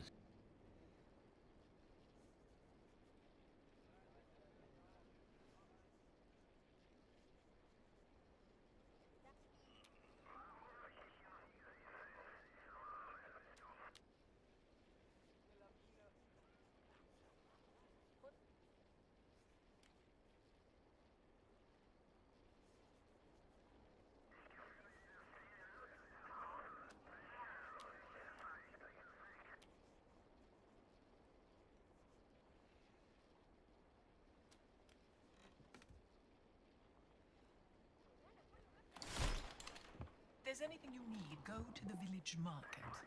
Just watch out for any merchants trying to scam you, Don't worry. I have a nose for spotting frauds. A card is like $1,500, and then you could probably get by with spending $1,000 or less on the rest. So you should be able to get that for under $3,000. But again, what are we asking here? If you're like, well, what's going to give me the best graphics? And it's like, well, sure, a 4090 will give you the best graphics, but it's like you're asking about, you know, what is, you know, what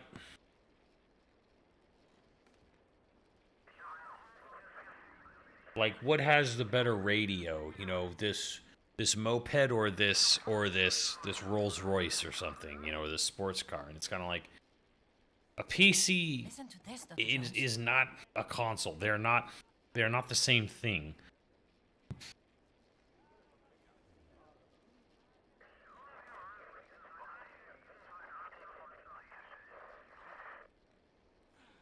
I think you want to hear this. All right, I'm listening.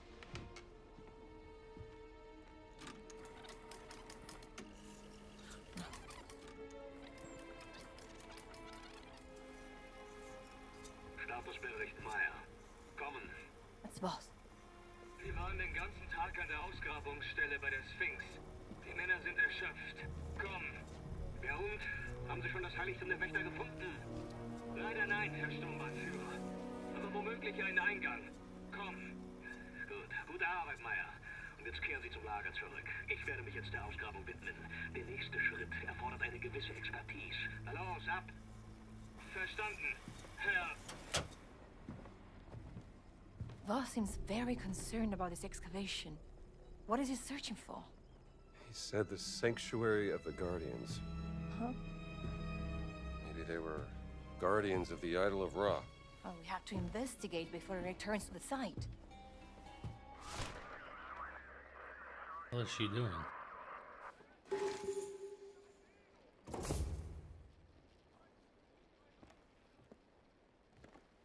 I just want the best graphics for games. If you want the best graphics, you're gonna have to get a PC, a high-end PC. The jump's not gonna be huge, but that's what you're gonna get the best graphics out of.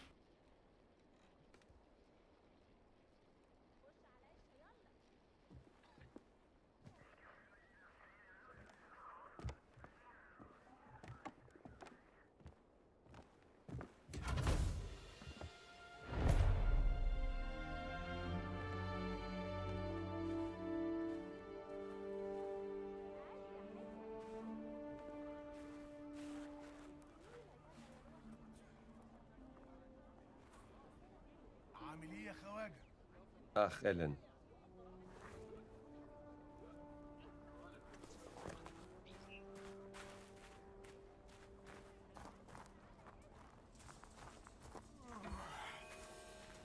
You brought friends.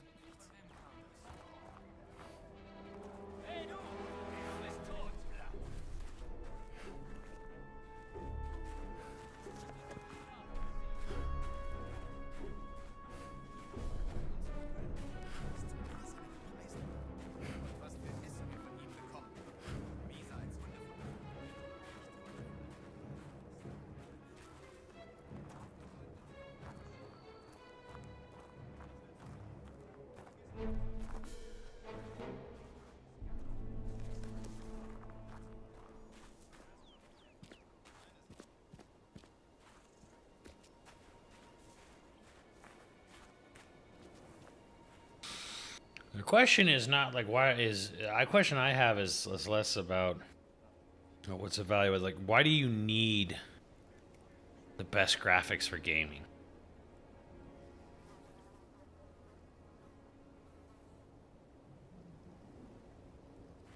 I mean, a jump in graphics is just not going to be that significant anymore. It's just not. Like, if you want something that looks like that Witcher 4 trailer, you're gonna need to you're gonna need to wait for an even better graphics card than that's available right now. Because I can tell you right now, a PS5, not even a PS5 Pro, will be able to look and run The Witcher 4 the way you saw yesterday.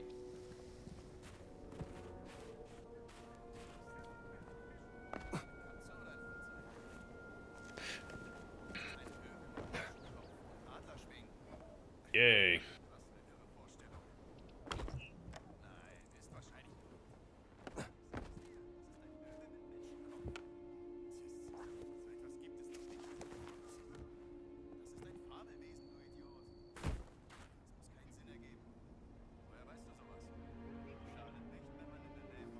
The thing is that, say, a 4090, that's a graphics card generation beyond a PS5 Pro. So a 4090 will last you the whole rest of this generation, all of the PS5 Pro. It's going to last you well into the next generation of PS6.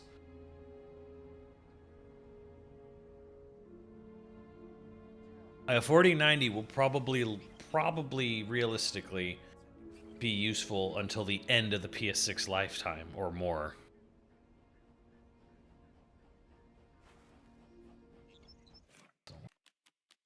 Shit. Sure.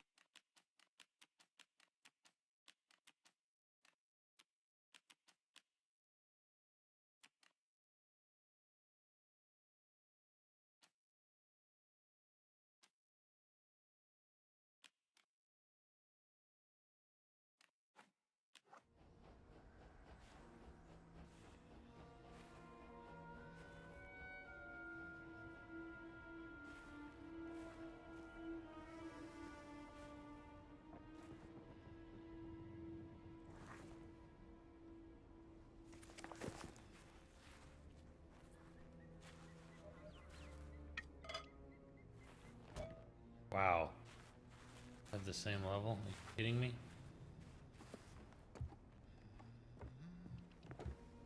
Seltsam.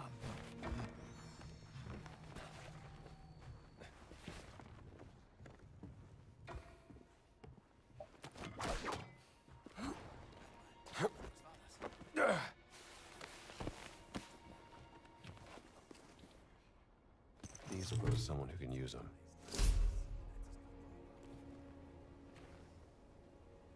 Dynamite.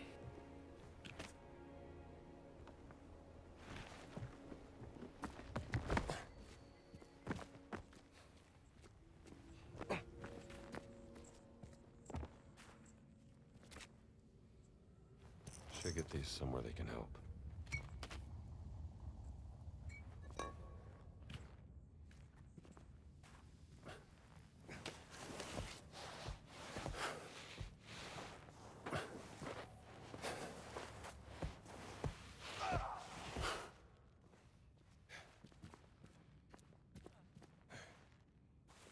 None of my dynamite.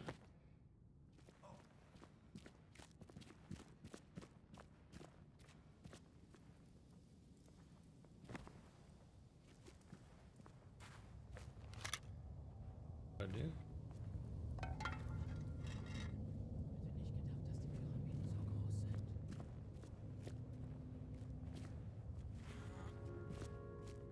So anyways, does anyone know if Sala's in this game at all?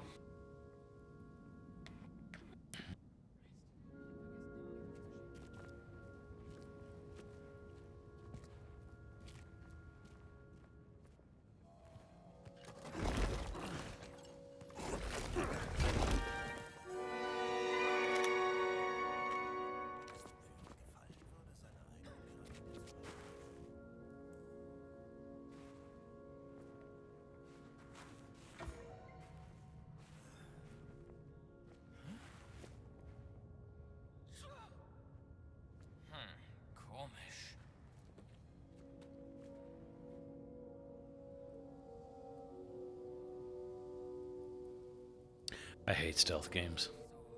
So dumb.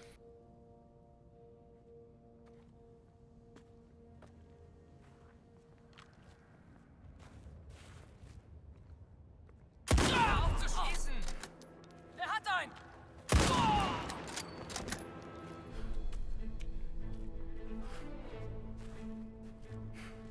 Well, that was fun. Oh yeah. Oh, you motherfucker.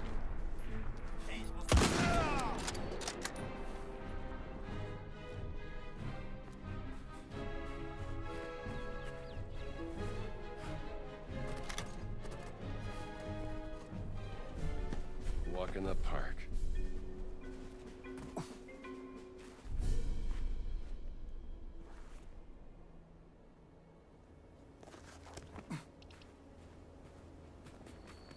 That was pointless.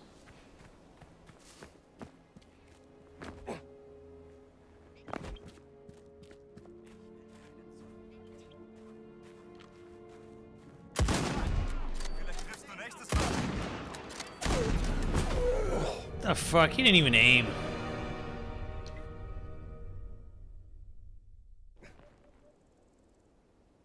No, I haven't really played any Assassin's Creed game, to be honest. Boy.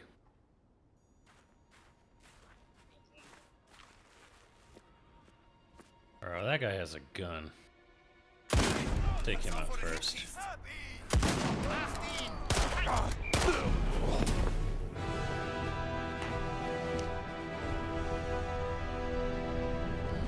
Alright, fine. Don't let me play the game the way I want to play the game.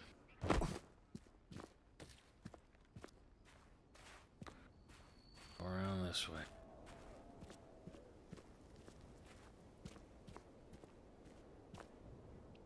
I'm running like butt right now.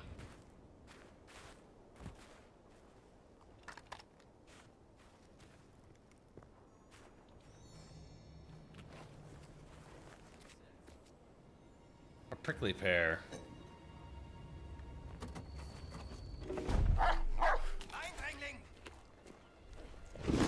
Hey, one fierce dog. Zeig ihm, was du drauf hast. Ach, du bist eine erbärmliche kleine Ratte. How did that not kill him? Pass auf, wo du hinschubst.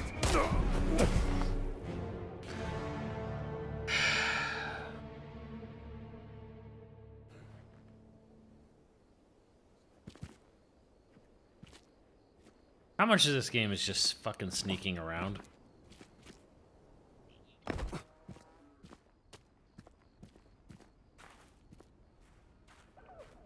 The bear necessity.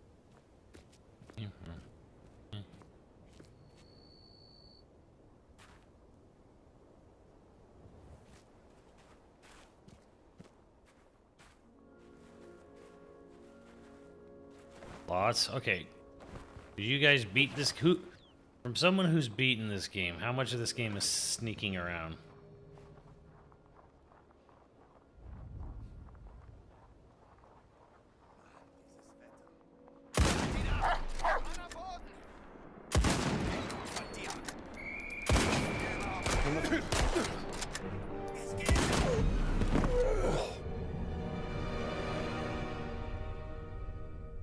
Enemies only use a gun if you do. That's stupid. What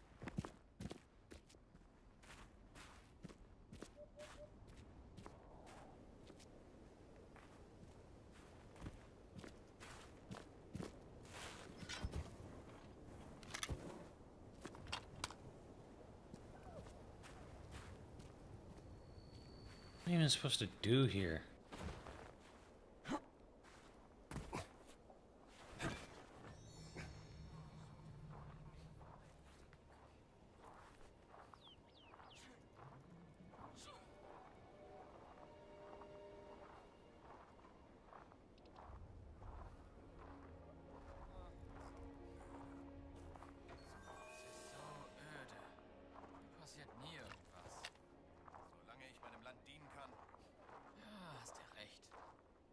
Nicht jammern. Ich wünschte einfach, dass mal irgendwas Aufregendes passiert. Verstehe schon. Du willst zeigen, was du drauf hast. Keine Sorge, dazu kriegst du noch Gelegenheit. Hoffentlich.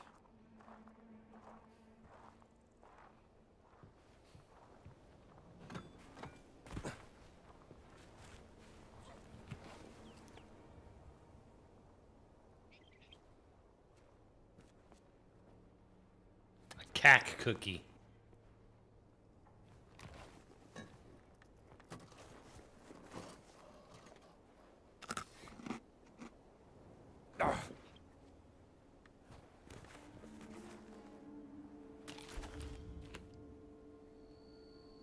Oh, fruit gives you stamina.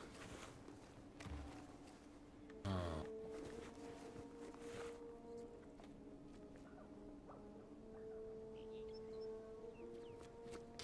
You don't think so? You don't think Nathan Drake exists because of Indy? You don't think Nathan Drake exists because of Indy? Like what? What? You think Nathan Drake was a completely original creation, not influenced at all by Indiana Jones? What?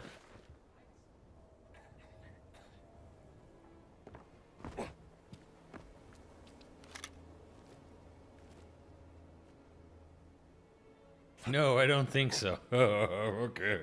All right. Yeah, all right. Yeah, sure.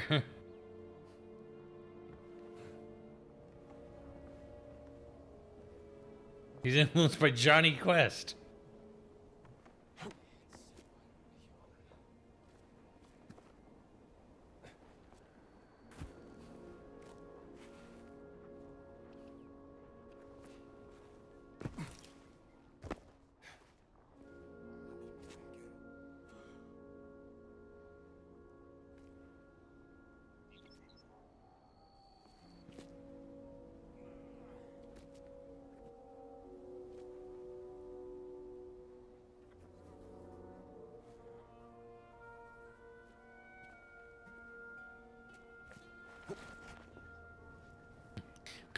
Yeah, where are you from, Papoose?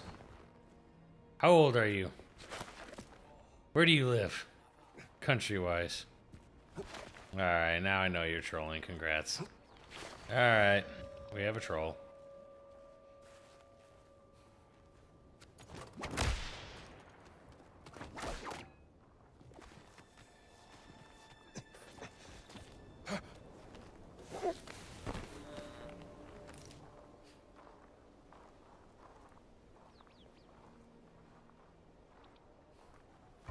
Now we know you're a troll.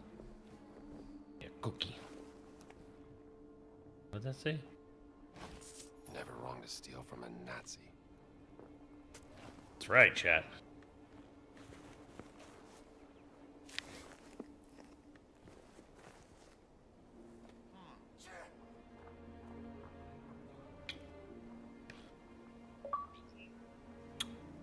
Bread is life. That's great, Microsoft.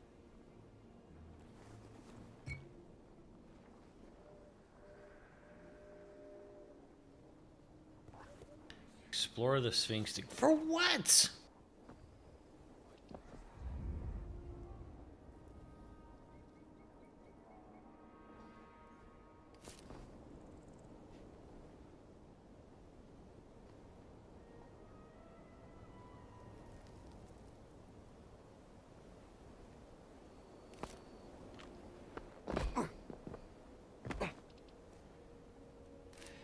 I don't get it. Like nothing here. The dream stealing. Like looking into the past. Seltsam. Mist. Nicht lustig.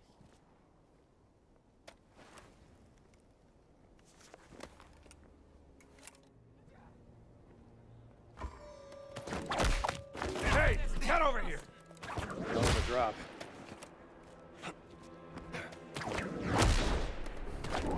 Hab ich dich, du listige Ratte! Hab ihn!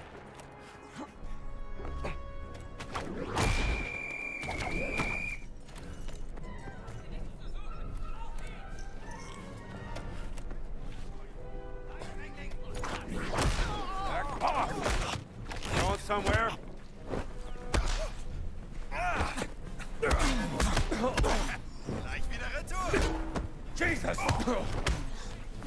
Gib lieber gleich auf.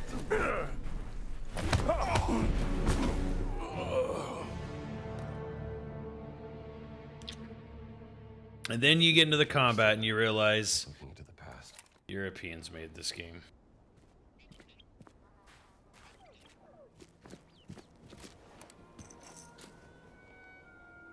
Bad dates.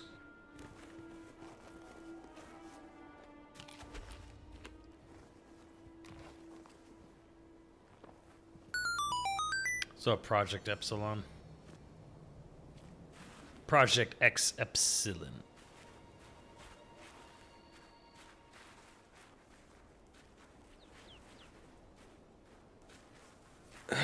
Jesus.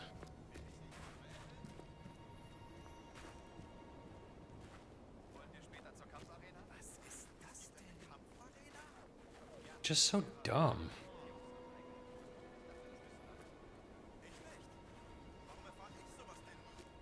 Willst du mir Angst machen?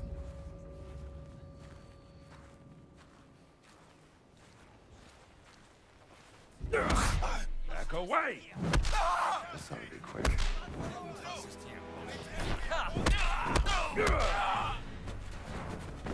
Jetzt wird dich niemand mehr retten. Da bist du. Zeig ihm, was du drauf hast.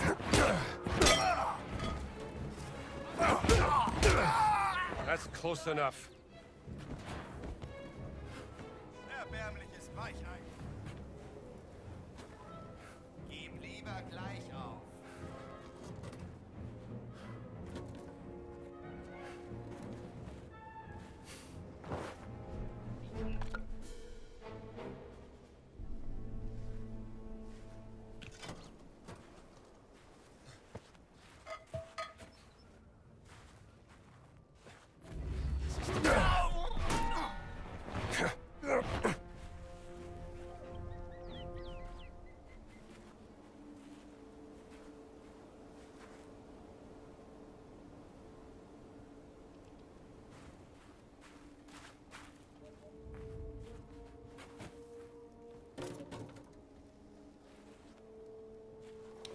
Yeah, I actually think this game might have actually been more exciting in VR, honestly.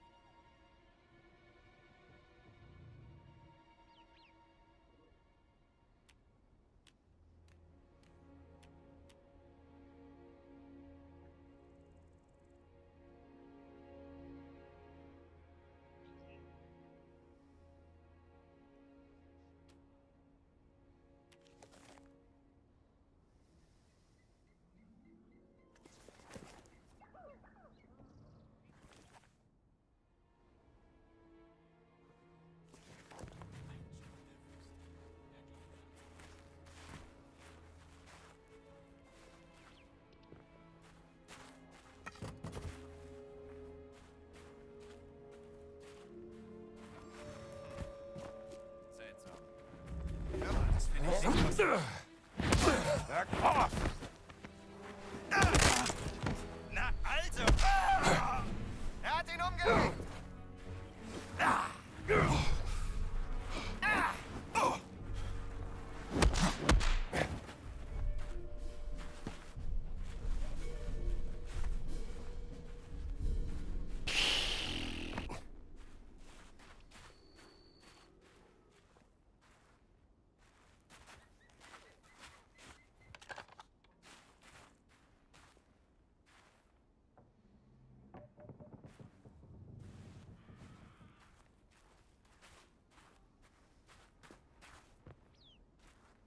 It depends, 7-6, on what you're trying to do.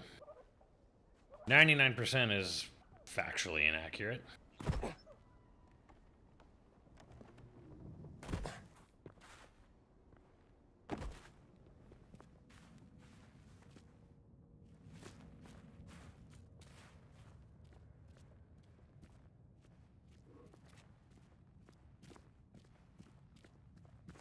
What took you so long, Stramble? Well, nice to see you too. I'm trying to open this big door, but I don't know how. Let's see here.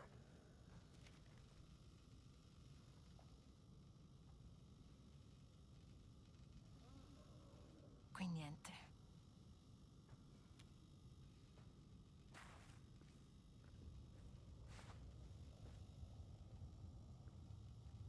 The Nazis found some kind of golden medallion. Took it to their recreational area. That medallion sounds pretty important, don't you think? You're damn right. Now let's go take it back from them. You go. I'll stay here and search for any signs of my sister.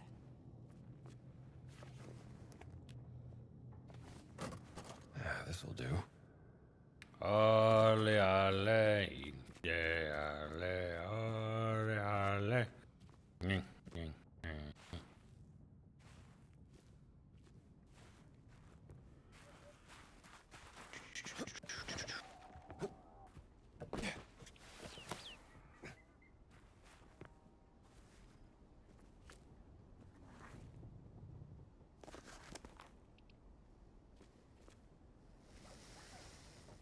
Most people don't need. Most people don't, but I mean, if you're going into any sort of actual editing or animation work or whatever, yeah, you're definitely gonna want like a better PC.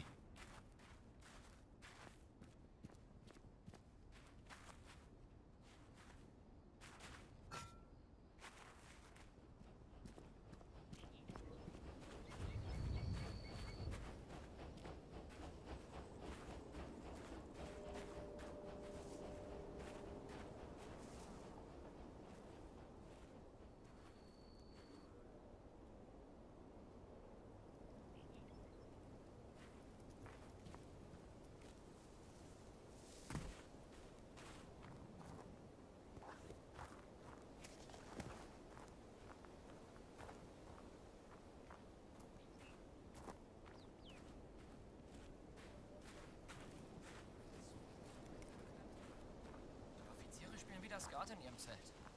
Meinst du, ich kann mitspielen? Bei dem Sold? Das Spiel nichts, was du dir nicht leisten kannst. Well, it's the first indie movie.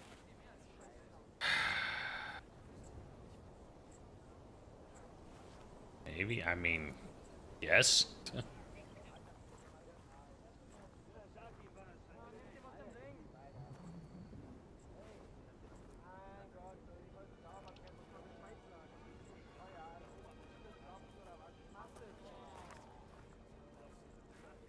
Who's game of the year? Rebirth.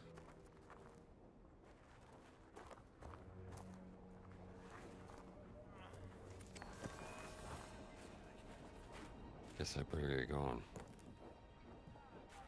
Meyer lässt uns also schuften, während er Skat im Zelt des Befehlshabenden spielt? So ist das halt. Wir sind nur Fußvolk. Meinst du, er lässt mich machen, wenn ich nicht... Als hättest du genug Geld für den Einsatz, um mit Meyer und den Offizieren Skat zu spielen.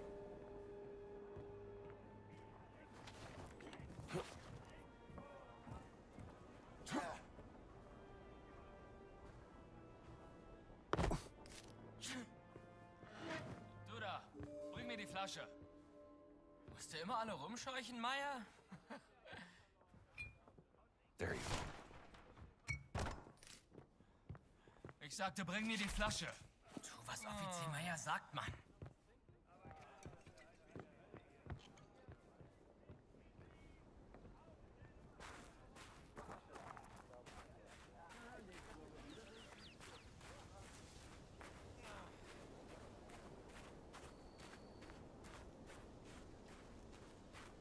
Riveting.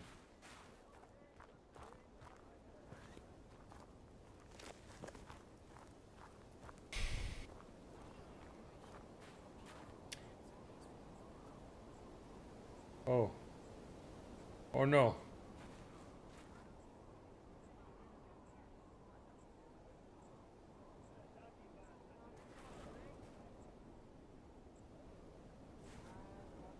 Oh shit.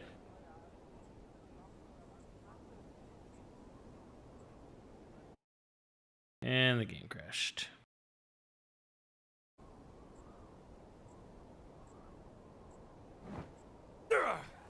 Oh, hold on. PC gave up. Yeah, it's toast.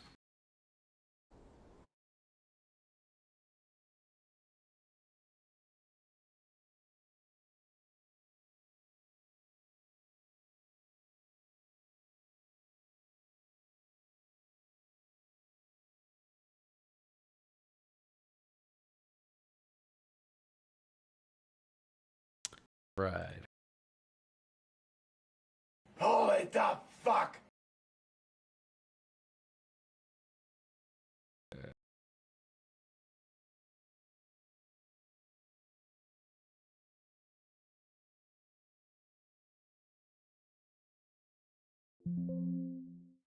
What is this?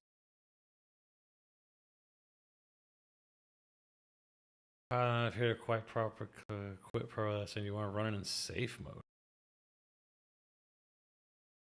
It will change your video settings, but not your control.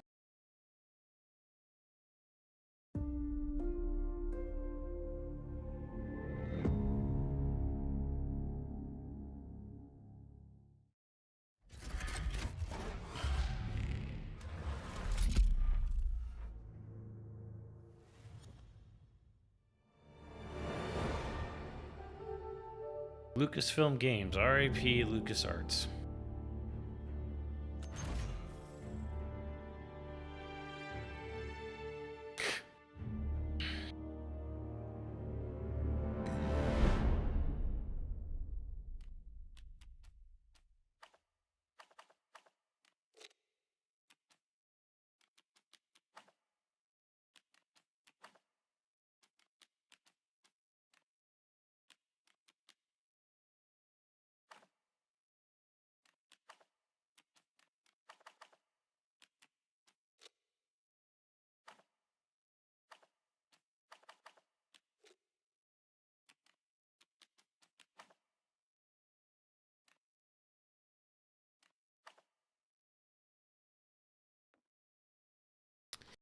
Oh yeah.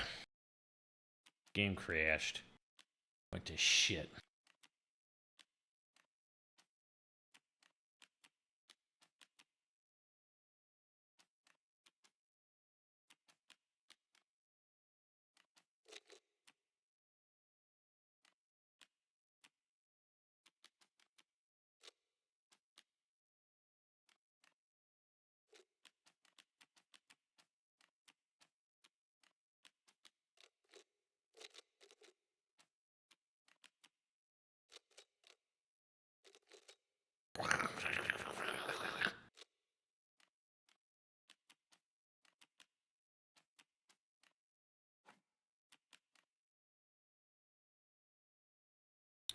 That's Bethesda for you, Bethesda.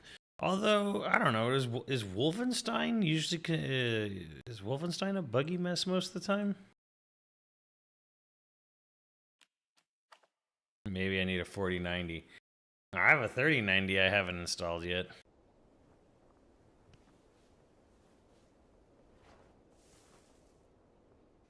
Try DLS performance. DLSS was giving me weird glitches last time. It's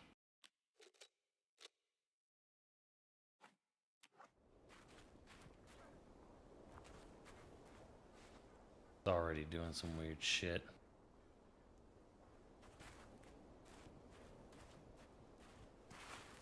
No, Wolfenstein is Machine Games.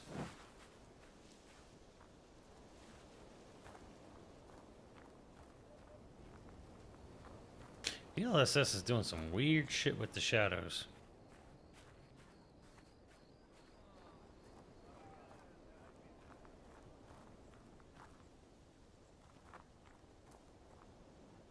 The DLSS was doing this weird shit yesterday too, or last time I played.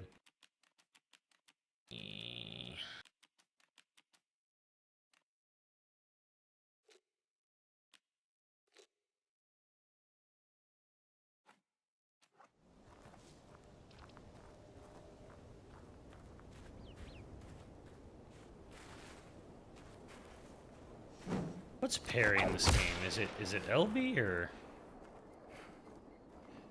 Film Grain's on? Oh fuck, it changed that, didn't it?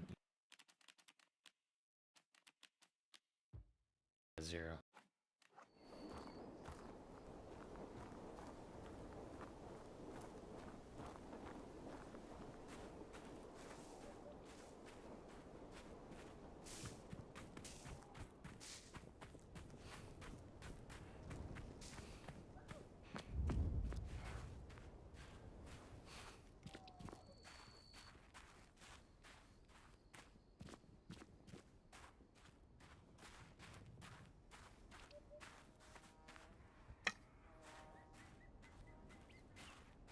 And that's the real problem with PC gaming.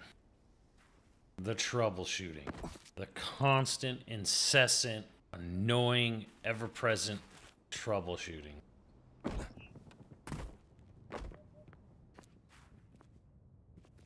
You have to run your own personal tech support just to get a game to function properly every time you play anything. Found the medallion?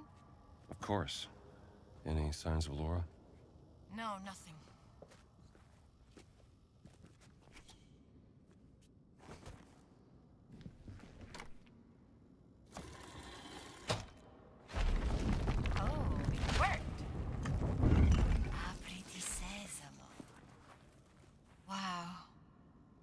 This hasn't been disturbed for thousands of years.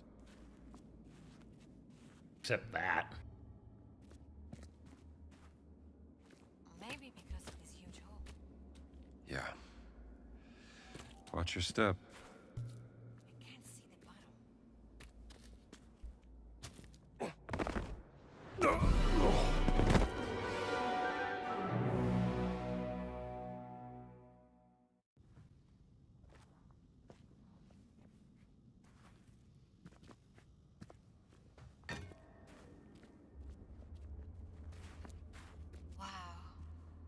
This hasn't been disturbed for thousands of years. Maybe because of this huge hole. Yeah. Watch your step. It's too dark in here. All right, the village market. Maybe they have something I can use. You go ahead. I'll wait for you here.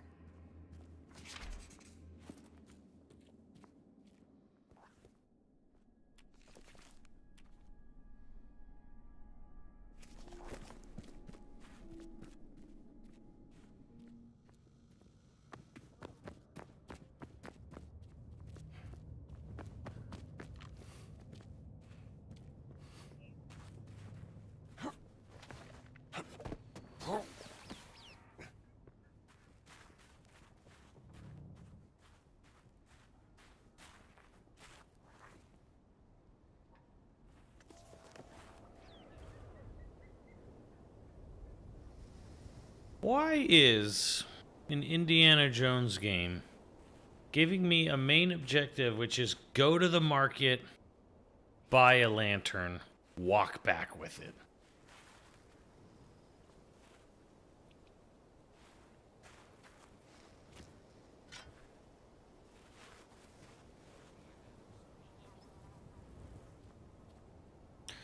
Bionzo, you missed all the German.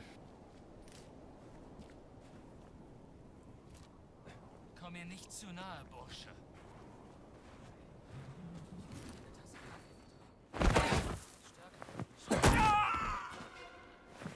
Whoops.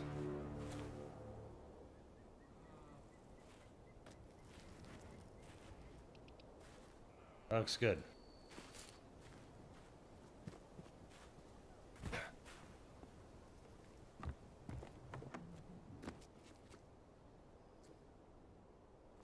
Nice excavation, assholes.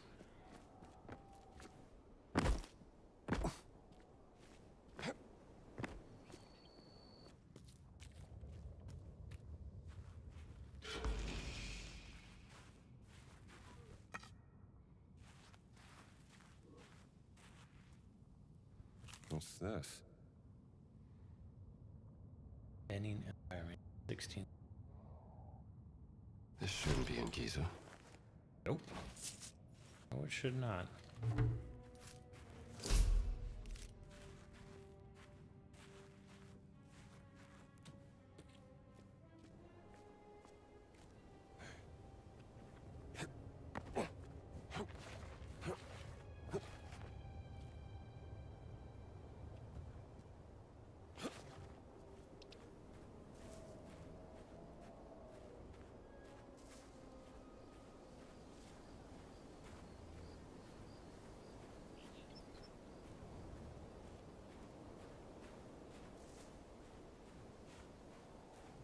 Well, that's why I said this shouldn't be in Giza.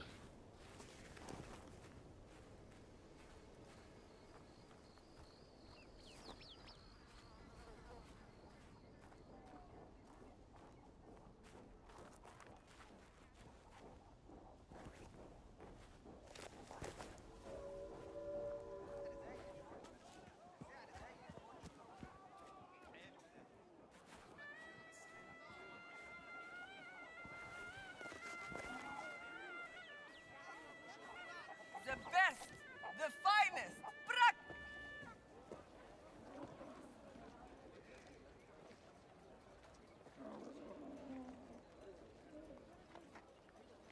What are you selling?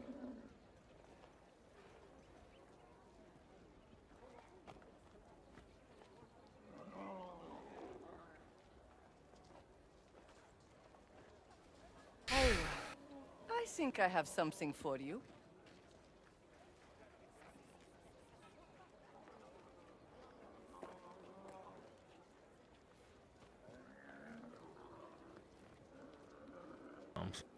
Scripting error, memory leak.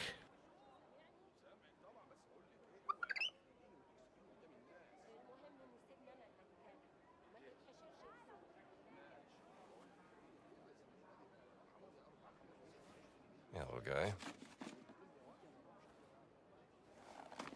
Thou said it is a queen, not a guy.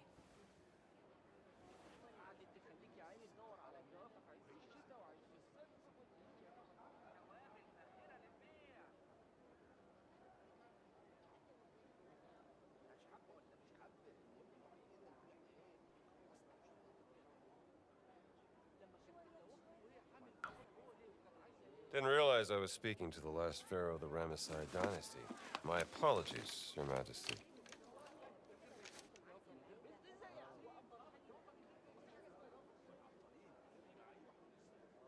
What's up, Poochie?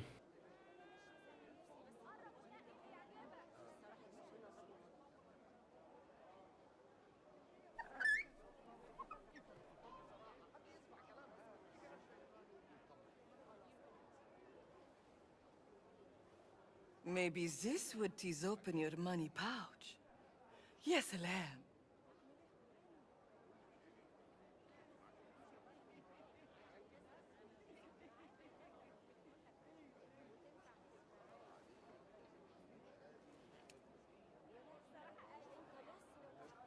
Sleep schedules fuck, sir. Man, how'd that happen? Ugh. The fuck?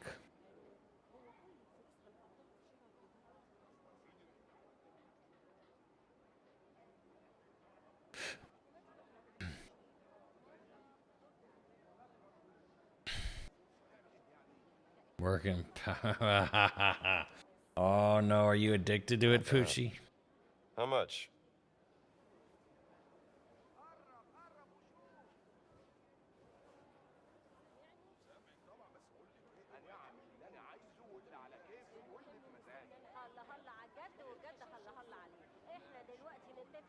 From beautiful Vienna, I can barely part with it, but I will sell it for a very, very good price to you, sir.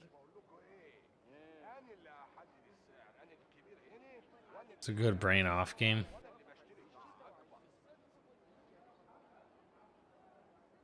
They're in Egypt after all. Well, what does Egypt have to do with Dio?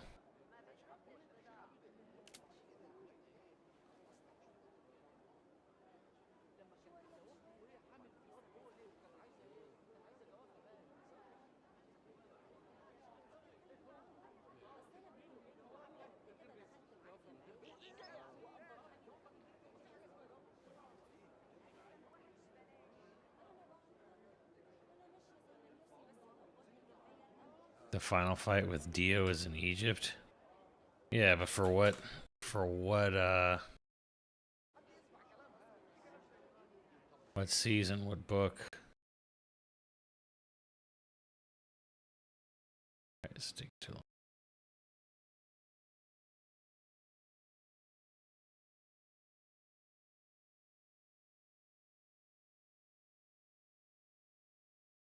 Part 3. Where does the fight between Jotaro and Dio at night, like on the street, take place?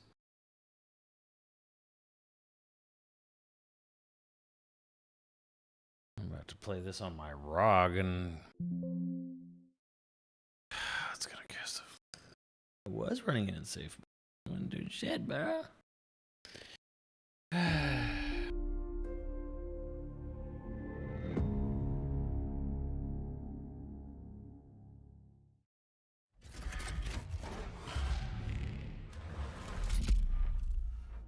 All these unskippable logos.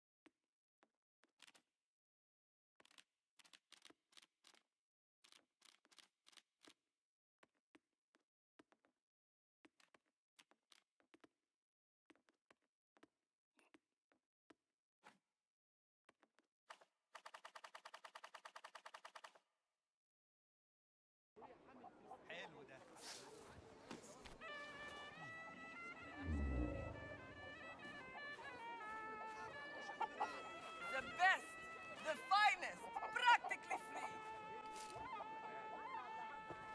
What are you selling? Aywa, I think I have something for you. Hello, guy. Thou said it is a queen, not a guy. Didn't realize I was speaking to the last pharaoh of the Ramesside dynasty. My apologies, Your Majesty. Maybe this would tease open your money pouch. Yes, Alan. Not bad. How much? From beautiful Vienna, I can barely part with it, but I will sell it for a very, very good price to you, sir. Let me think about it. If I'm gonna be crawling around Egyptian tombs, a lighter would come in handy. Excellent lighter. Potent. The lighter is yours.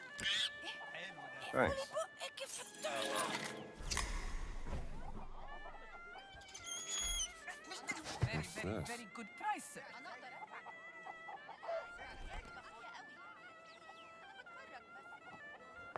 No, I'm good for now.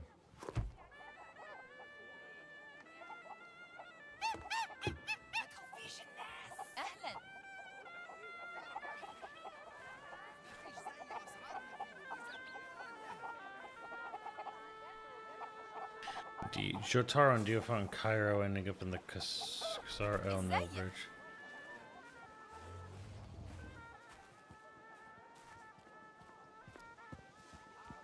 Jotaro has a whole arc in Egypt.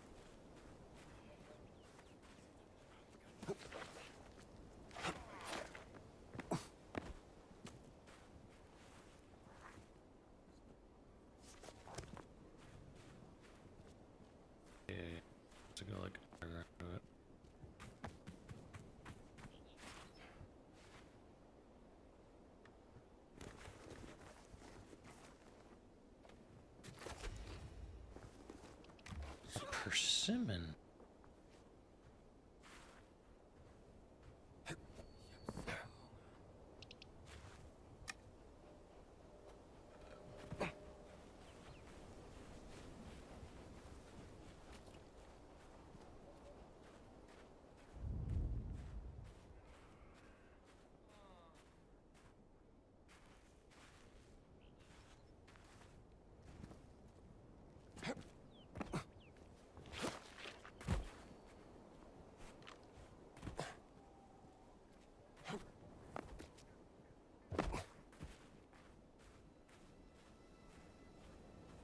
Rolla, that scene happens there. Yeah, the scene where he's just like, can't beat the shit out of you without getting any closer. And he's like, ho ho, then come as close as you like. Is that in Egypt? What the fuck you doing, lady?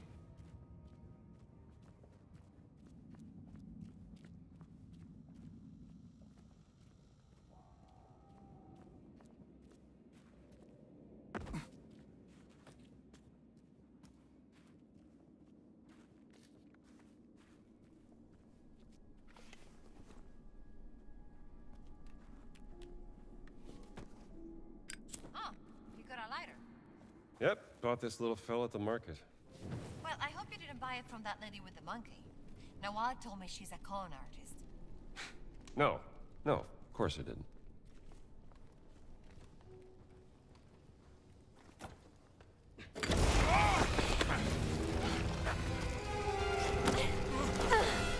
I've got you.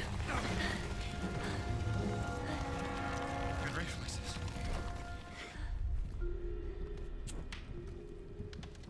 Now what? Look, do you think we can pass through there? Only one way to find out.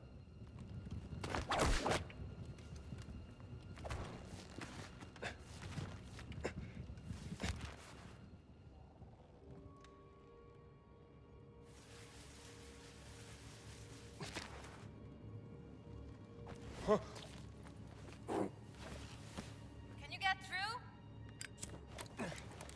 Yeah! Wait there! Let's get together, have a few laughs.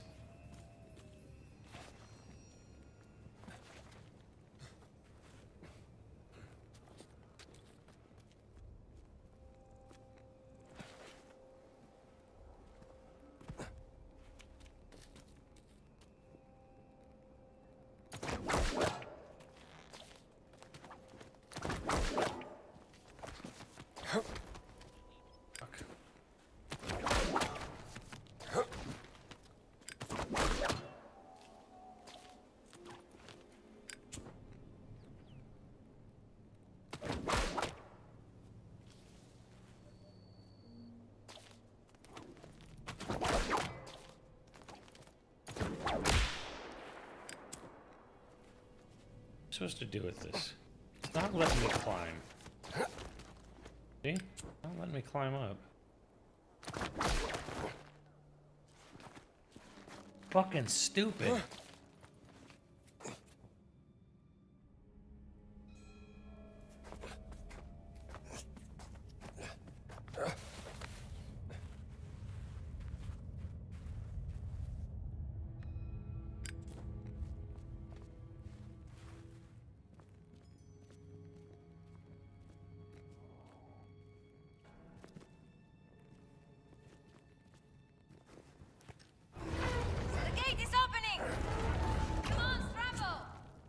Hey, slow down, will ya?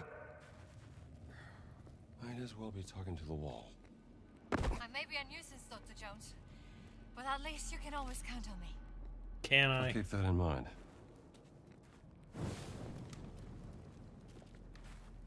Are these the Guardians? I would guess so, yeah.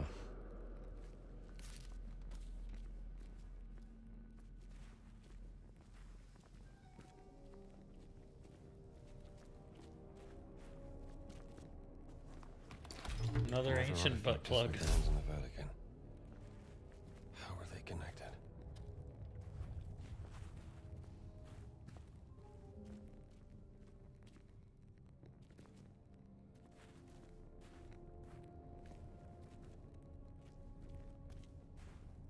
Imhotep lives. The curse is real.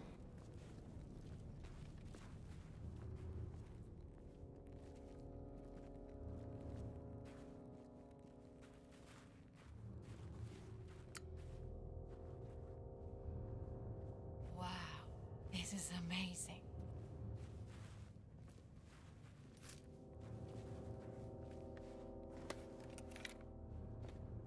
What is that inside? Oh my god, it's cold. Do you think we can get it out of there? The gold mask. We're sure gonna try.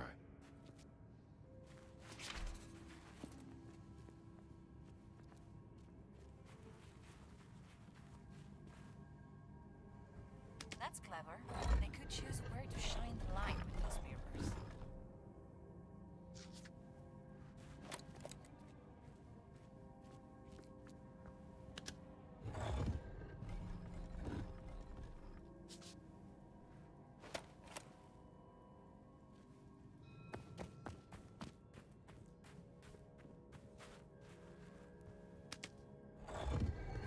Watch it!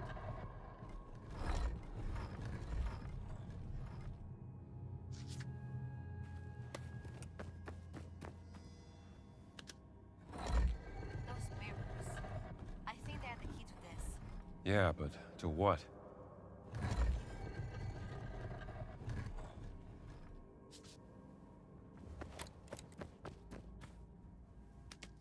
No, please.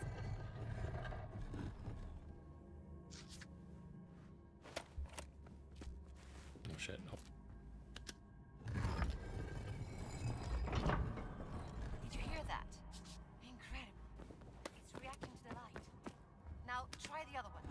Maybe something is revealed if you shine a light at the right spot. Yes, that's exactly what light does. It reveals things. Oh, is that right, Professor?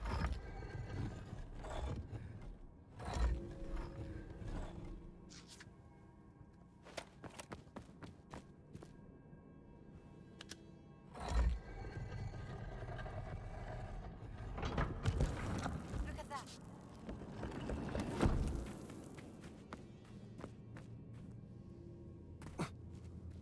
Wow, it's wonderful. What is it? Ceremonial mask, probably worn by the Guardians. May I see that? Hey! What if the Guardians of ancient Egypt looked so frightening that they needed this mask to cover their faces? Yeah, I'll play split fiction. Not a bad theory. Oh, I'm coming for your card, mommy, Dr. Joe. Hold still.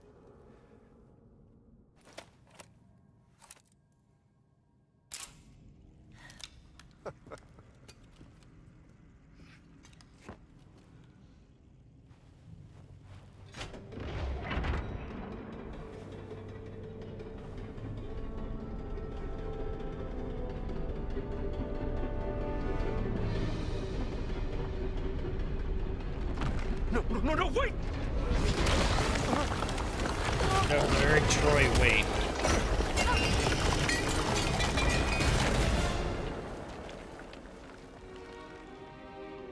Are you alright? I think so.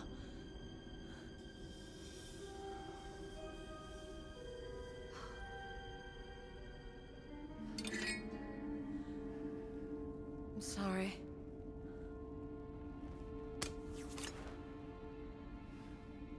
Wonderful. How do we get out of here?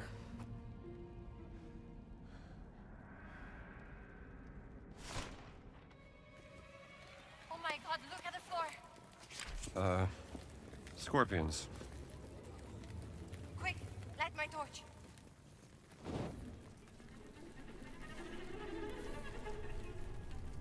Shaw! Go away! We've got to get out of here! Tell me about it. What about that? That looks like a door. It must be the exit. Come on!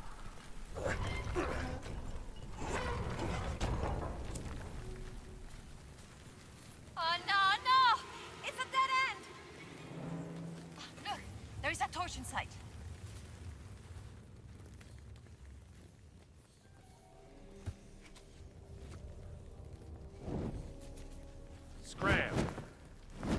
out of here. Oh my god, that made him tired. Over here! This wall looks weak! Can we break that wall? I'm sure gonna...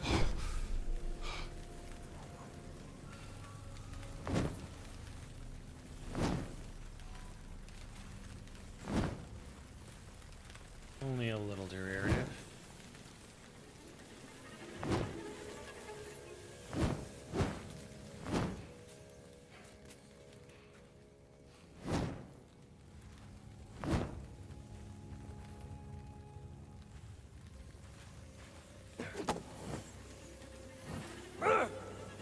Punch the scorpions.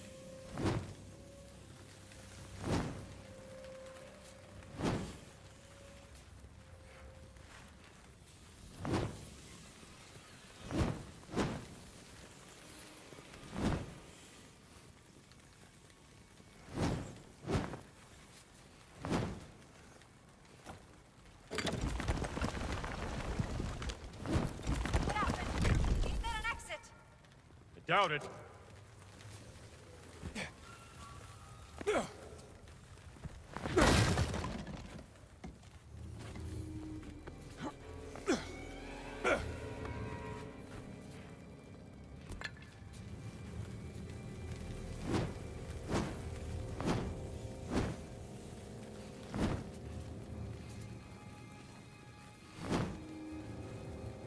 Come on, go!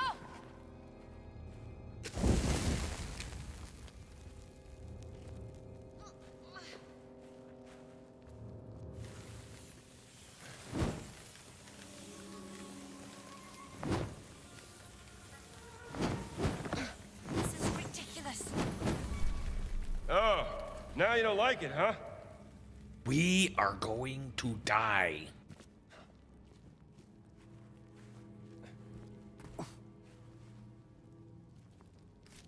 Well, these scorpions are gone. Not out of here just yet. Ah, don't worry. It's just a more mirror puzzle. Right? Let's try this. You broke it. I broke it. Maybe they should have built it to last 1,000 years longer. Let's try the other door now. All right.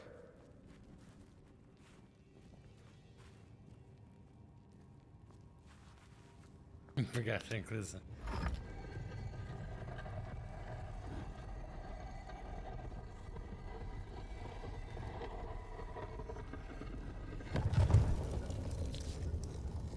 It worked. It looks like one of those pedestals. Yeah, but the mirror's missing.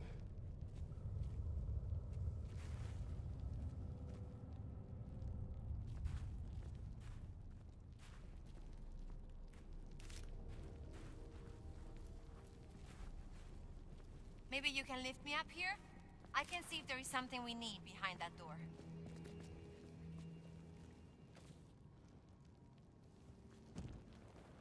Get ready.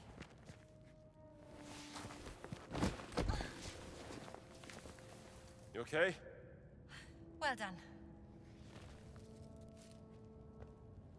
Need It's a one of my light? favorite moments.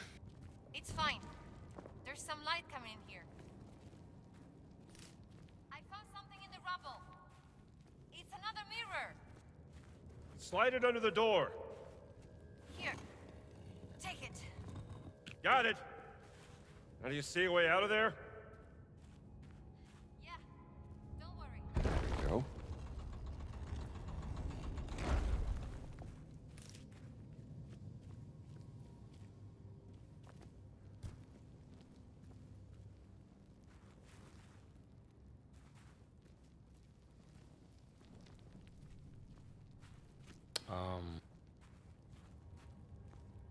Look. Another mirror. Okay, so where do we put it? What if... Right there. I stand over here and you shine that light on me? Then I can reflect it towards that eye symbol on the statue.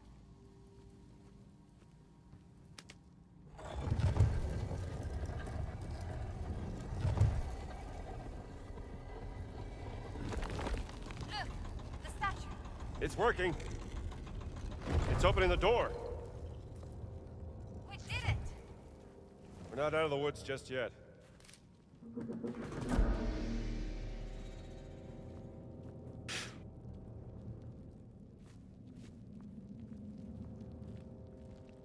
built all of this, Dr. Jones? King Khufu, maybe one of his descendants. Guardians must have been highly regarded by the kings of ancient Egypt to be treated like this.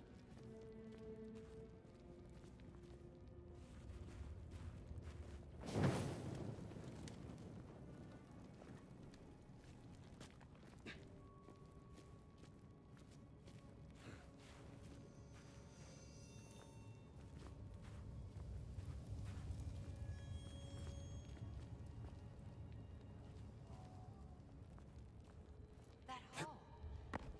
I think we are below the room where we came in.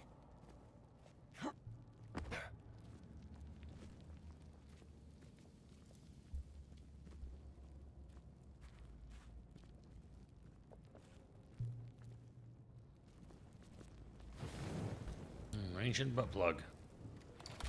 So strange.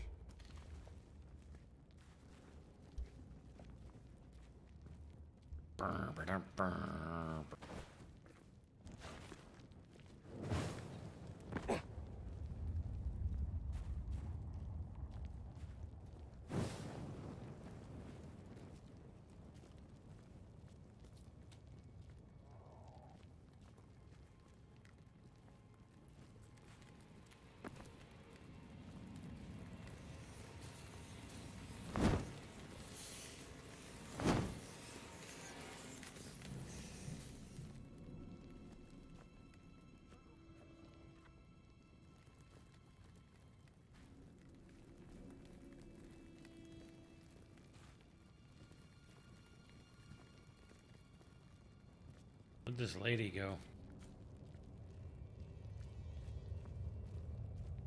What's going over here?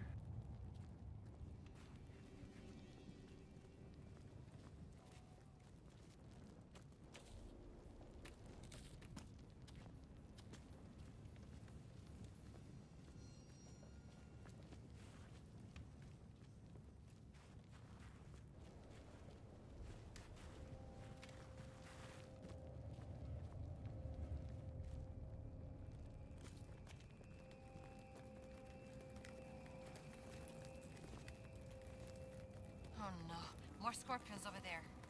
They don't like the light. See? Oh, yes. Vediamo. A mirror. Come on, get me up there.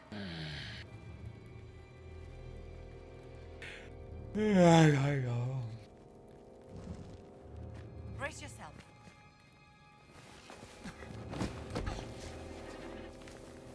You alright? So is this the loop of the game? Go to a hub area, you know, do some menial shit, go into like a tomb or a catacomb or whatever, do actual Indiana Jones shit, go back to the hub world, the hub area.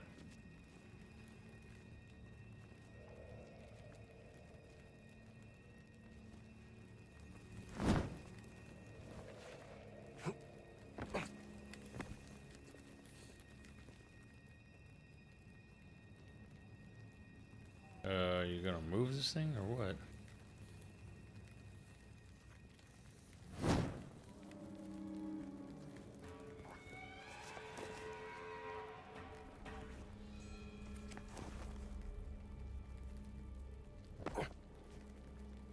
I don't know. If it's happened more than once, then yes. Right? I guess so, huh?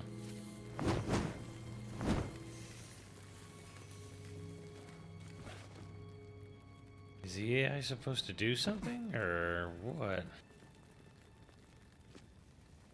I'm a little confused here.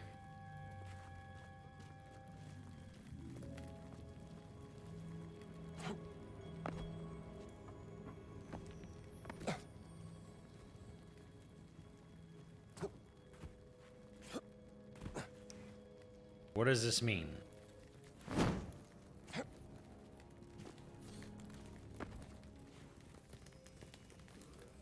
Or I just go down. Or I just go down and die.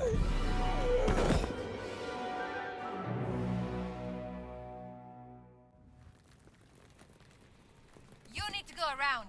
I tried keeping the scorpions away from you. Good thinking.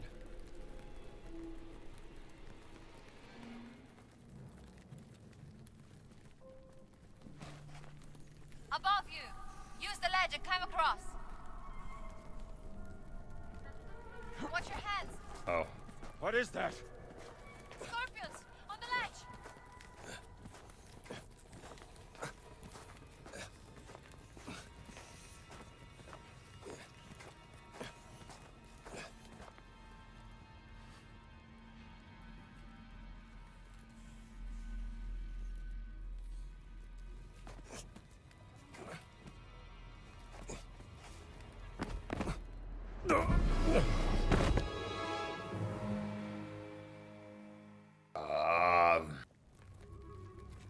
You need to go around.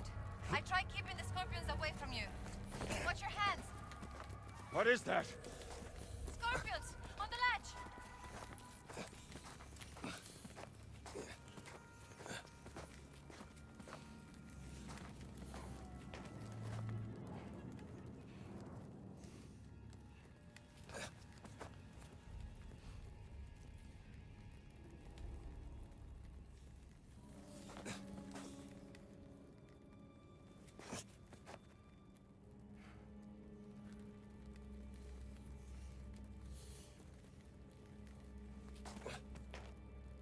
Yes, video game? What would you like me to do?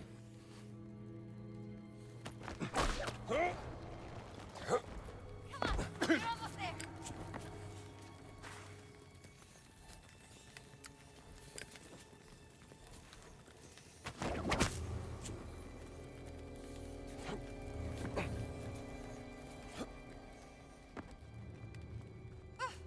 You're safe now. Thank you.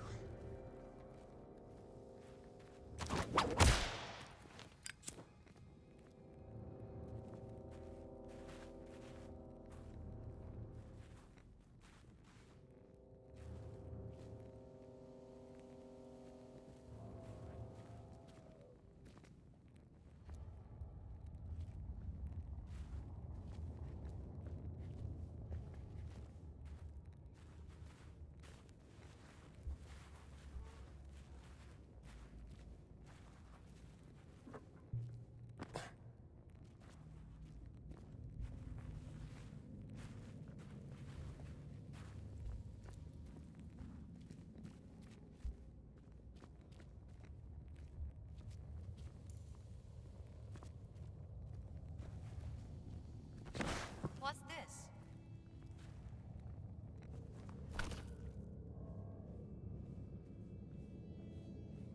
Stealing with a guardian motif.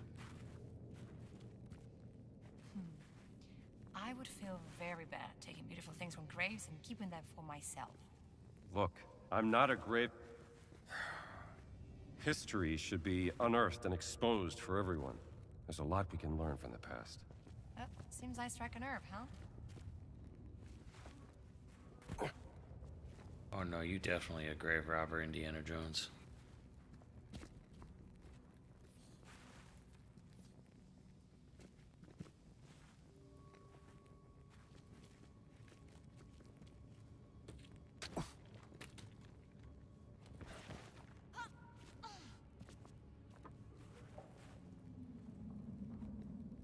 And then it stays in its country of origin, right, Indy? Yeah.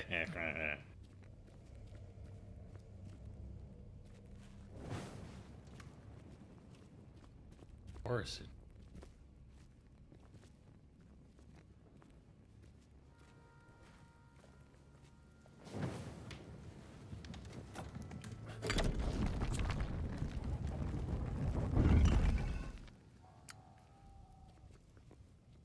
We made it back, Dr. Jones.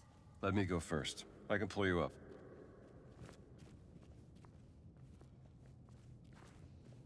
Pull you up where?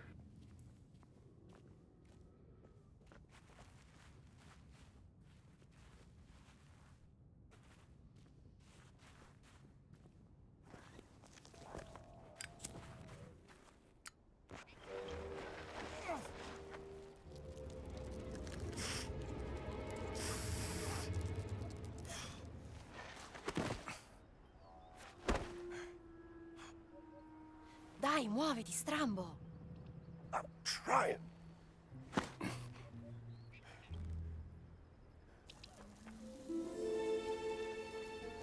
Why's he having so much trouble climbing up that shit?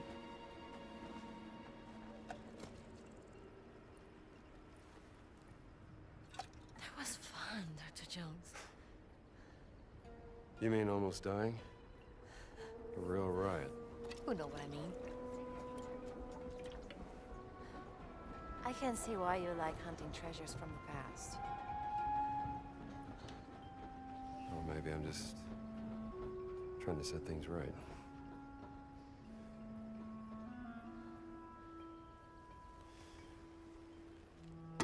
You know what?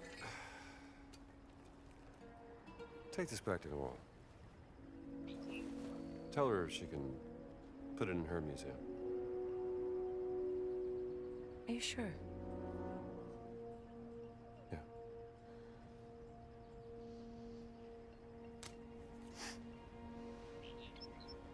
You're good at this, Dr. Jones.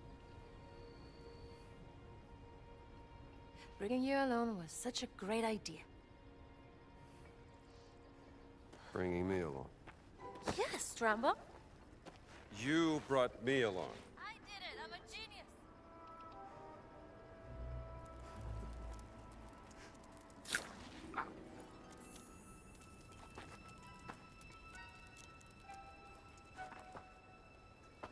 They treated these guardians like nobles. Why?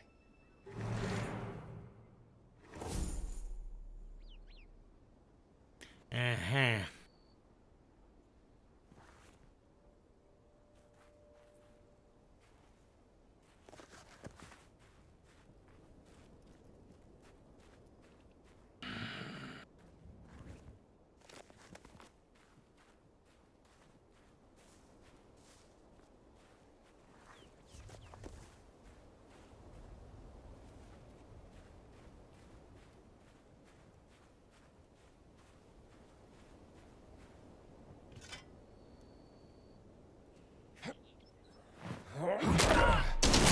Sorry.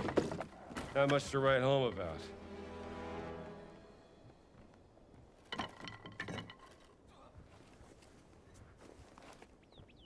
Sorry, chat. I got bored. And there was a Nazi just sitting there, so, you know.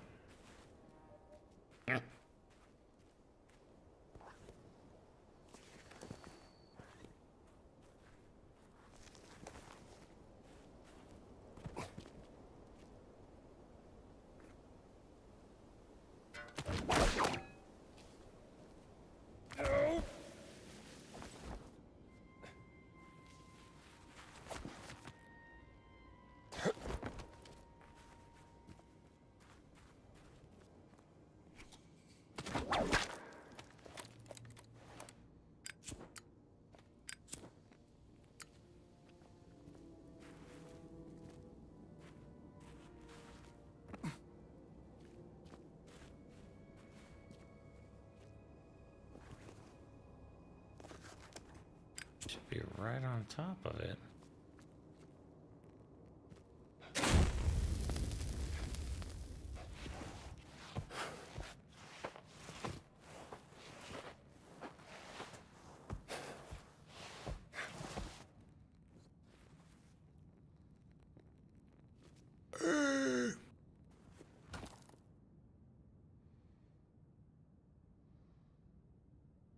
Another Steely.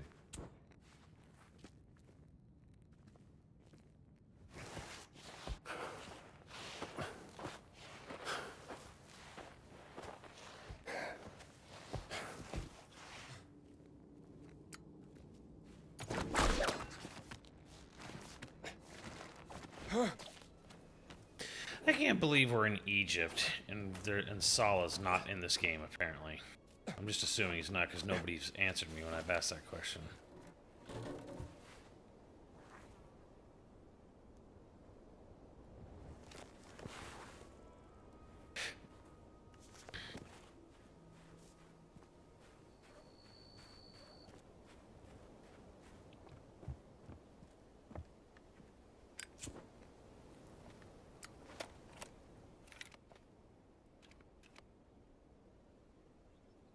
Nice.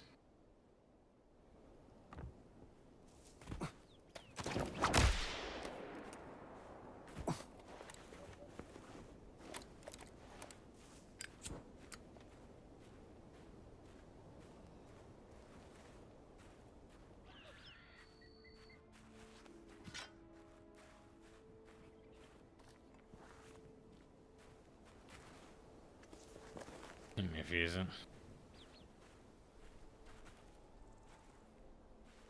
It's the Nickelodeon Kids' Choice Awards. Yes, but the way the games are judged and voted on is the Oscars.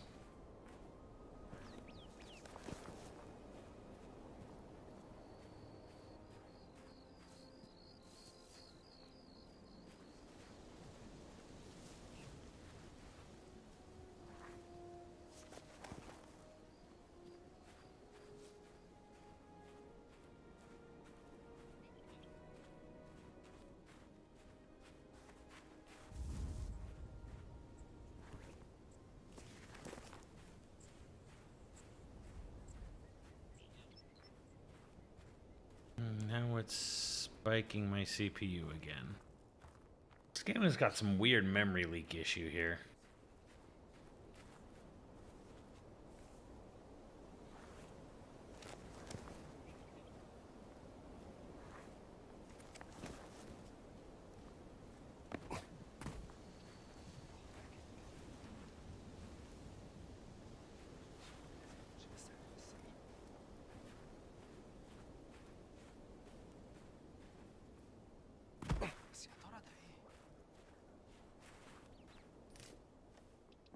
Assalamu alaikum. اوه انت زميل نوال صح انا شفتك في خيمتها. We've actually met before at the Cairo Museum. Professor Omar, right? I don't think. Hold on. Dr. Jones? I didn't recognize you without the suit. It's funny, I don't recognize myself when I'm wearing it. And please, call me Indiana. And you may call me Omar. I'm here to help Nawal. Well, then I think you will find this interesting, Dr. I mean, Indiana. An ostracon. Scrap pottery used by the ancient Egyptians to carve messages. Where did you find this? It was smuggled out of the dig site over there from one of the workers. Look what it says. On her deathbed, the servant revealed a secret followed. The Queen Mother into her grave. The tomb was excavated in 32. But the secret was never found. The Germans have been searching, but the dig is on hold after a recent setback. No one gets down to the tomb. Whatever is down there, it must be kept out of the hands of the Germans. I'll see what I can do about that, Professor. Thank you, Indiana. And whatever you find, bring it to Noel.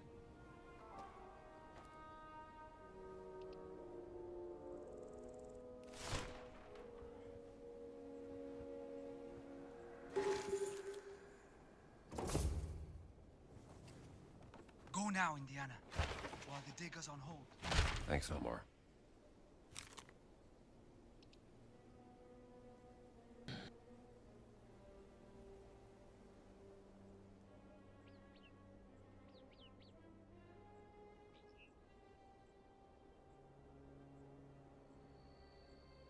Kleber. French expedition. Napoleon's right-hand man during the Egyptian campaign.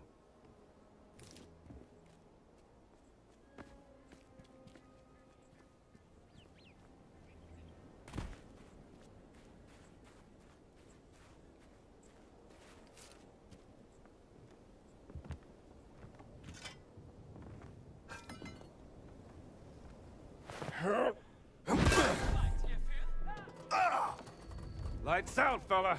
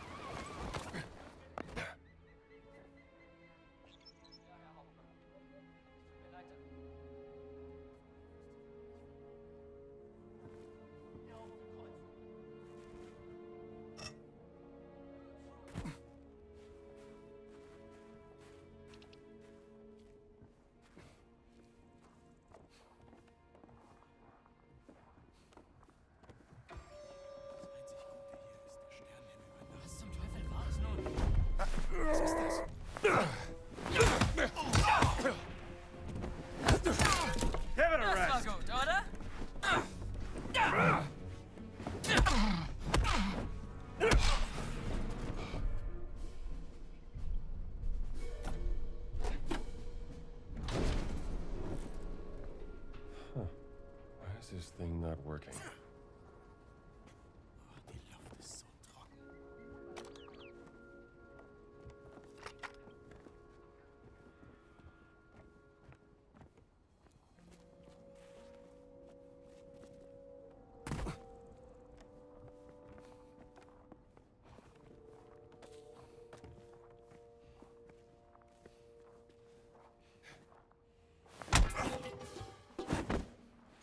Off to the dreamlands.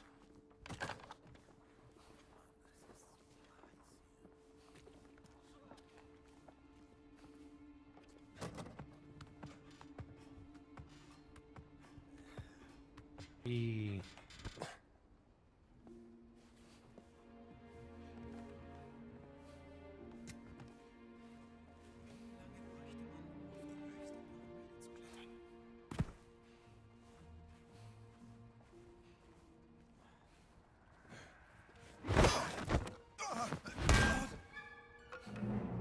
Nice to meet you.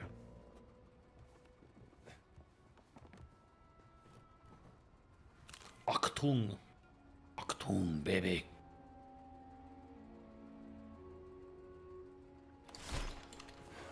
Need to get the power back on.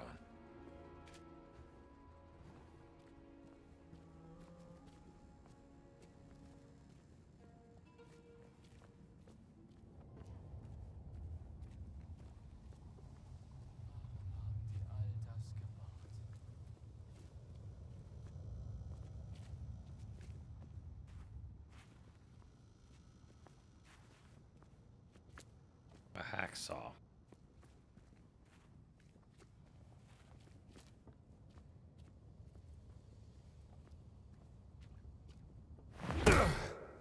Nope.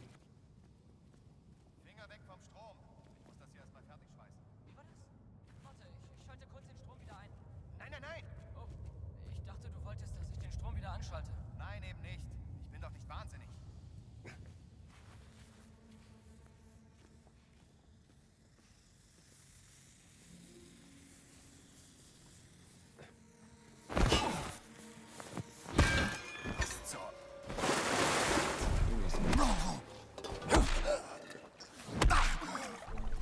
Du hast hier nichts zu tun! Wie gefällt dir das?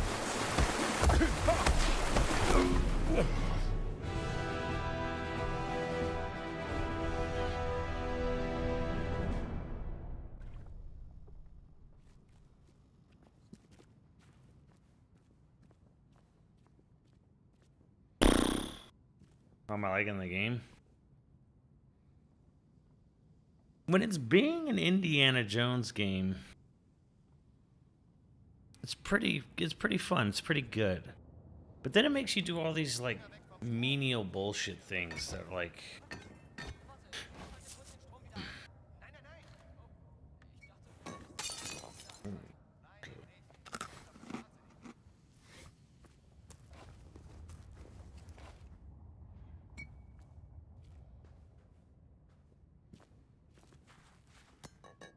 sludge. Yeah.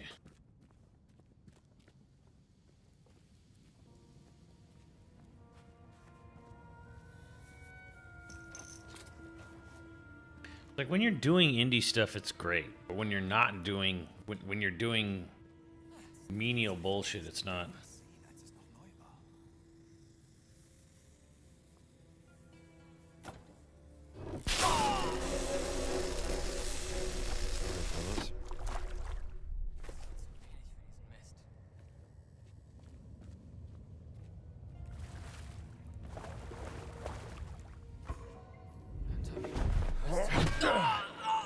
Poor thing. Felt like a leaf.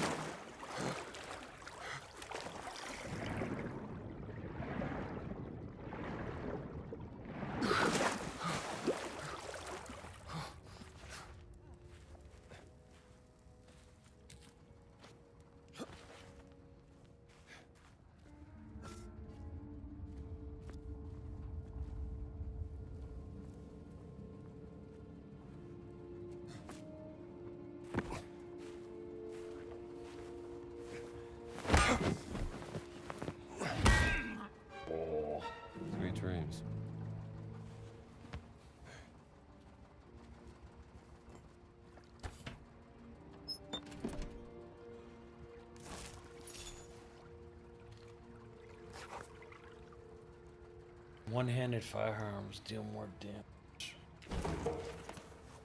Sounds fascinating.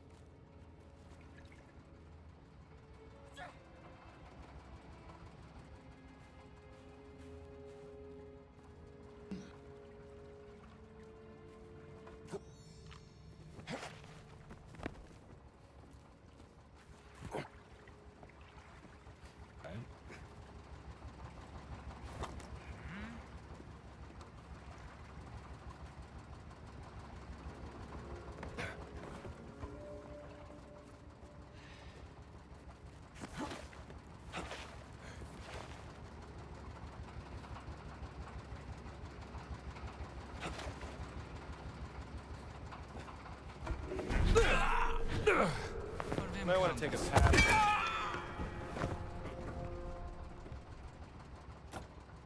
Okay, hopefully this one connects to the elevator. Was sollen wir machen? Ohne die Wasserpumpe können wir nicht arbeiten. Mach einfach deine Runden. Lass niemand rein. Ist doch nicht so schwer.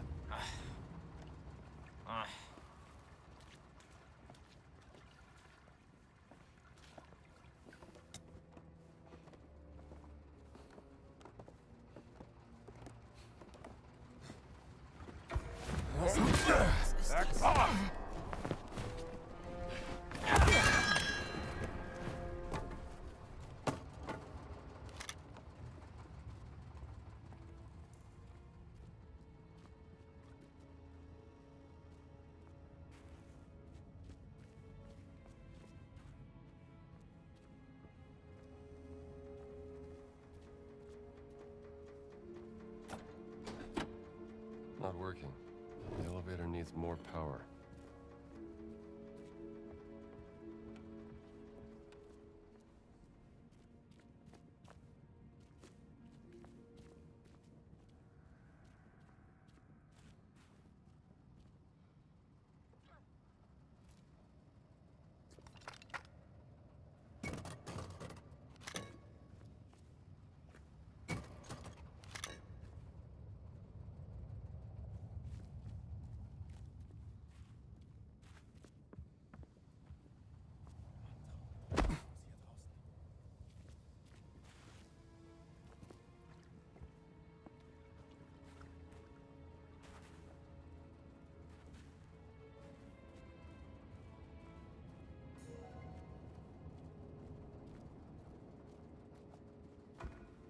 Ich sollte wirklich mehr von der hiesigen Küche probieren.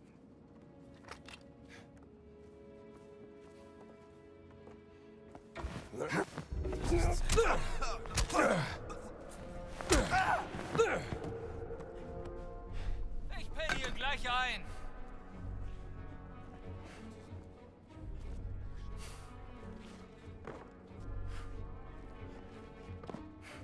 Er hat ihn!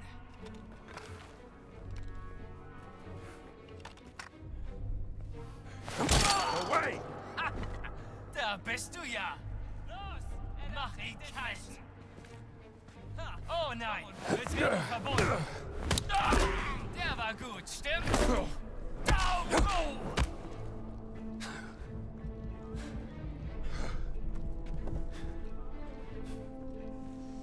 Give it a rest!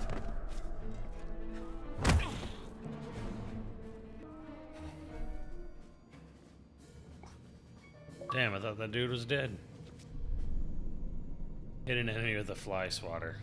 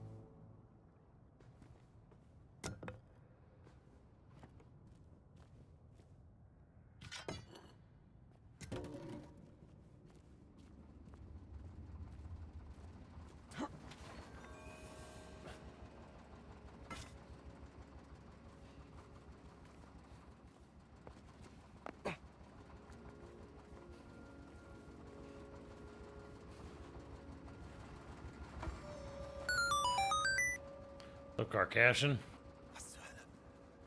God, Cookie. Ja.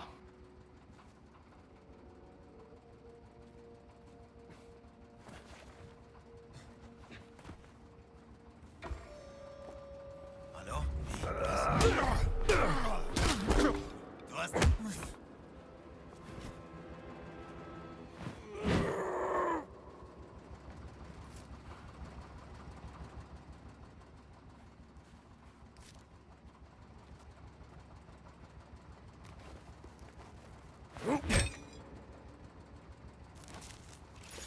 $100. Take it.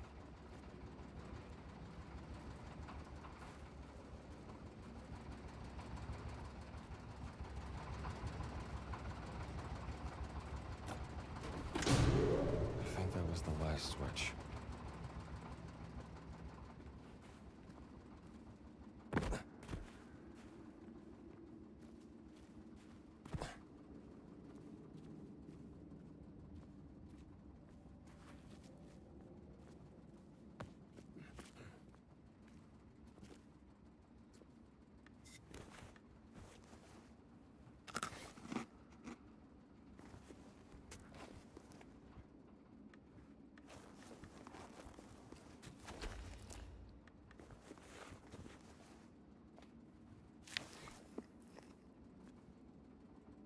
Cack Cookie.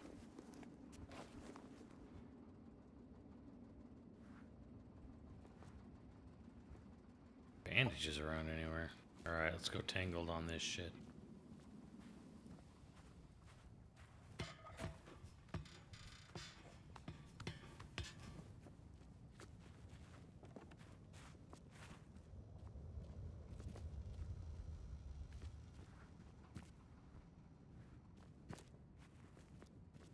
Good date. Bad news.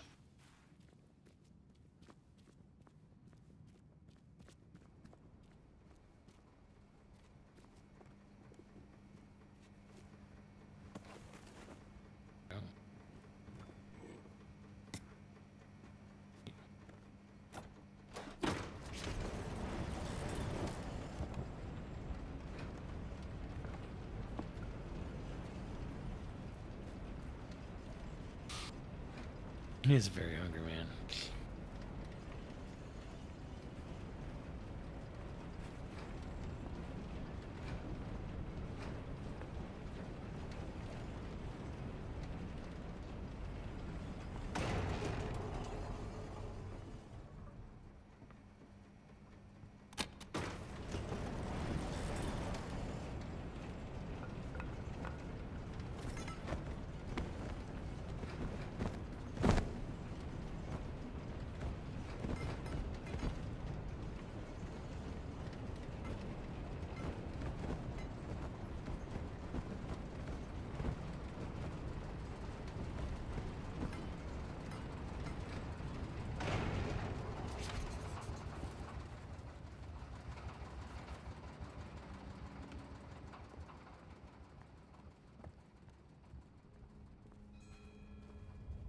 Tomb of the Queen Mother. What secrets lie buried here? To Stormbahnführer. Stormbahnführer was? Ed Albert Engel. Digley.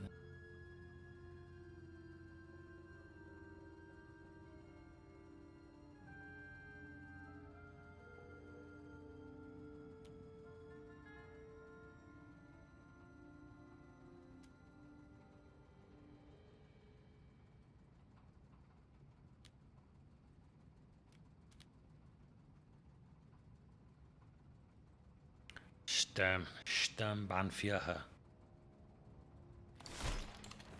Hidden chamber, huh? I'll show these Nazis how it's done.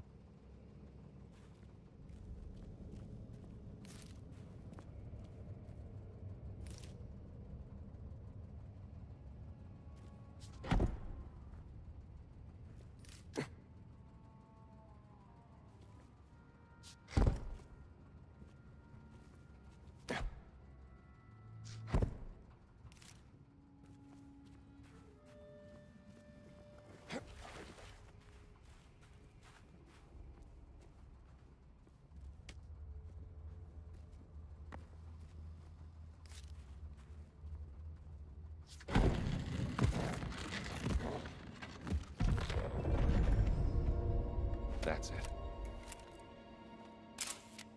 This must be a riddle.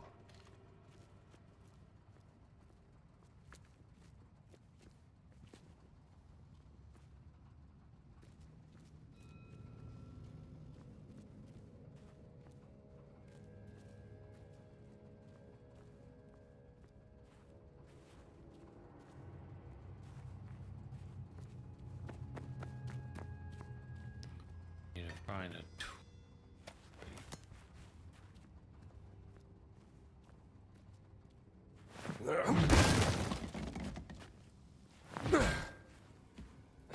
Nazi idiots. They missed this. The Queen Mother's hidden chamber.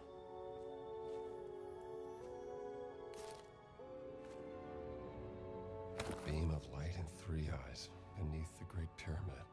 The secret of the Queen Mother. I found it.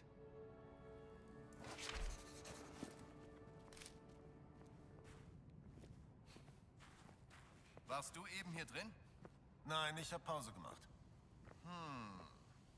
War da nicht gerade jemand?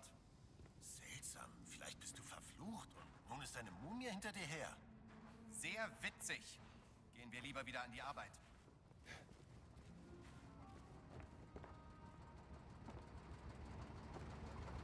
Ain't nobody noticed this guy's body laying there. Yeah, fine with me.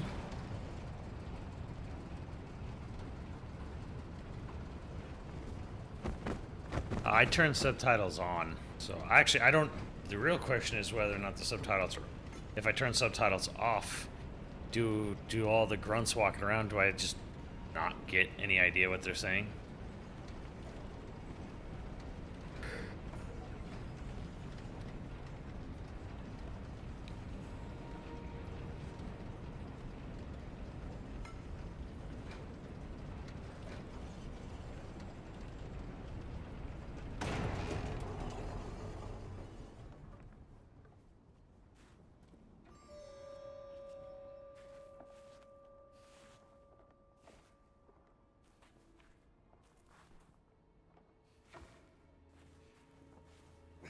Yeah, he's a special kind of stupid in this game.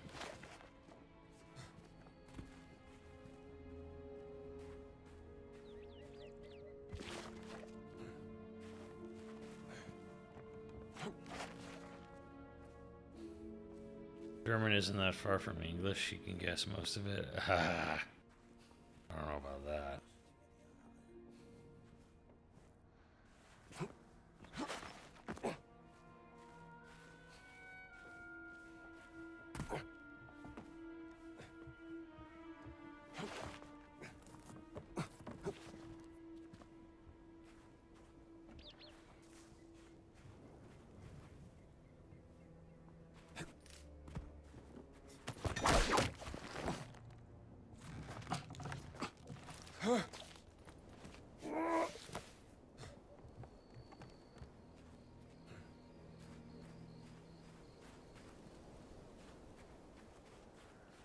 Indiana. Omar? Did you find anything in the dig, Indiana? A stone stele with a riddle. Maybe a clue to something. Hidden underneath the pyramid of King Khufu. You did? Amazing. He seems so interested. Noelle. She'll keep it safe.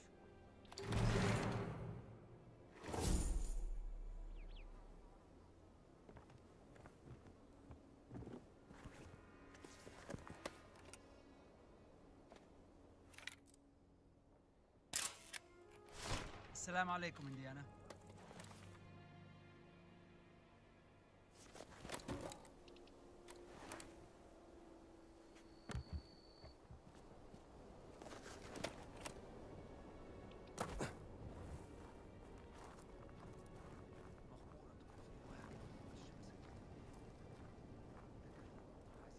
Need machine games and id make Halo. I mean, if id made Halo, I'd be interested, but they're not going to. They're just reforming 343 Industries. Actually, they don't even call that. What are they called? Halo Studios now?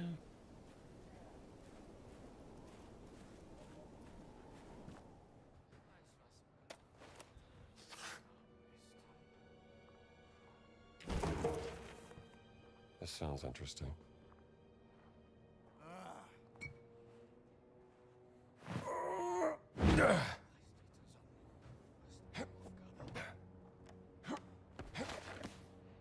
Verzieh dich.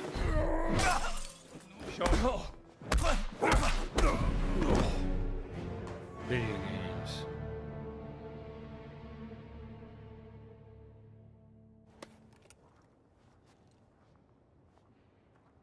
Yeah, he said that to that guy when he first met him. Verzieh dich, Arbeiter. Ready to dance? Gleich wieder.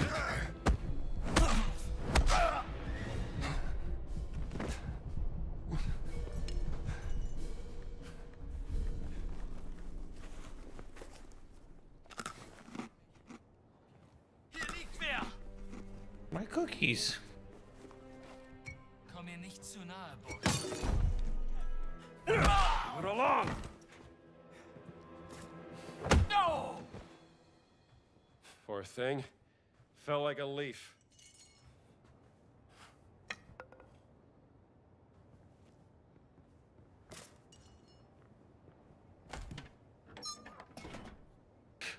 Money.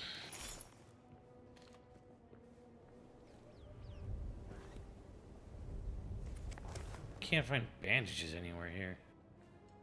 Do they not believe in bandages in Egypt?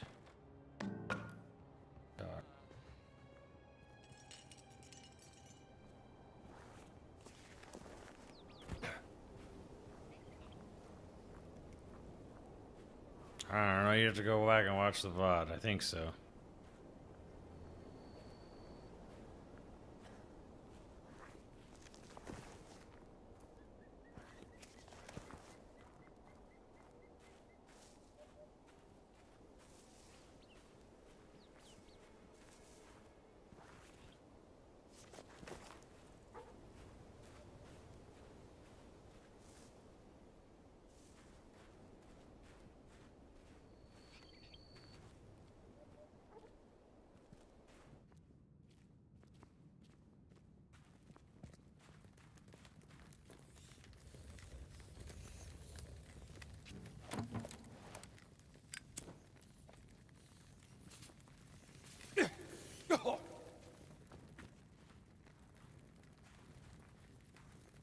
I need a torch.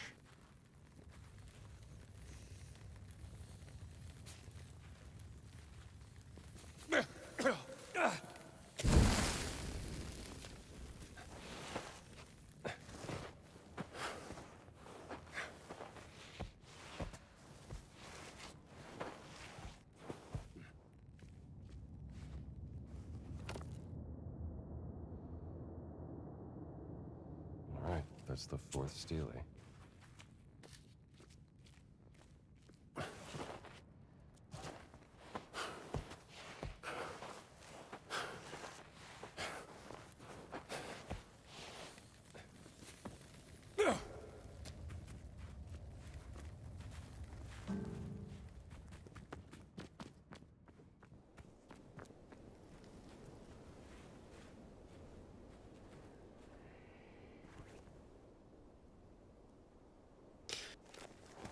There's no fast travel in this game, is there?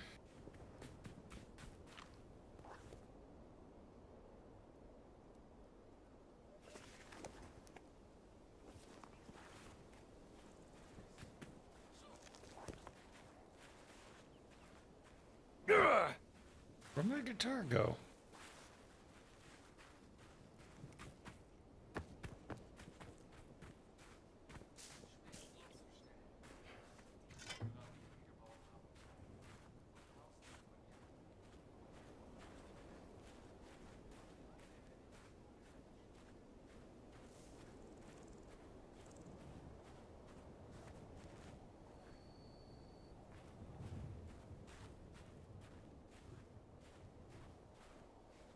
Oh.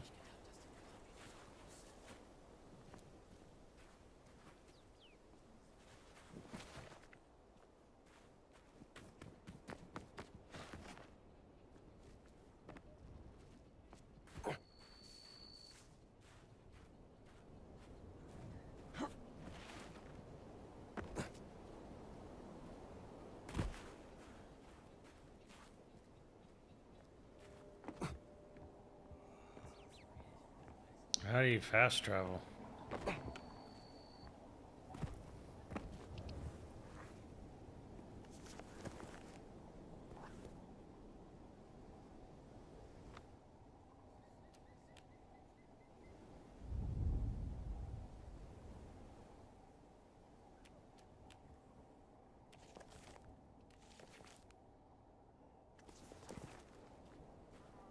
wonder where my guitar went.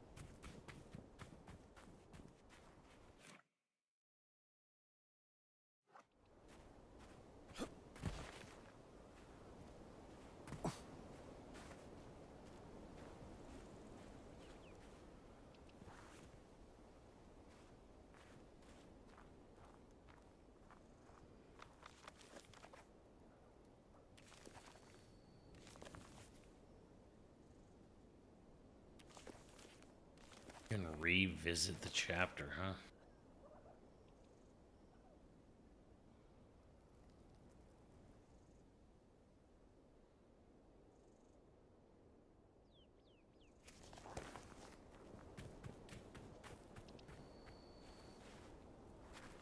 Oh yeah, with signs.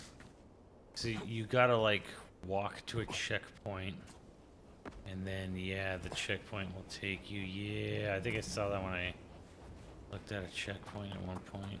Yeah.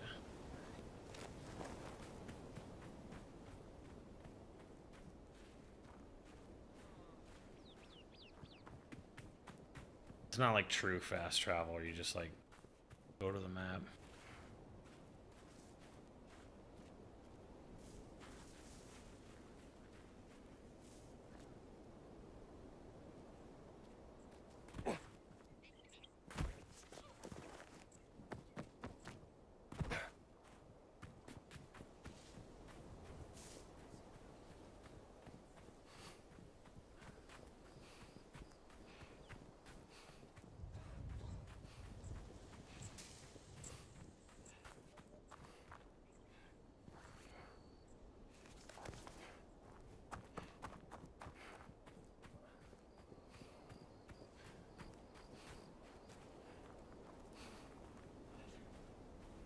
Yeah, there's this fucking thing, whatever it is.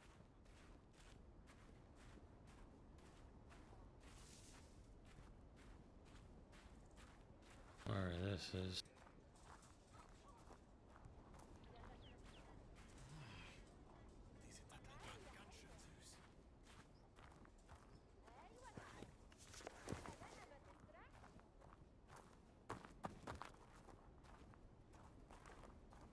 Right.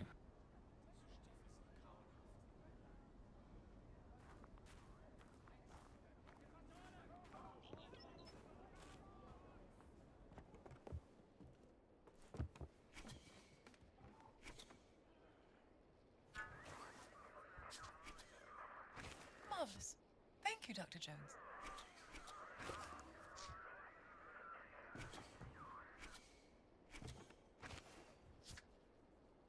Well done. Now, would you be so kind and give the crate to the delivery boy outside? Make sure to place the false bottom on top of it first. The Nazis are too daft to see through that.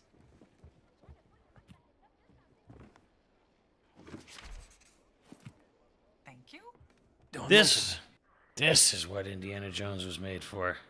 This is what we wanted to do in an Indiana Jones game. Yeah.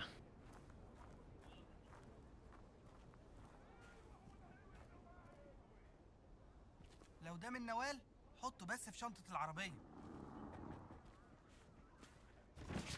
Yeah, the real indie experience. متشكر. أكيد هخليها تتنقل للمتحف. هي دي تصاريح الشغل اللي طلبتها نوال. اديها لها لو سمحت.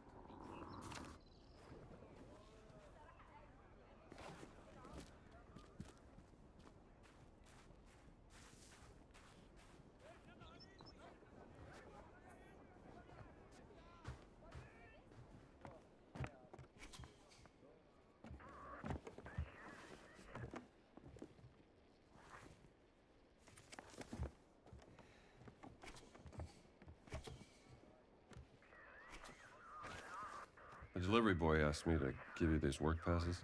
Ah,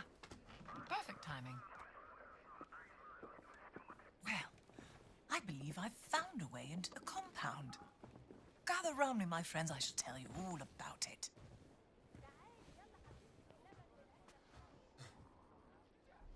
All right, Dame Nawal. What have you got? Have you heard of the tunnels underneath Giza? There have been some findings, but mostly hypothetical. Until now.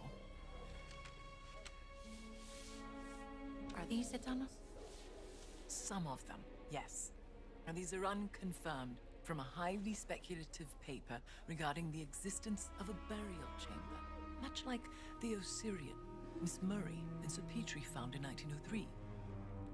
But I believe that one of my agents has found an entrance right here that leads straight into the Nazi compound. Nazi. Now, this is my proposal.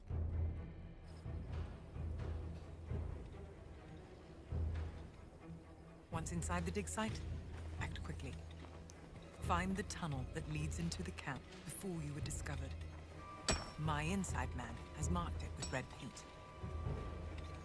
The tunnel leads to a workers' area inside the compound, close to Voss's barracks. There's a Nazi flag nearby. Take it down. That would be my cue to cause a little bit of a distraction.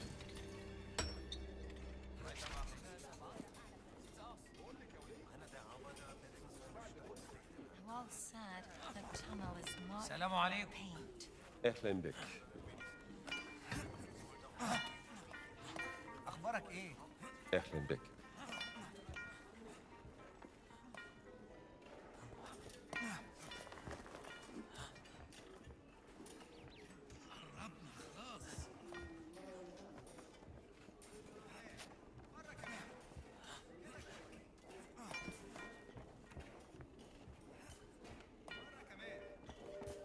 تعال هنا أرجوك.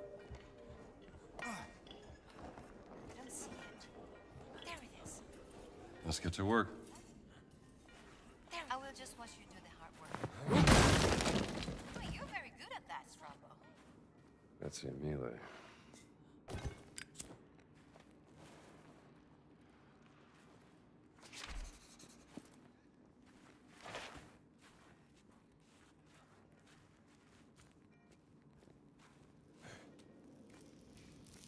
What do you see? A sarcophagus. This is a tomb. Oh, wonderful.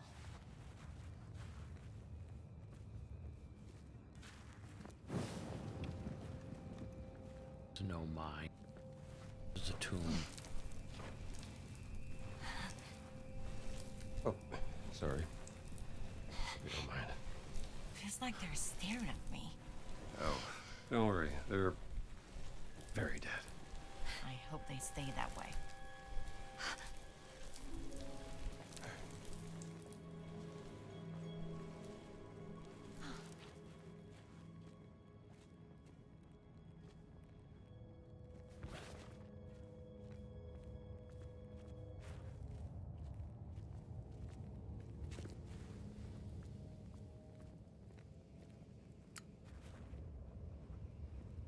Something's missing here.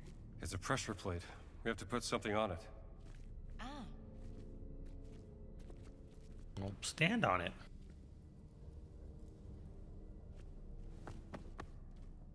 Oh no, the gate closed. I'll find a way to open it.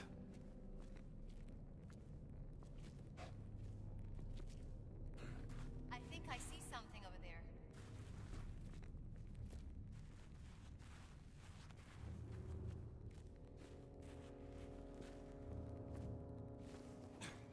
Maybe this'll work. Dr. Jones? Something's moving on the floor. Scorpions! Be careful! Here. Got it.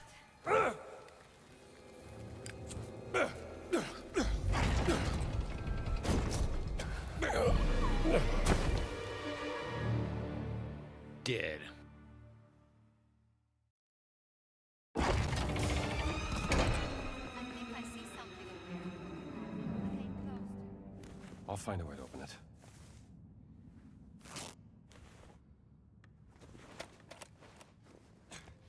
Maybe this'll work. Dr. Jones? Something's moving on the floor. Scorpions. Here. Be careful. Got it. Yeah, sure. Don't move very fast. Just take your time, lady. Come on, let's get out of here.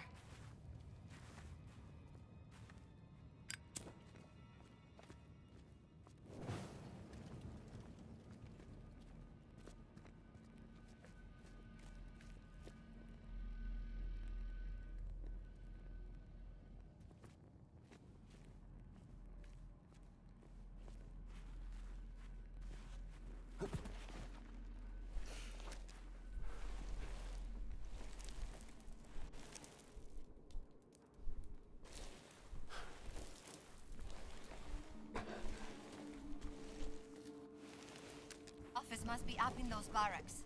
And there's the Nazi flag. Good. D'accordo. Let's get that flag down.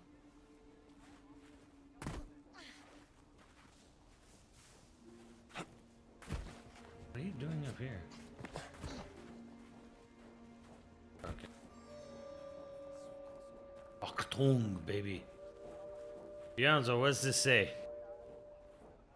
Alle Personen müssen einen Kontrollpunkt hier Ausweispapier vorsehen. All personnel must, I don't know, carry their official documentation on them or papers? I don't know. Can't read German.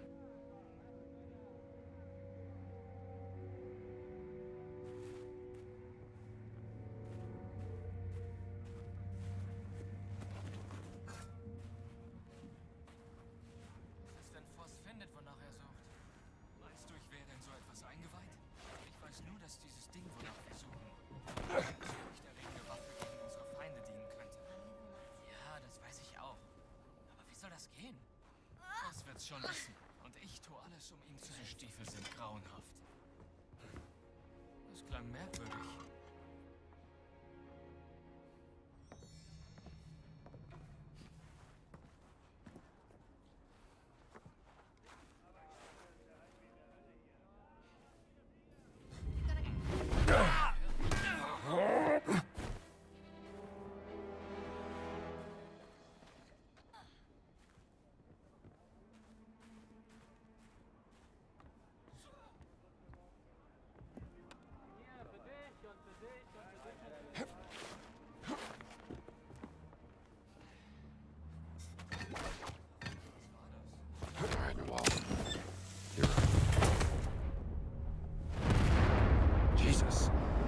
That should get their attention.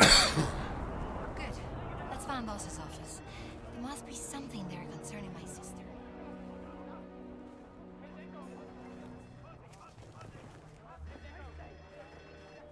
What's the plan to get into the barracks? Make it up as we go. Why am I not surprised?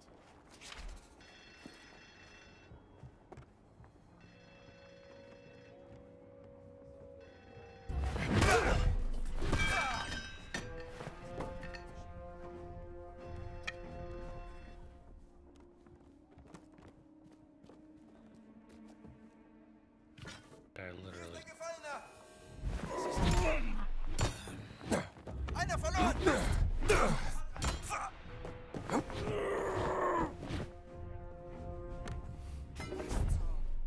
Das ist seltsam.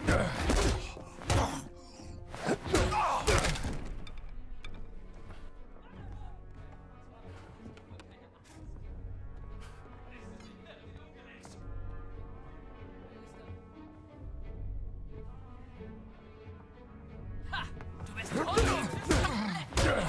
Du hast hier nicht versucht!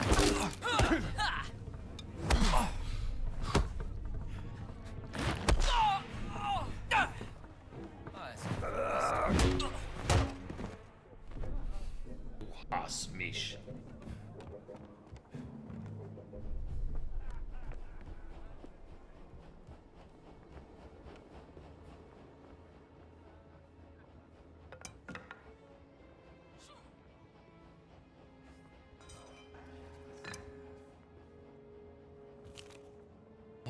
Dear Mr. Foss, thank you for running regarding your desire for an interview while you're here. Certainly sound interesting, for lack of a better word. Do you really consider yourself the world's greatest archivist? He said. Not even Indiana Jones himself. He insists on calling Dr. Jones a fraud. I can name a multitude of his most important finds, but I rarely count yours on one hand, even if 2 of my fingers had been severed. Maya Smirnova.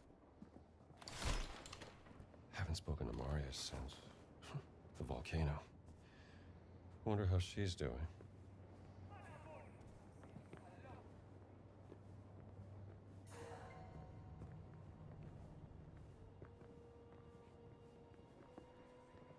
Hi.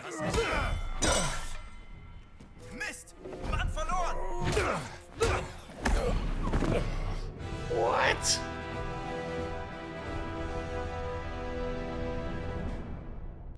We can't let Haven't the spoken to Nazis Maria since the volcano. Wonder how she's doing.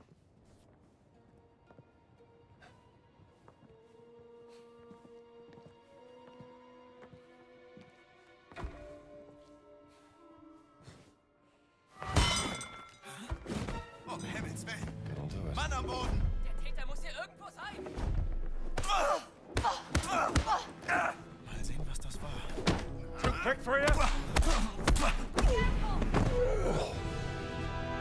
He beats the bro, little One Punch Man over here.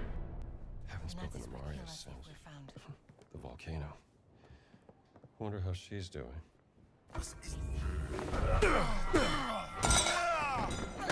Ding dong. I'm sorry, 1 punch over here? This is bullshit. Haven't spoken to Maria since the volcano. Wonder how she's doing. Bitch, get away.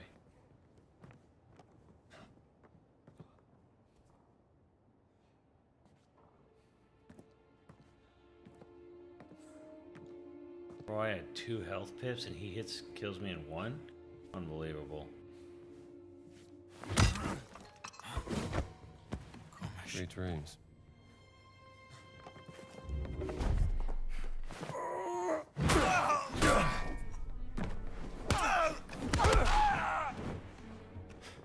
Lauf lieber zu deiner Mama.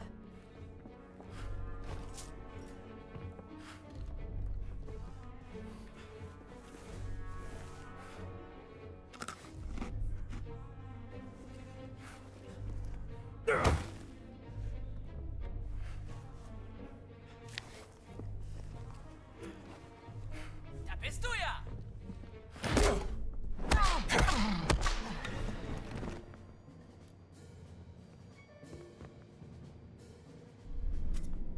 Ja.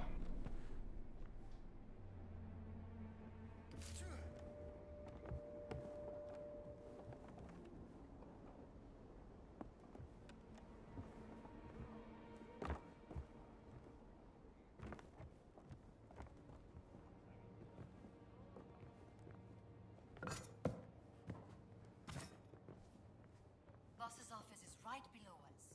Yeah. A hatch. Perfect. Ladies first.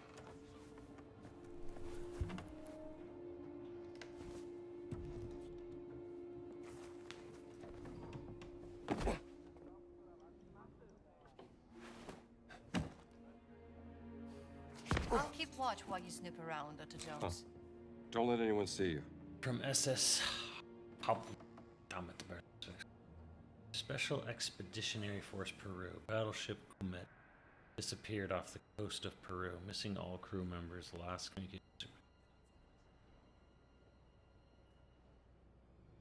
Last.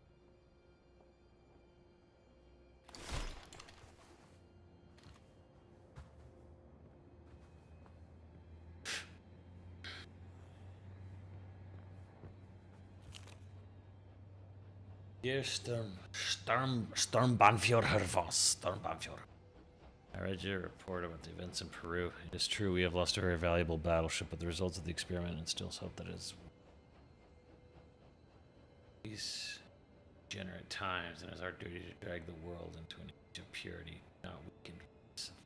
Great circle. Bounty have promised our success. Sure.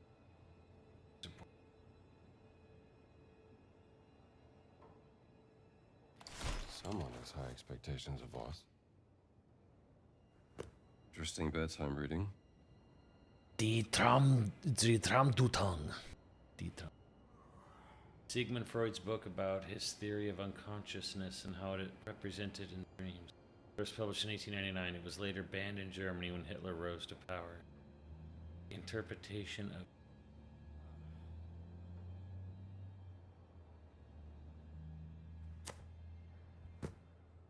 collect it.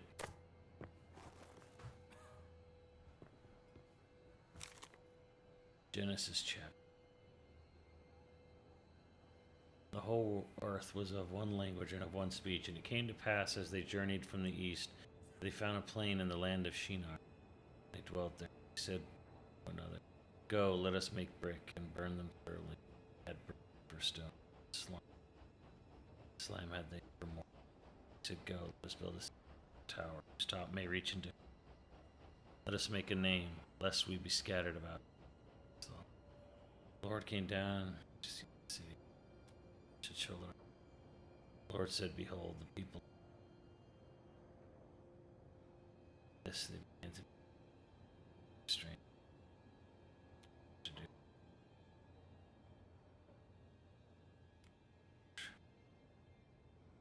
May not understand speech. So the Lord scattered them abroad from there on the face of all.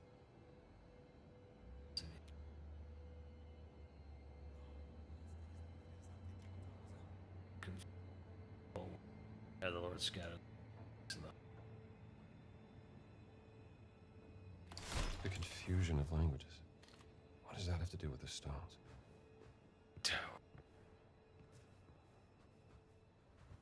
Found your sister's notebook. You did? I knew Boss was behind her disappearance. Sumerian cuneiform, demonic script, hieroglyphics. And those damn symbols again. What's the connection? Laura's secret research. Maybe she discovered a new language. Do you mind if I hold on to this?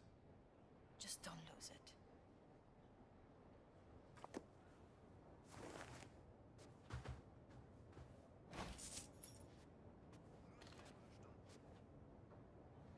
Oh, let's see here.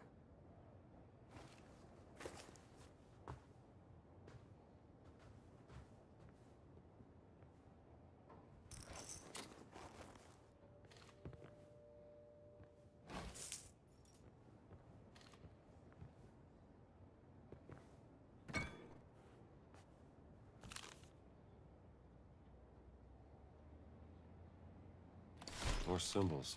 Like the one on the stones and in the secret monastery.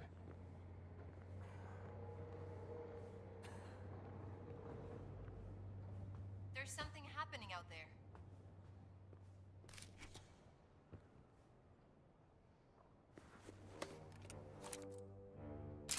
So that's where Voss went. We should follow him. See what he's up to.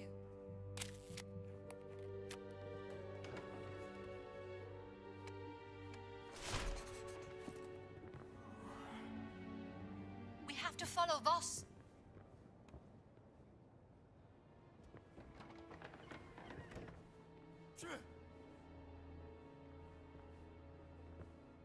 Ich hoffe, dafür kriege ich eine Beförderung.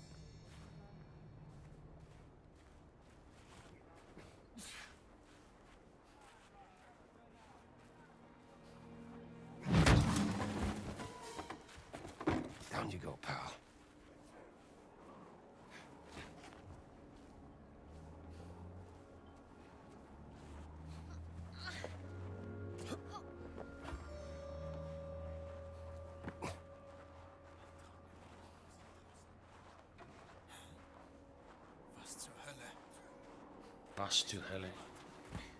Mann am Boden! Pass auf, verdammt! Don't let them see you. Was war das?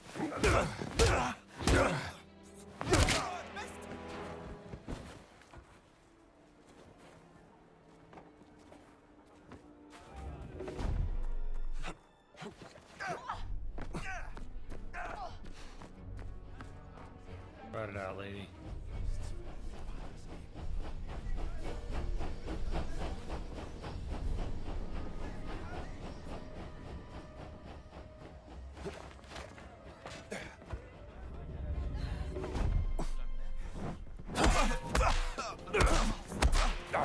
Verdammt! Mann am Boden!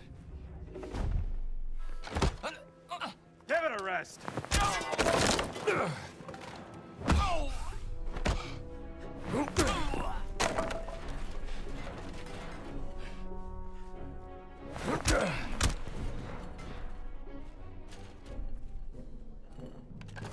Don't I?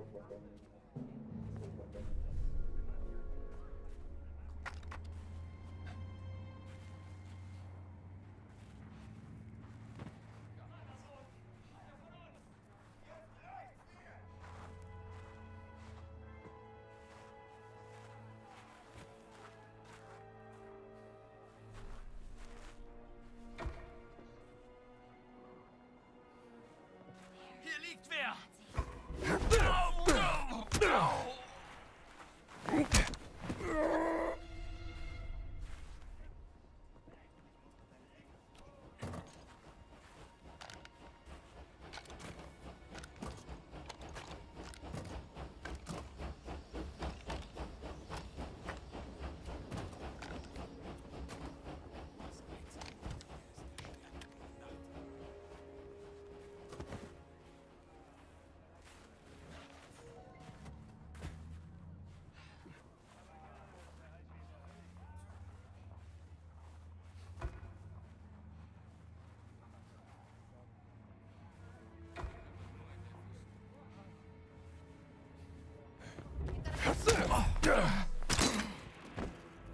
Mist! Er hat ihn umgelegt!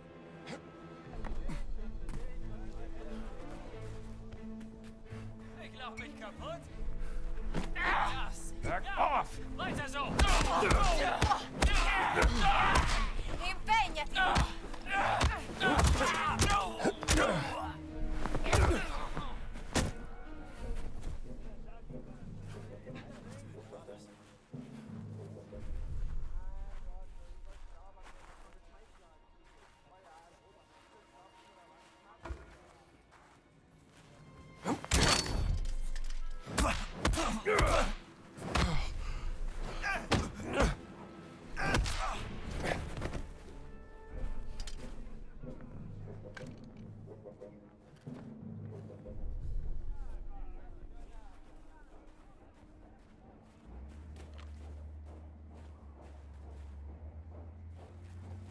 I get the key for this place?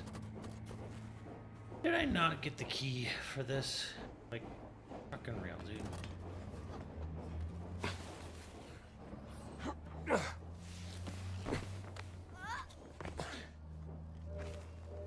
Oh, it only opens this side door on the second level. Okay.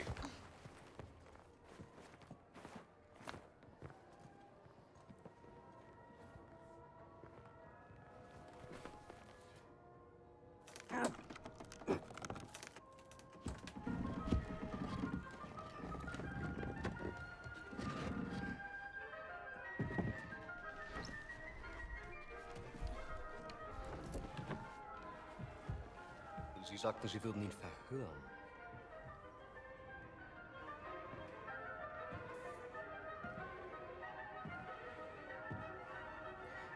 Er ist tot.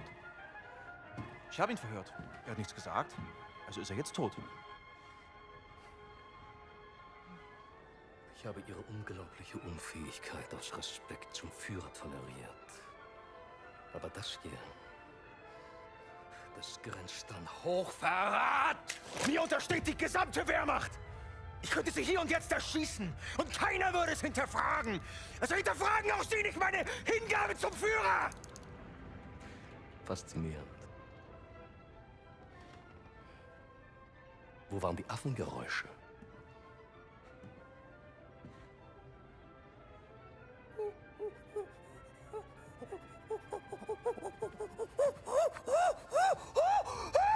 Um ihren peinlichen Versuch, Dominanz zu zeigen, zu unterstreichen. Der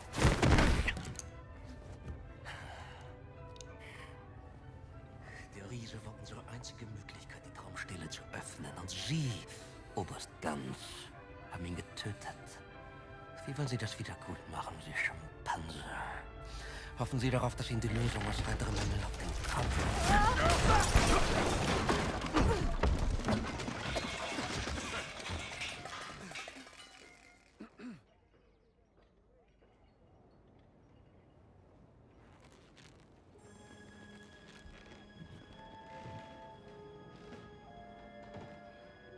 Indiana Jones.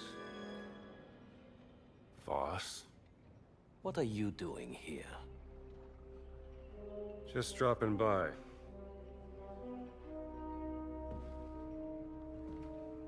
It's been a long time, Indiana. I have missed our conversations. That makes one of us. Watch him.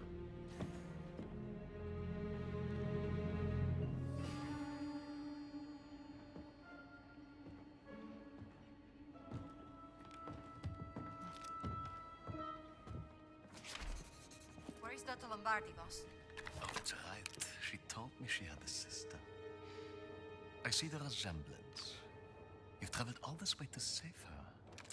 Oh, heartwarming, isn't it? You creep. I should shoot you right now! It's all right, Jimmy.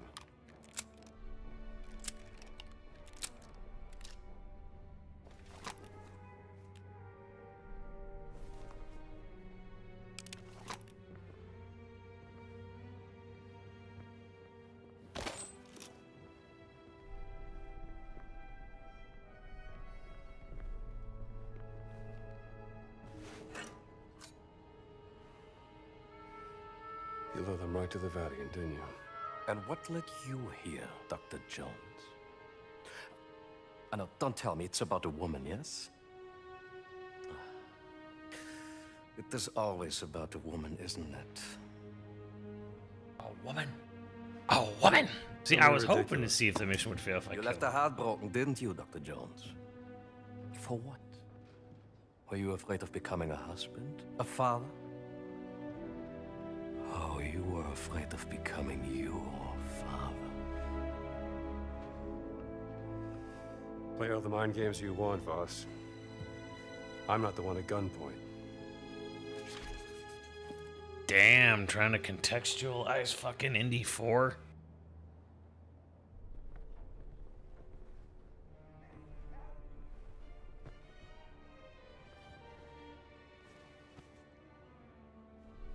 Should snap a picture of this tattoo. I wonder what secret was so great, this thing.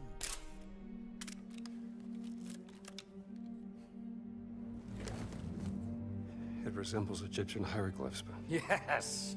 Give me your expert opinion, Dr. Jones. What about archaic Sumerian?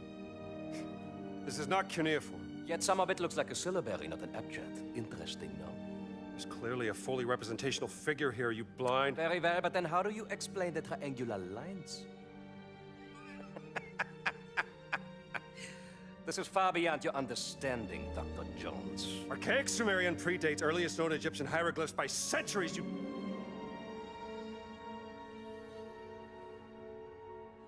It's Adamic. Isn't it? Adamic? According to legends, Adamic was the first language given to men by God.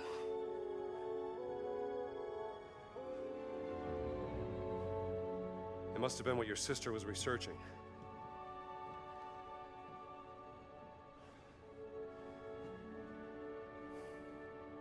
Where is Laura? You should be asking yourself, who is Laura? Tell me where you've taken my sister. Now you're overlooking lex parsimonia. Always choose the explanation with the fewest assumptions. I'm not assuming anything. Just tell me where she is before I put a bullet into your gut. You're assuming she didn't join my cause out of her own free volition. You are assuming she wants you to find her when the only assumption you need to make is that she's happy where she is. Working for me. Gina? Now that I have their undivided attention, you are welcome to proceed. Take the gun! You had another gun.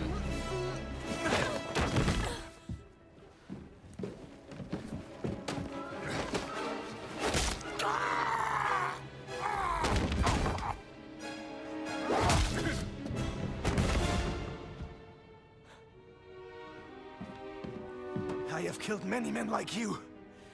Hey!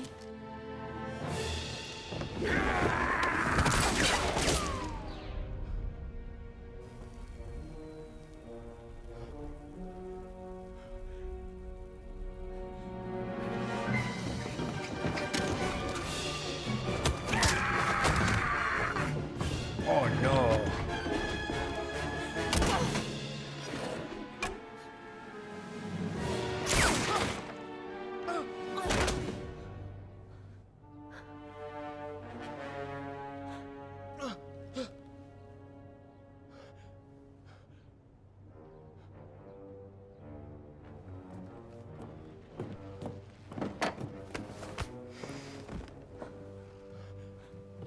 Sie haben mir das Leben gerettet. Bitte, Sie Oberst. Ich leiste immer meinen Dienst fürs Vaterland. Dennoch stehe ich in Ihrer Schuld. Tun Sie mir einen Gefallen. Versammeln Sie die Männer, rufen Sie die Knochensäger und legen Sie diese Eindringlinge in Ketten. In Ketten. Mit Vergnügen, Herr Sturmbannführer! Sturmbannführer. Better idea.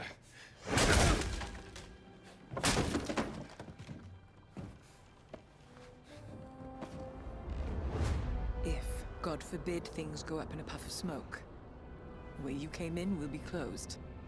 Now that leaves this tunnel as our only exit. I will be waiting there, in case I need to guide you out. Come on. We gotta get out of here.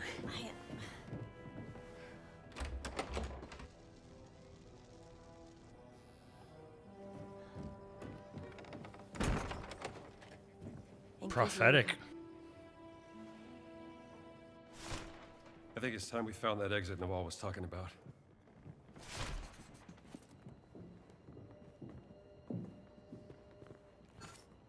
Let's go through here. I can pick this lock.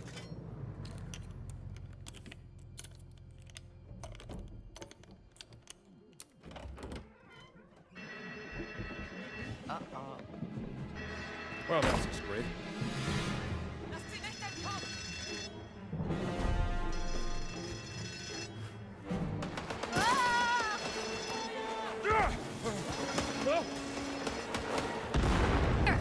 By the tunnel! I see her!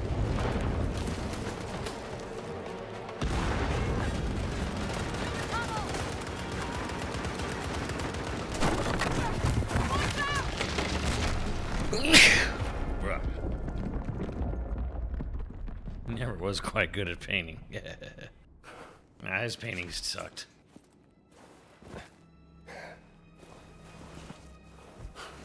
Are you all right, Dr. Jones? You could have killed us! I had to do something to keep the Nazis from falling. Where's Gina? Gina!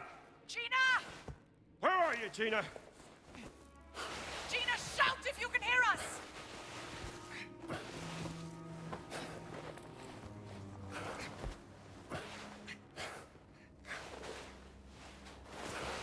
Hello? I'm over here! Dr. Jones! I'm here! Nawal, are you okay? I'm fine, Gina. Can you find your way out? I think so. It's clear on this side. You were in the escape tunnel, so it's a straight shot from where you are. Me and Dr. Jones will find another way out. Be safe. See you back at the tent. Or you could just crawl through that. It's not Let's that see if hard. we can find an exit then. What the fuck? That is The way out, over here. that is not a hard tunnel to squeeze through.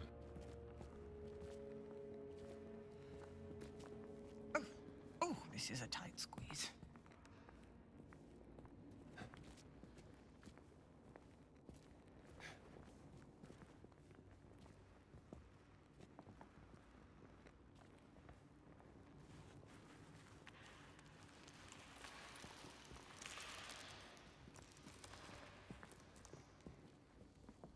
Do you like her, Dr. Jones?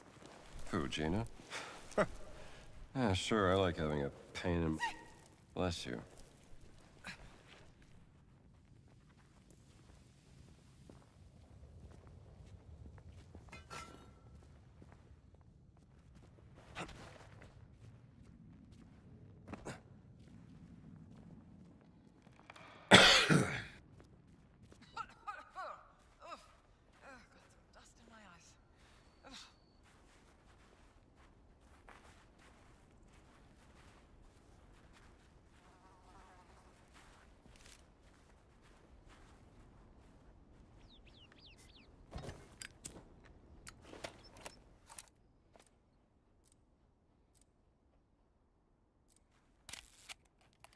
This angle's no good. Looks like the entrance to some kind of temple. I recognize this from the map. We have to go through there. What about this way?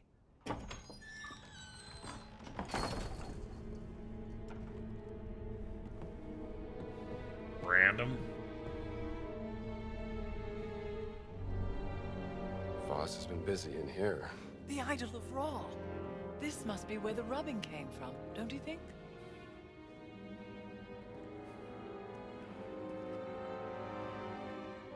This was made during the reign of Thutmose IV, 1,000 years after Khufu. Hello, little darling. Oh. Look, Dr. Jones. He's quite sweet, really. More of a dog person. What does this say?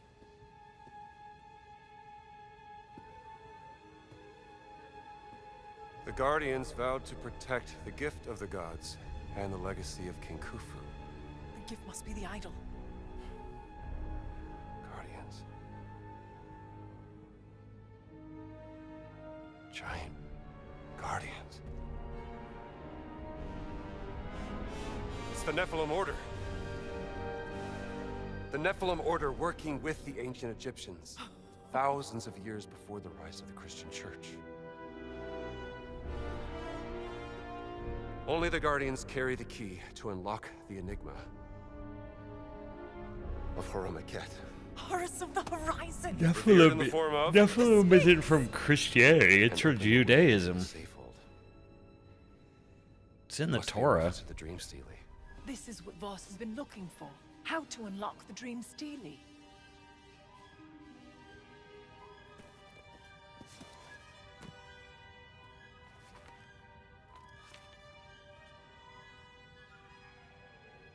Not unlock. Solve. It's not a physical key. It's the tattoo. Tattoo? The Dream Stealie is encrypted. The tattoo on the Nephilim, the Guardians, must be the decoding key to solving the cipher. And it's been under Voss's nose the entire time. Now I just need to pay a visit to the Sphinx.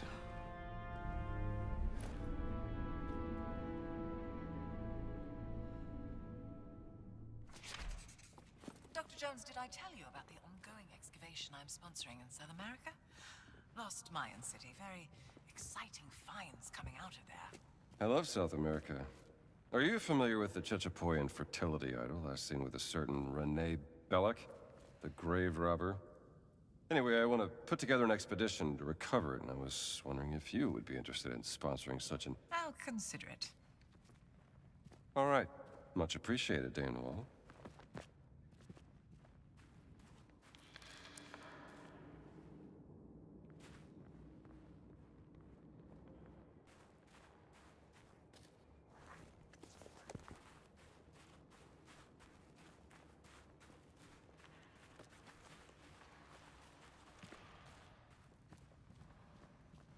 wall looks weak here. This could be our way out.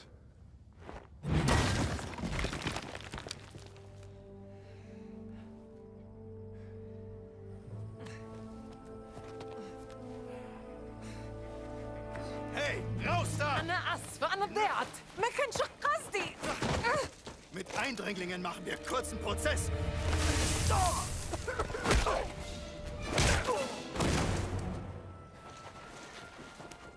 Thank you, Dr. Jones. Well, I better get back to the tent. Make sure Gina got back safely. How do you know Gina's sister? How do I know Gina's sister? I met her on a dig I sponsored back in Saqqara. She was a charming lady. Covered in dirt. Deciphering 3,000-year-old inscriptions on a burial chamber. Beautiful as ever. Clever as a fox. I've heard many things about her work. Yes, her passion in life. Well, no time to dawdle. Oh, do something with this.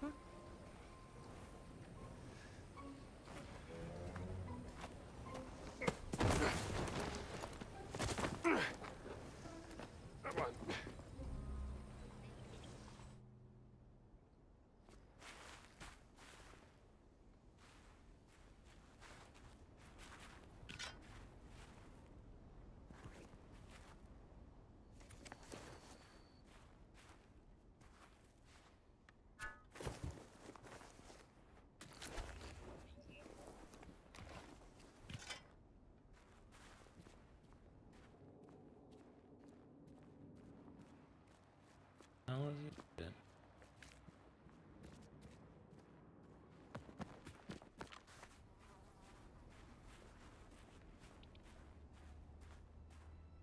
انت يا صاحب نوال، تعال هنا.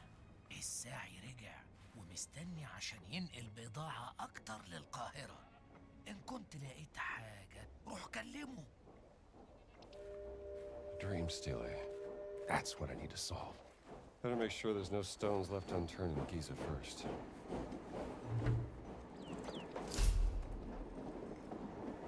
And there's our little point of no return.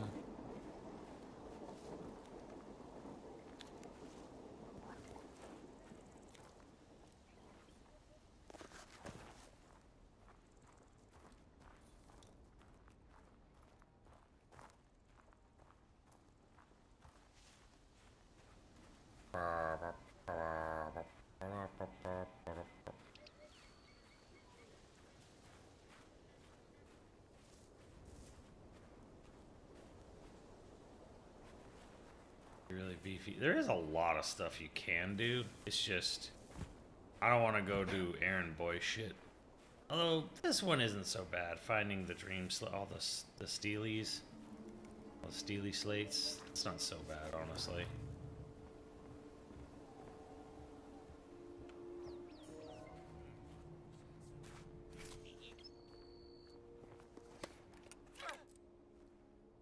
Somehow that giant's tattoo is the key to the dream stealing.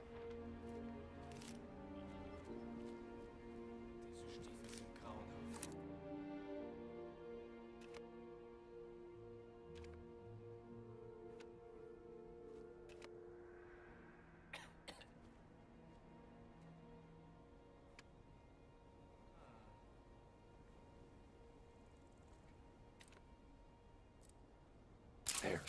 The tattoo symbol. What else is here? The pyramid of Queen Mother Kantakowers the First. The Sphinx is over there. Hang on. Is this a map? I need another location. Yes. The Pyramid of King Khufu. The giant symbol is just east of the Khafre Pyramid.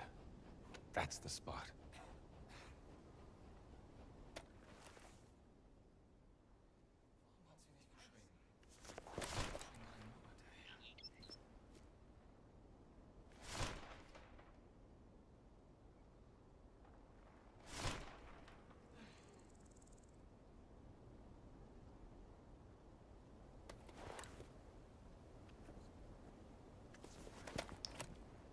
guess I got Lord. Is R2-D2 on the tablet? He should be. He's in the Well of Souls. Oh god.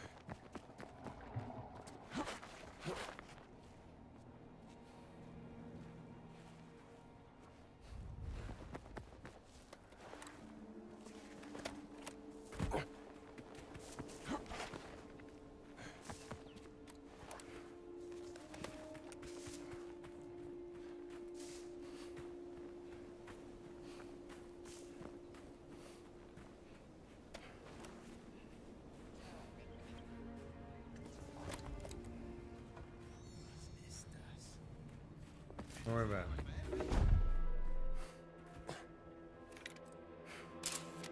Sure knew what they were doing.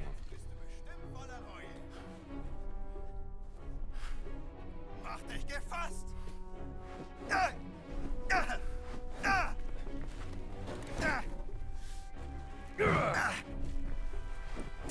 You almost had it!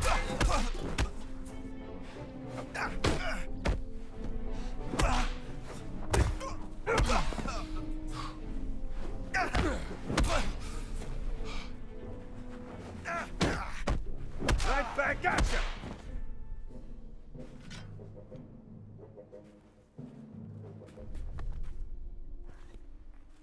Alright, this is the area marked on the Dream Stealie. There has to be something here.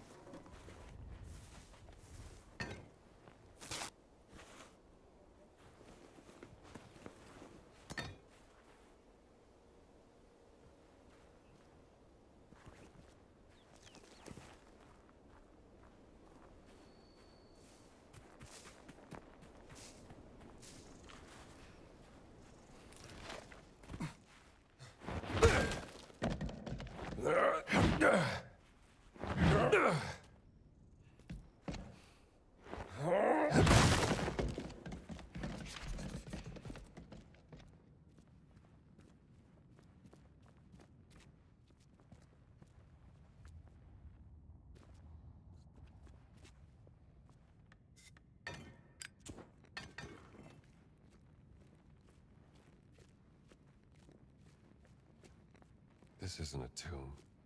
What purpose did it serve?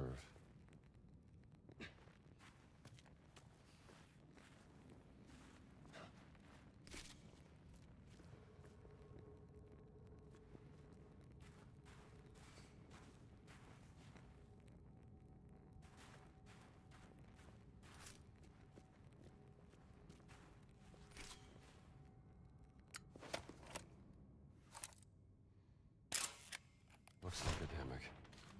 But I should consult Dr. Lombardi's notes.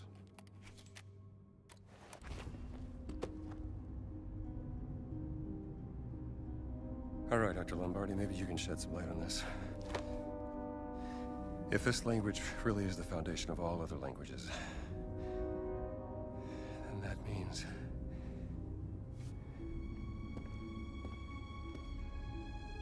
This is... something.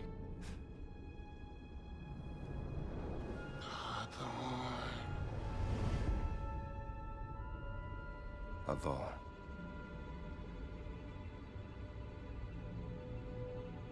Lord.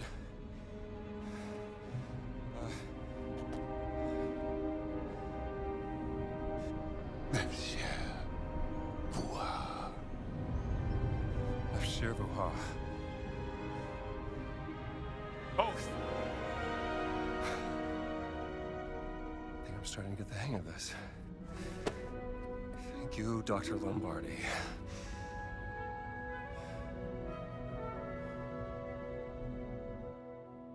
I should take photos of all these words.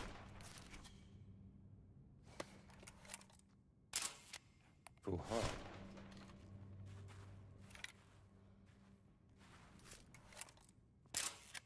This tower is missing a piece.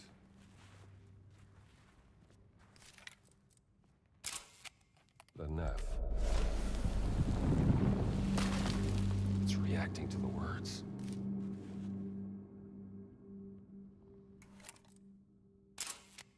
Huh. Sounds seem to amplify in this room. Like a resonance chamber.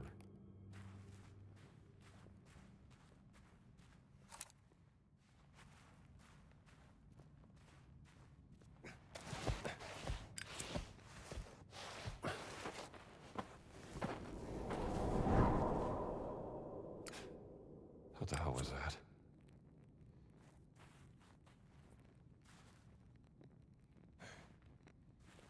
Well, damn.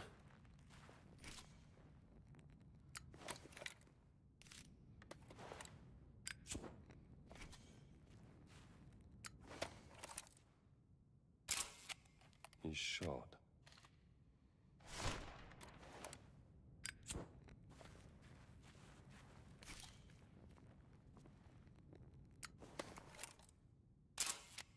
Lazim.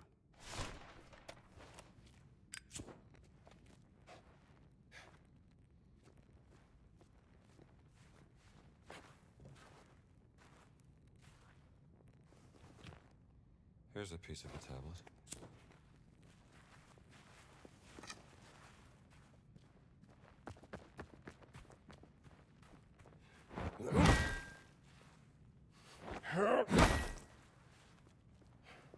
Wanted to try it.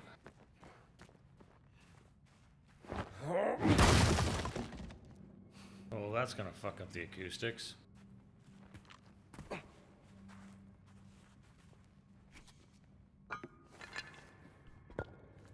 you go. Achat Sharam. Well, I think that's all of them.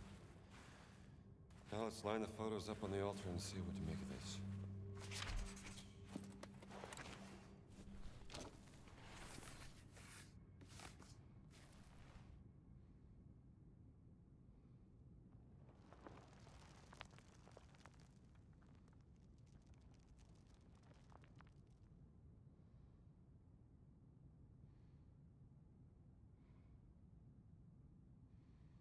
Lazim.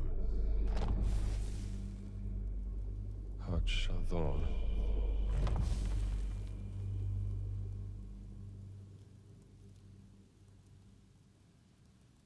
He's shot. That doesn't make sense.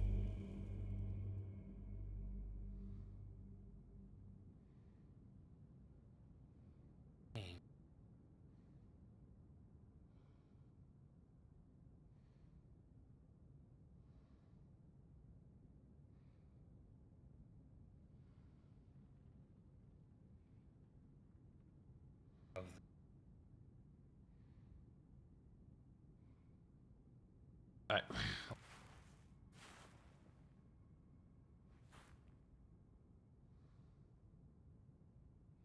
Yeah. Give me that. Is driving me nuts.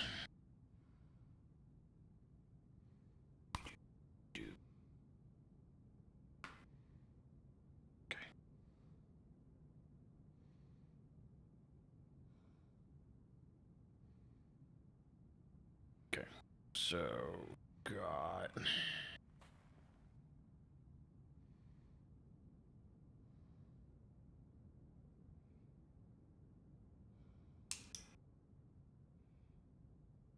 All right.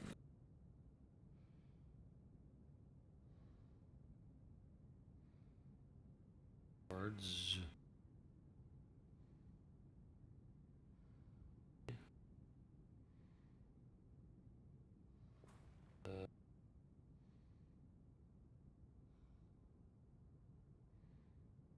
Checked of the game. Both.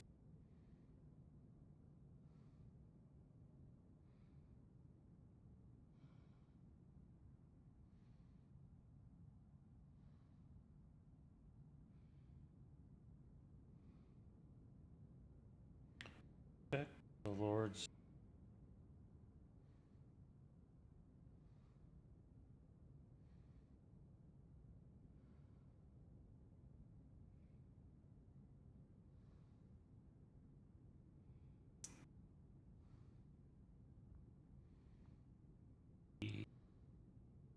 Secret both.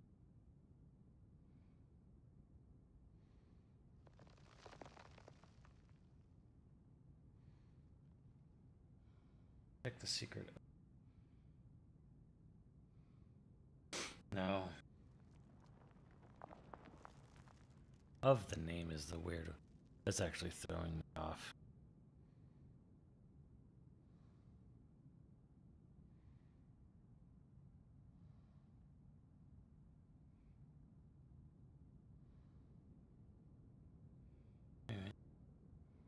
Heed the Lord's oath. Check the secret of the. So.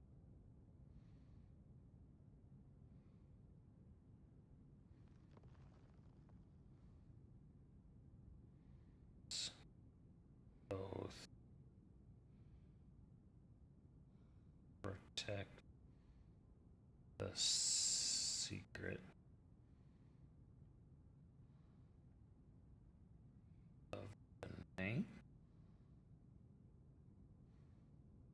Let's try that. So heed is first. Lazim. Hatshadon. Buha. Lanef. Ishod. Achat Sharam. Maybe I should. No!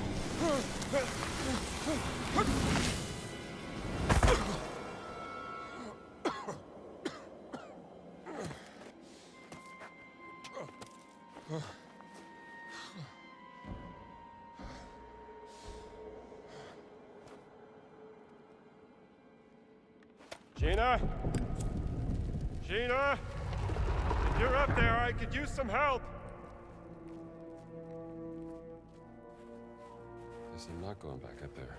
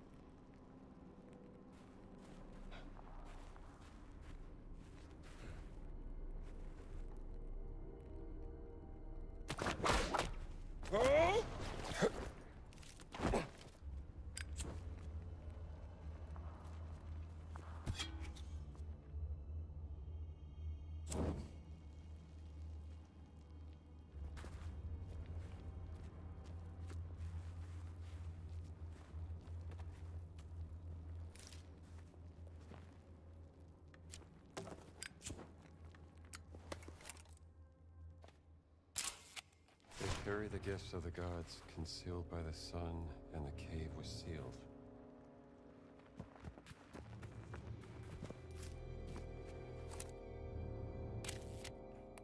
Gotta get a better view. Guardians face the darkness of the ageless cave. Ageless cave.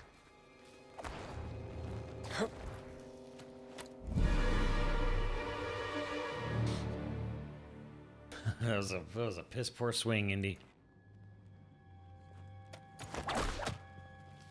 Ageless cave.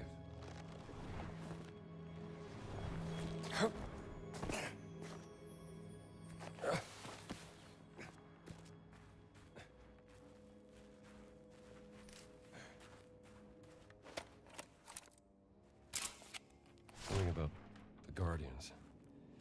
The rest is destroyed.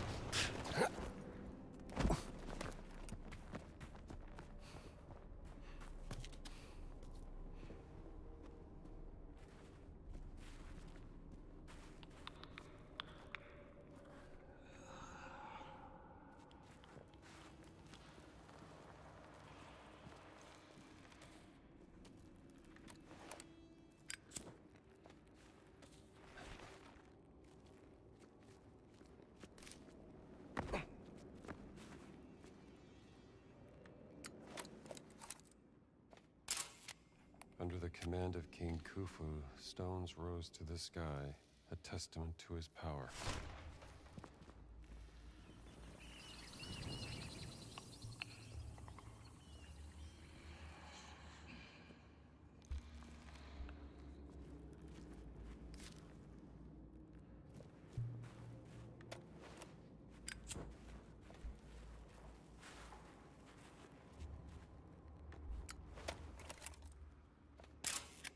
In the shadow of this monument, Ra dwells for eternity.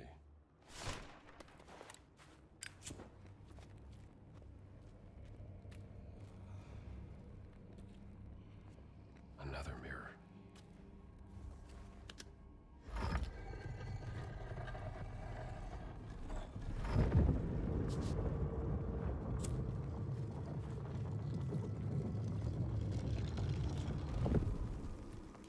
Swear I hear Tony Todd.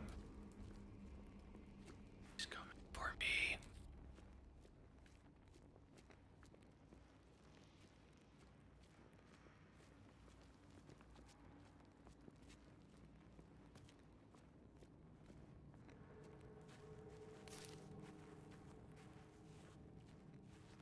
I mean, that's daylight. Shit can't be that deep.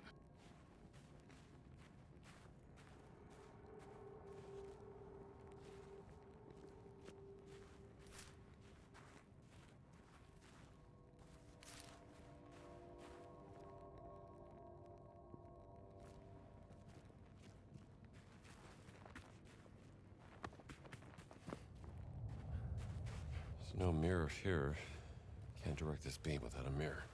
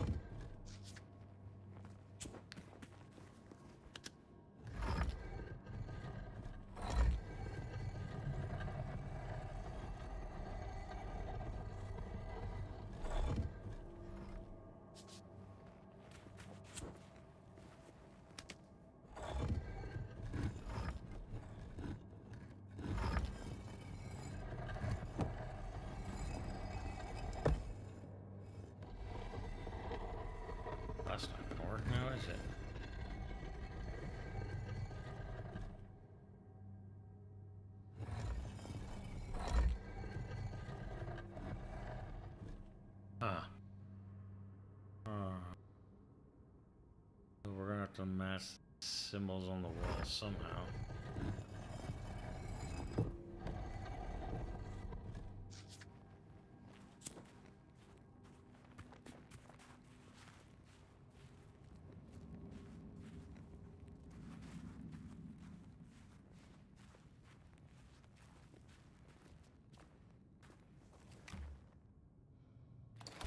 I'll just add this to the collection.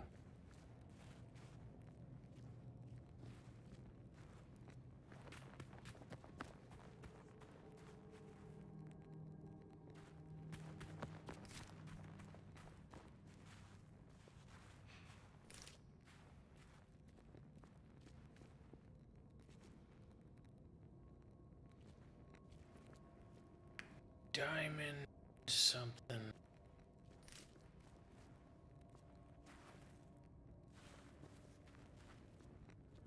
Diamond and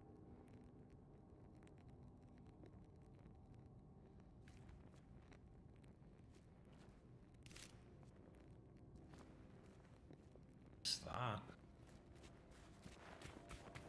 Yeah.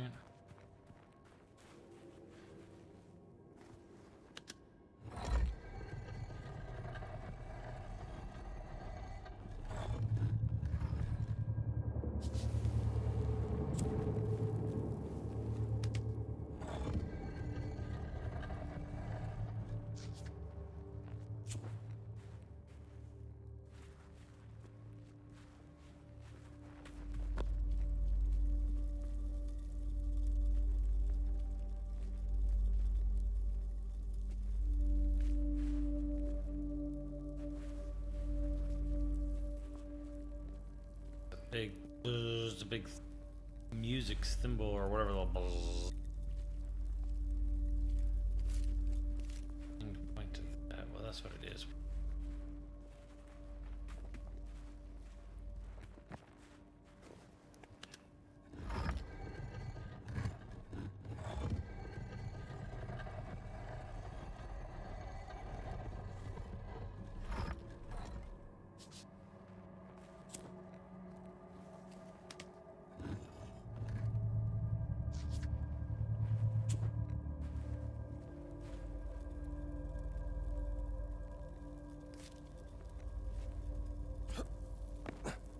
Now it's pointing at nothing.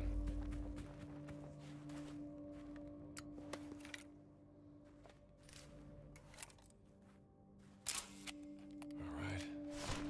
The three-eyed gate. Just like the stele for the Kentakawe's tomb. But the choir of light opens the way. What does that mean? It means I'm gonna need more.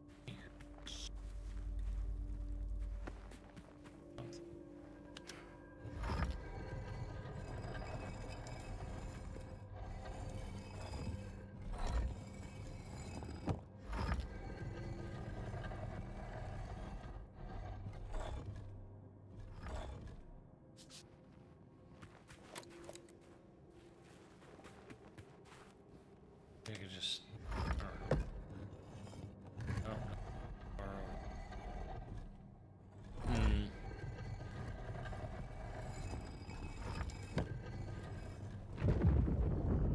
Beautiful. Now let's see what's behind that door.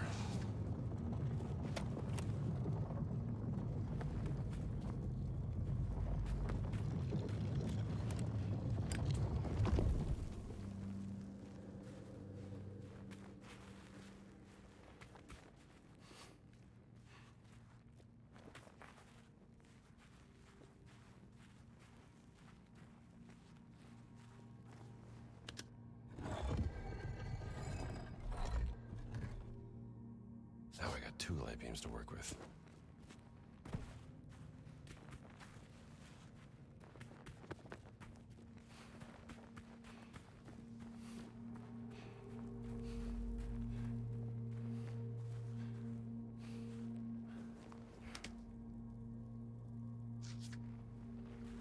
The resin.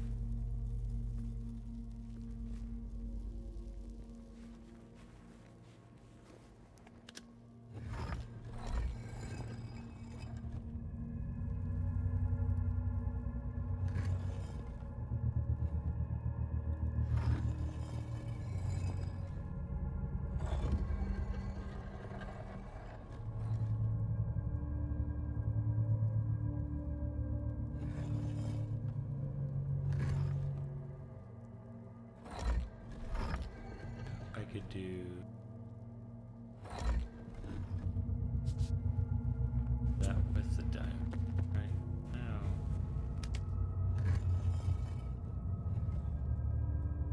Right?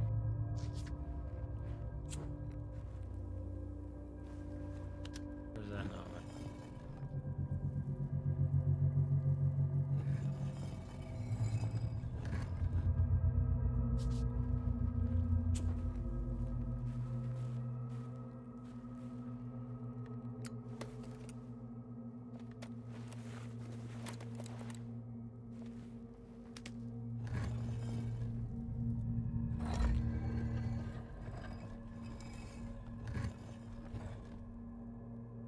Diamond X. Definitely one of them, right?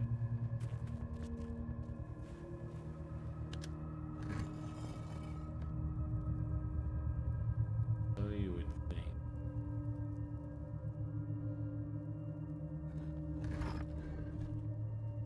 So you might.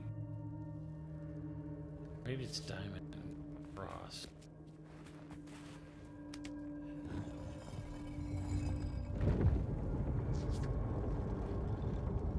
Like a choir of light.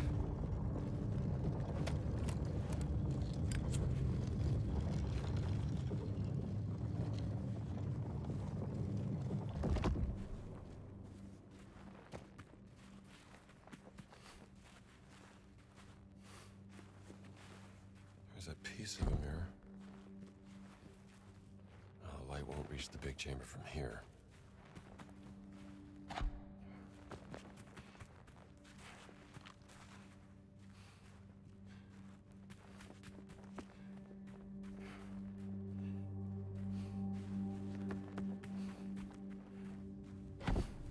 This goes here.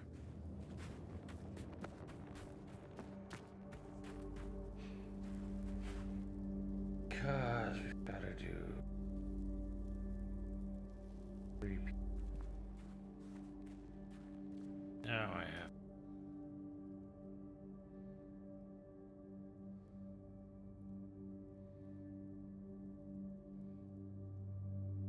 X as well.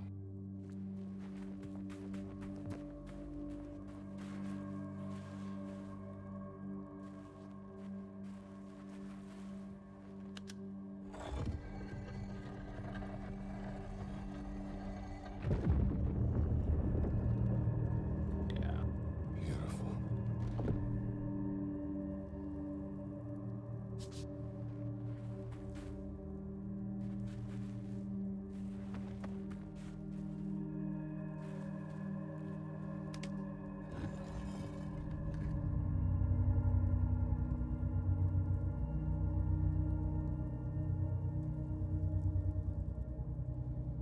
That other. Just the one. Yeah.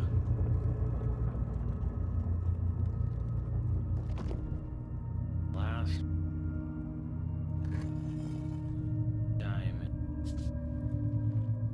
That with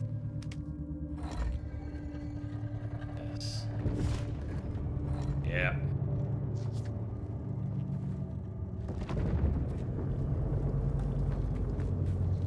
Choir of light opens the way. Damn, I'm smart.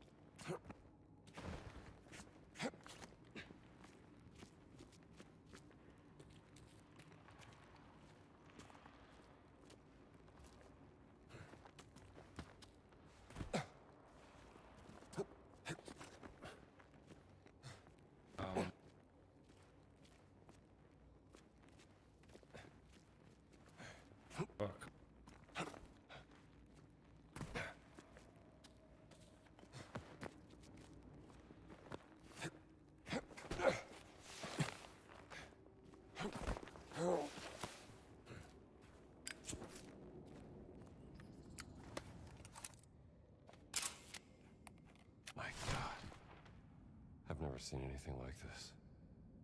There it is. Looks like Solly would lose his mind if he saw this. Aw, Sala mentioned. Looks like the giant step in Ireland.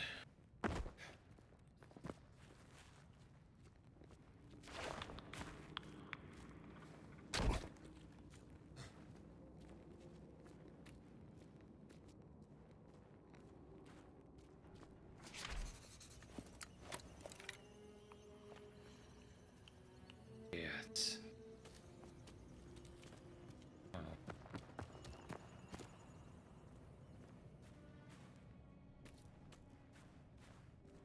It's a long way down.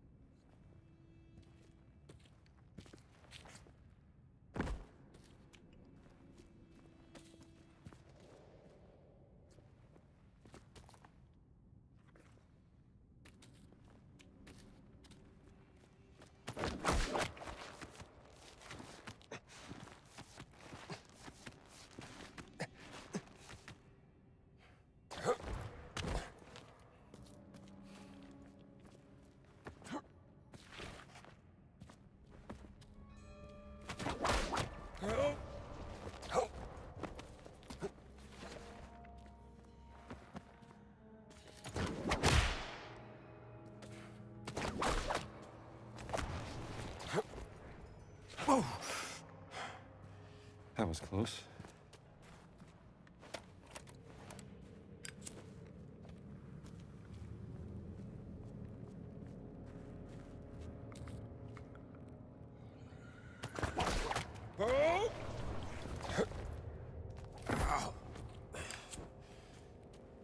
Made it. Like, we're not that far below the surface. Like, how did anyone miss this?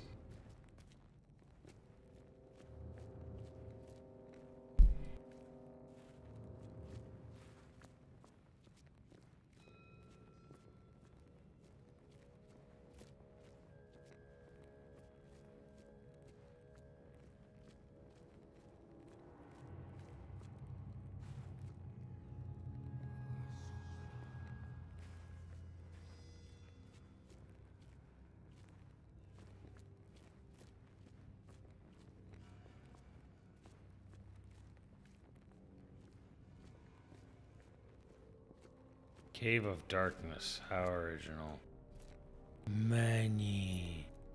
Ah, yes, all the money.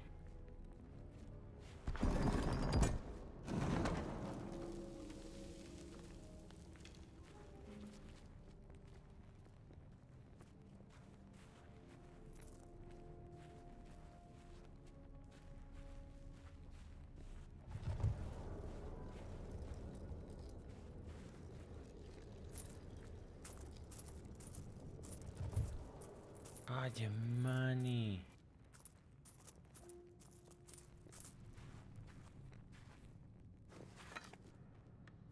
Alright, I can't see shit.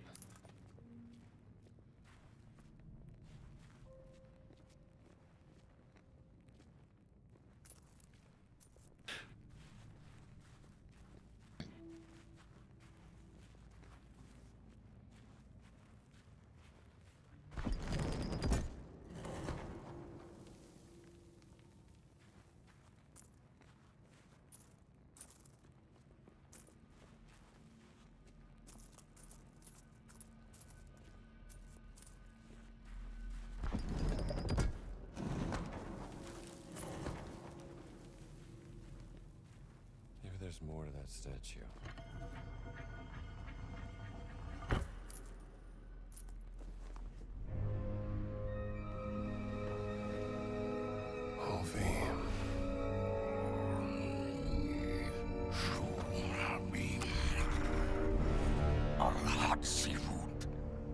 Who's there? Where are you?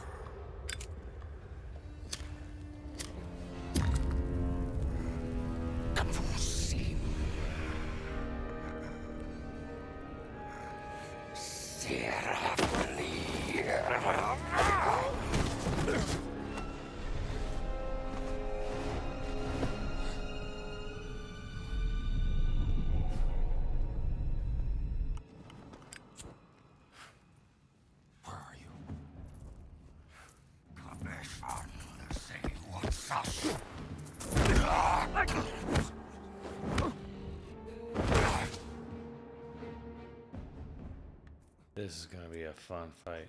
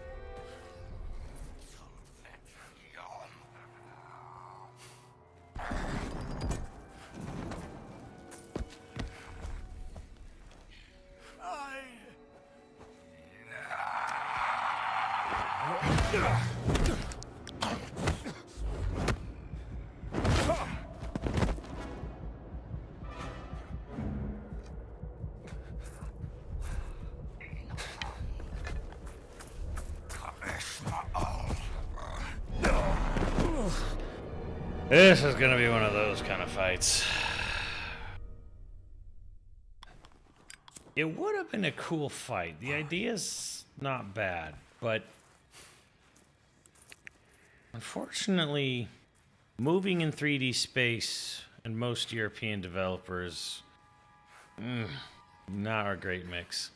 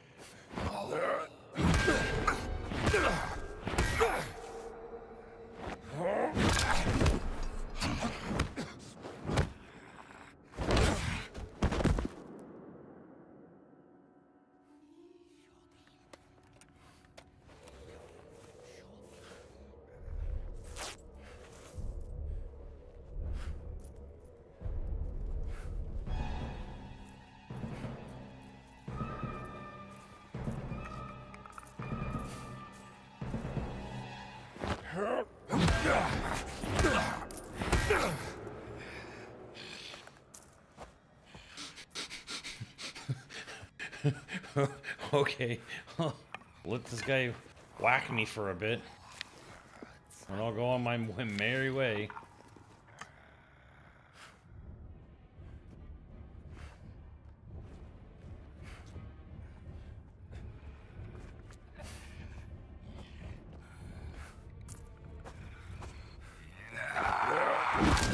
Let go!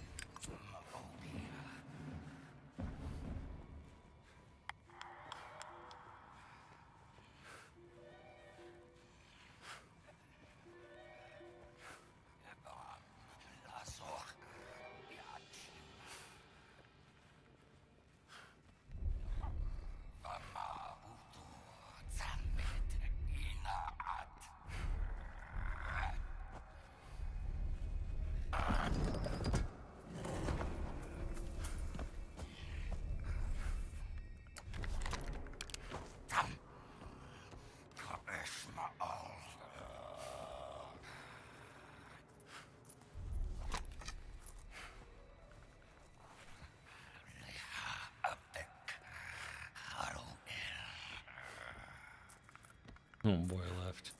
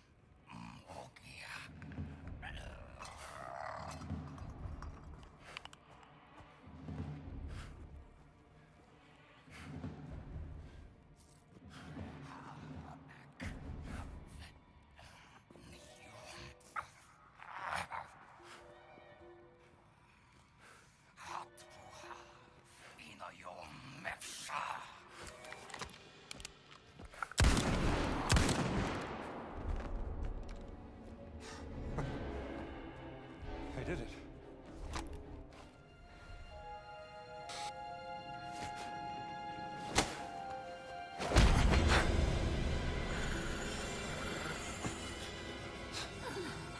Well, that was about. Name. What name? What name?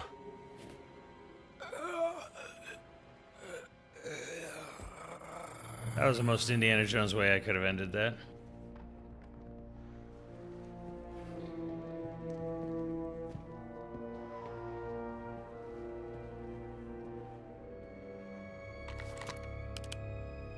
Okay. How do I use this thing?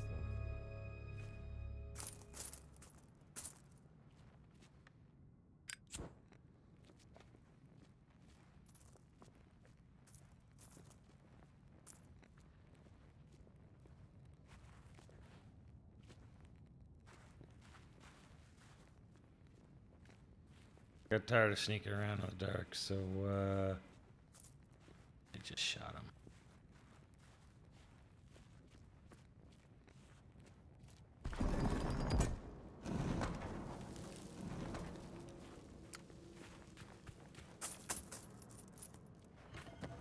Why has he got a stash of gold coins in here? What is he, Smog?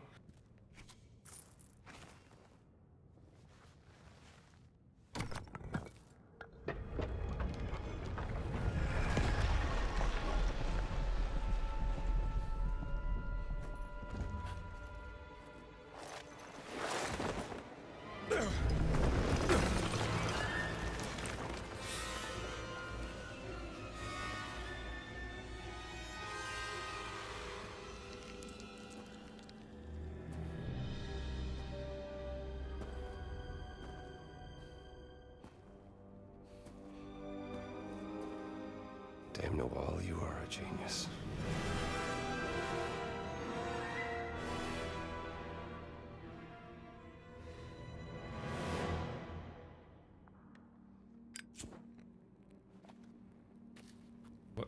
What?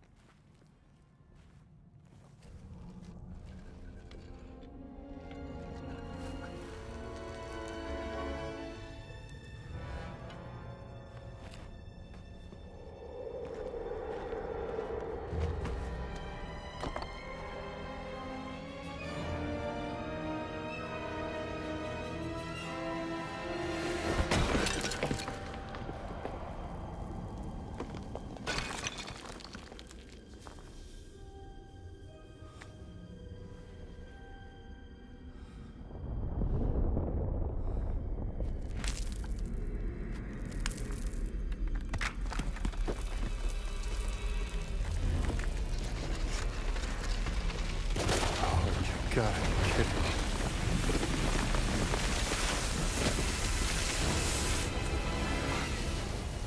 Hey, exit. There's gotta be an exit.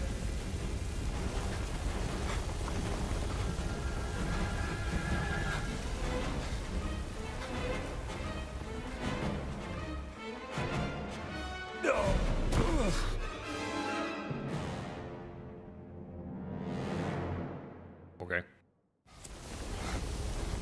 Hey, exit. There's gotta be an exit.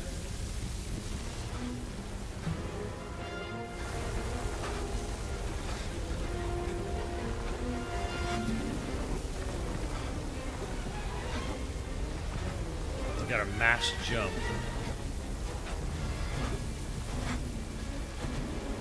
This is it.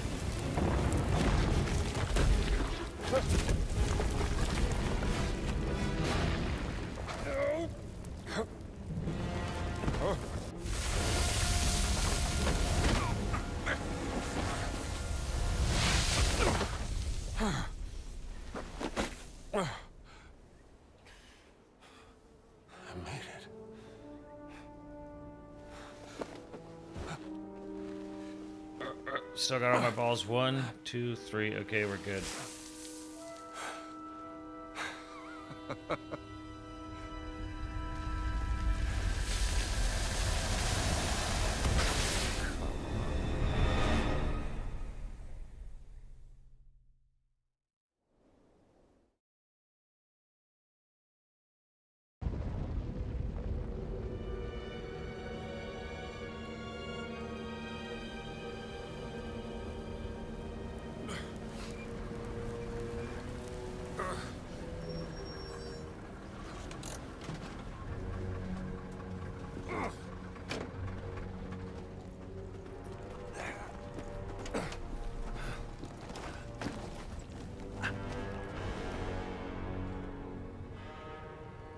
What are you doing here, Dr. Jones?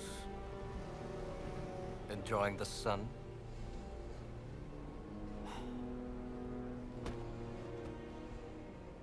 You think you know the Great Circle,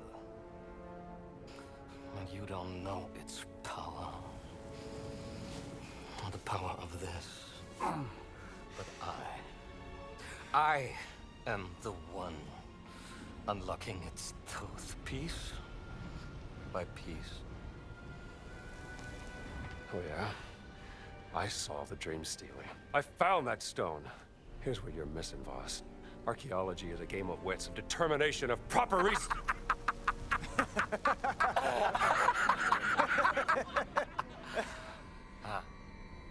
Let me tell you what you are missing, Dr. Jones. While you were playing your pointless game, I was playing you. Oh, I can hear your gears turning now. You're wondering if maybe you should have built yourself a life of meaning instead of ending up here, dead and forgotten in the sense of Africa.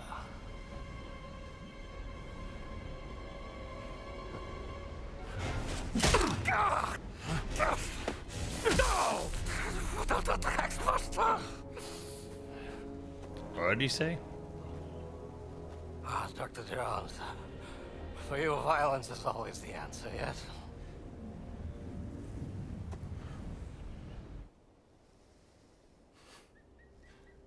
Herr Sturmbannführer, wir haben ein SOS von der verschwundenen Mannschaft erhalten.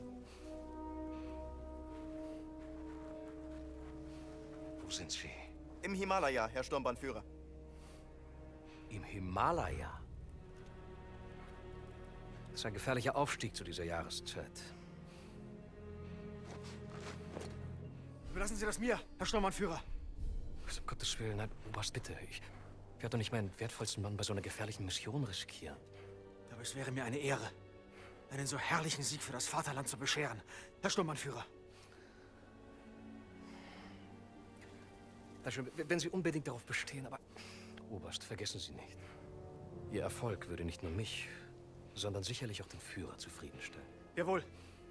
Jawohl. Bitte ziehen Sie sich warm an. Jawohl. Herr Lindner!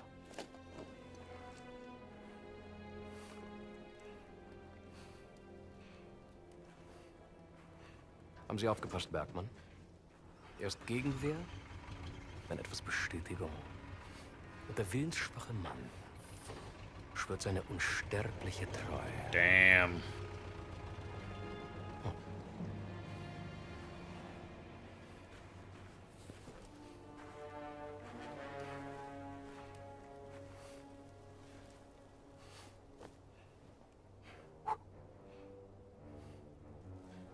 We wouldn't want you to catch a sunburn, would we, Dr. Jones?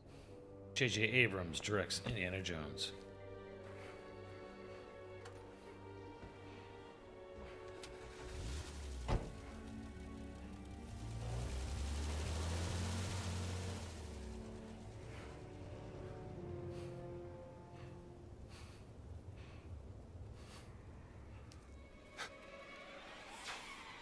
Oh, no, you don't. No.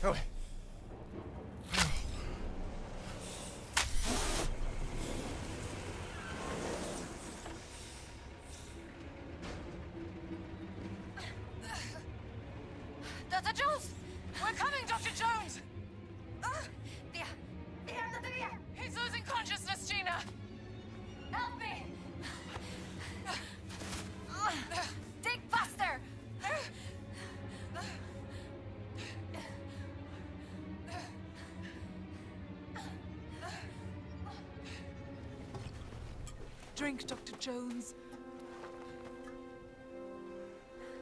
Come on, drink.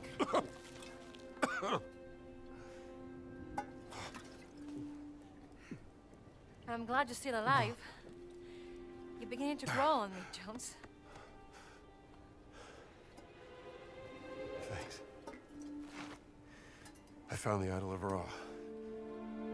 The stone. The stone. Oh. Voss. He took the stone, Gina. I think I know where they're going next. Omar brought me this. Operation Grosserkreis. The Great Circle. Some time ago, Voss discovered an ancient scroll in a tomb in North Africa concerning forbidden stones. Back in March of this year, he had secured funding for a dig in Machu Picchu. One of the sites of the Great Circle. Yes, exactly, and there, underneath the ruins, he discovered The stone. Somehow Voss lured my sister to Machu Picchu because he needed her expertise. To translate the carving of the Adamic on the stone. Yes, but then the stone was lost. What happened is a mystery. They classified all documents. However, while I was listening to the Nazi transmission, I intercepted a Morse code coming from the Himalayas. Where Voss is sending all of his men. And I wrote down the exact coordinates. They're looking for the stone. We have to get there before the Nazis do.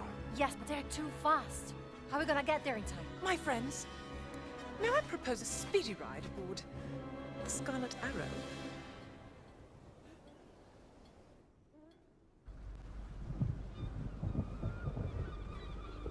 We're going to Nepal from Egypt.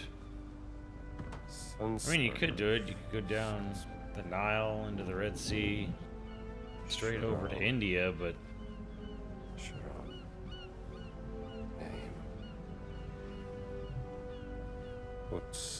What's Tibet, technically.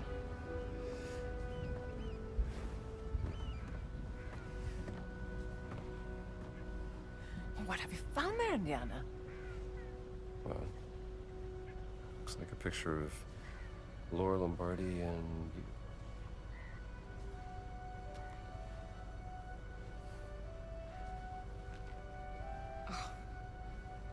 Laura.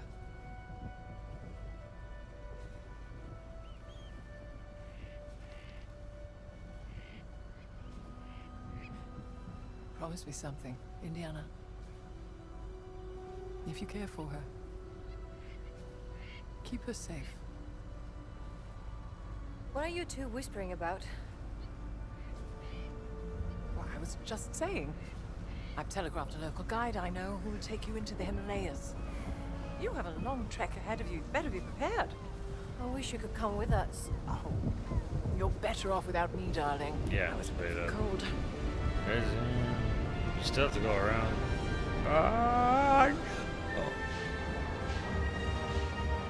Around the Horn of India.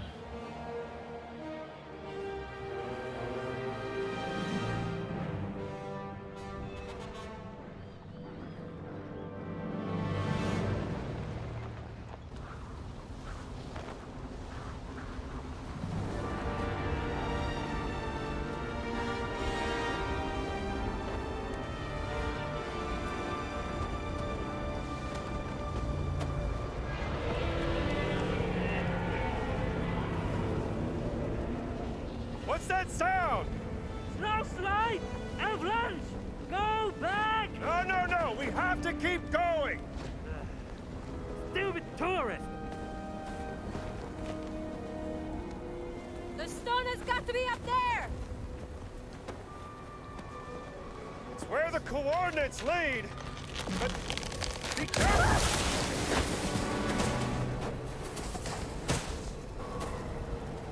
Tutto bene.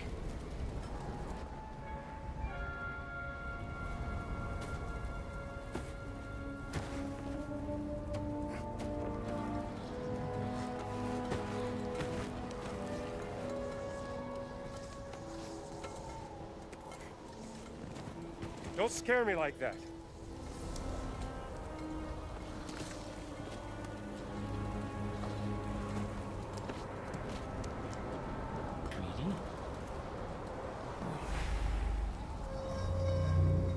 Himalayas. No, it's South Asia. You were wrong, honker.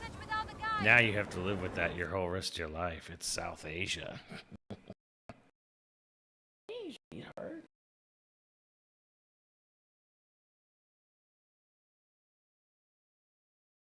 Oh.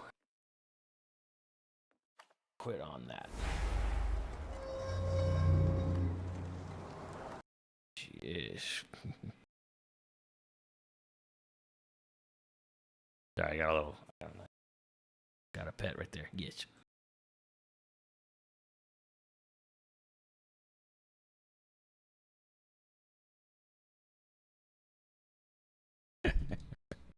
Bro, do you ever listen to yourself type or read what you type, man?